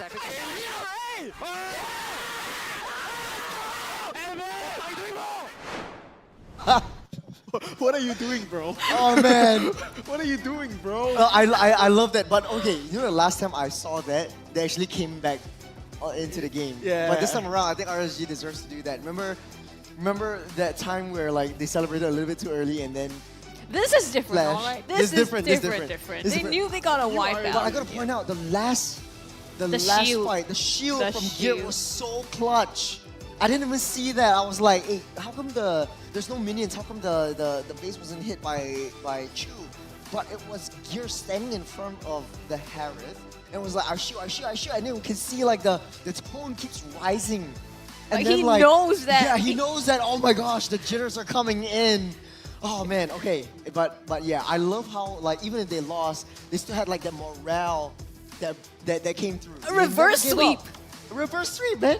Yeah, they have the tenacity, right? That stamina to bring us into that 5 games. Who loses 2 games in reverse sweeps? Like, RSG, only them. They do this all the time. Yeah, man, what a game!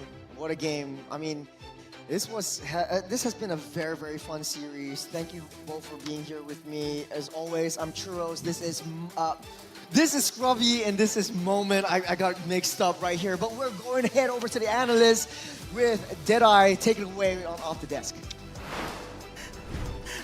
Oh man, thank you so much, casters, and thank you, Riff. Thank you, RSG, for such a wonderful series. It feels like a grand finals match we have just witnessed, and man, congratulations to side of RSG for proceeding into the lower bracket finals later on, and let us break down on what happened in that match that made them conquer Rift Esports. So we'll start our highlights here. In the upcoming siege coming in from the side of Rift. This is very crucial, man. I thought this was endable, and now we have now seen the beauty of a double revitalized battle spell. At first, in the early game, we haven't seen the potential of this one, but when it comes to the defense, it gives so much space, so much time, so much opportunity here for the side of RSG to bounce back and go for the great defense. It was almost an endable game, but meanwhile Rift trying to put pressure. They had the advantage when it comes to super minions, but look at this one. great, of course, positioning here for the side of Roy as well as CS. And unfortunately here, Pancake was been taken down. Still, Rift trying to end this game. They saw the Super Minions moving forward here, and I thought this was also the game where the Zaman Force has been laid down. But look at CS here, and Res here, RSG, going to go for the body block. Remember, the Minions are still there, but where's the damage? This is an incredible defense here by Gear, by CS. Oh my goodness, this actually turned the battle around. Here in the next sequence, I do love how Yon here tried to do his best, trying to give Canonio a hard time. Now it's going to be difficult for Canonio right now. Here in the second siege, the defense, look at his positioning here. He's far away out because his life is in danger here. Commitment already coming in from Bear, trying to go for this call already, to go for this siege right now upcoming, but then again without the burst damage coming from Canonio. Look at this one, his positioning, he's just standing back lines here, cannot do anything because of Yon's damage a while ago on his link. Another successful defense from the side of RSG. And again, here on the following sequence, give highlight once again to Yon here, fighting the space coming in from Bear, because Bear is the fastest hero that could respond. But now they are going to commit this one. Look at the Raging Sandstorm, and automatically here, the battle spells has been activated, coming in from Gear, from Closer as well. And now CS.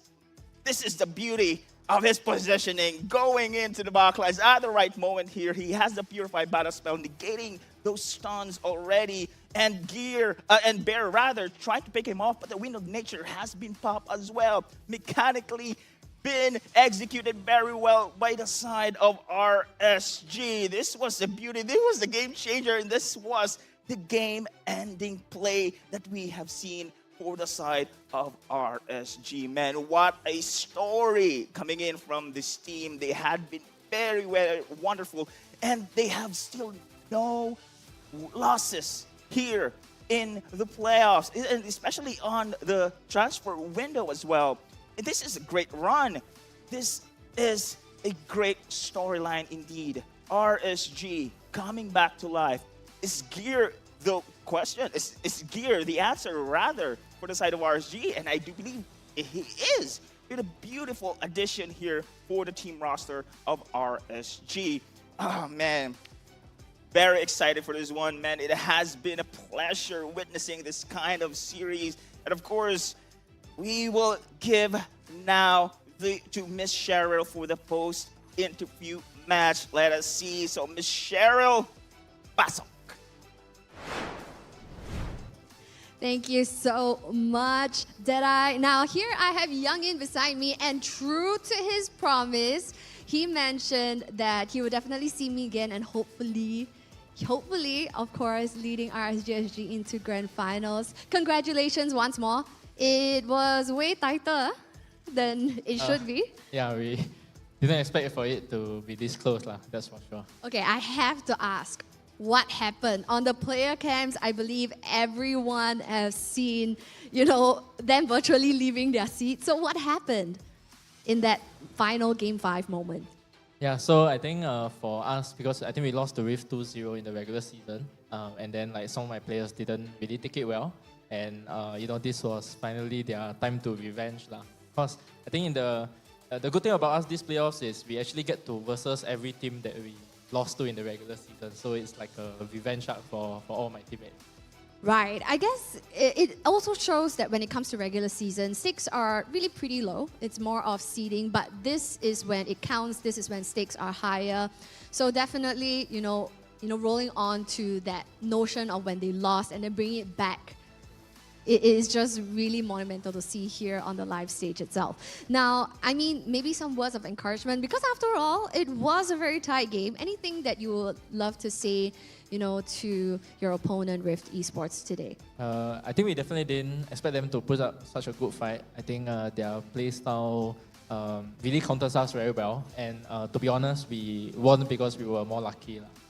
I think they should have won it. They should have won it.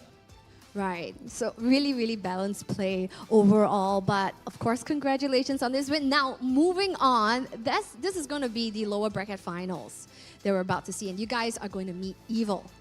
So, what are you guys going to do different? Because we're talking about the second seed here. So you guys were 6th seed going up against the second seed of the regular season. So is this something that you have full confidence, based on what you've adjusted during the break before playoffs? Yeah, absolutely. Because I think in all the regular season games that we lost, we actually took one game off Evil.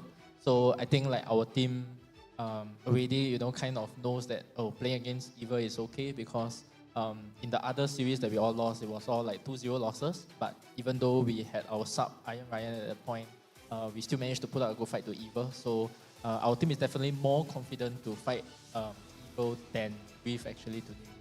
Right, and it seems like this RSGSG, definitely, I would say, even me, once more, I gotta eat my own words, that perhaps most viewers counted you guys out, right? So what is it that really was that pivotal change that really made you guys look so good here on the live stage itself for playoffs? Yeah, so I think definitely Gear, right? Because Gear has been on teams that have always been top 3, top 2, and I think his leadership, you can hear in the mic chat as well, the leadership that he brings to the team, the level of energy that he brings to the team is really, it gives everybody that confidence, and it's like last season when they had Bray, Gear gives that same confidence that Bray gives to the team, and I think that's why we are able to, really change how the story goes.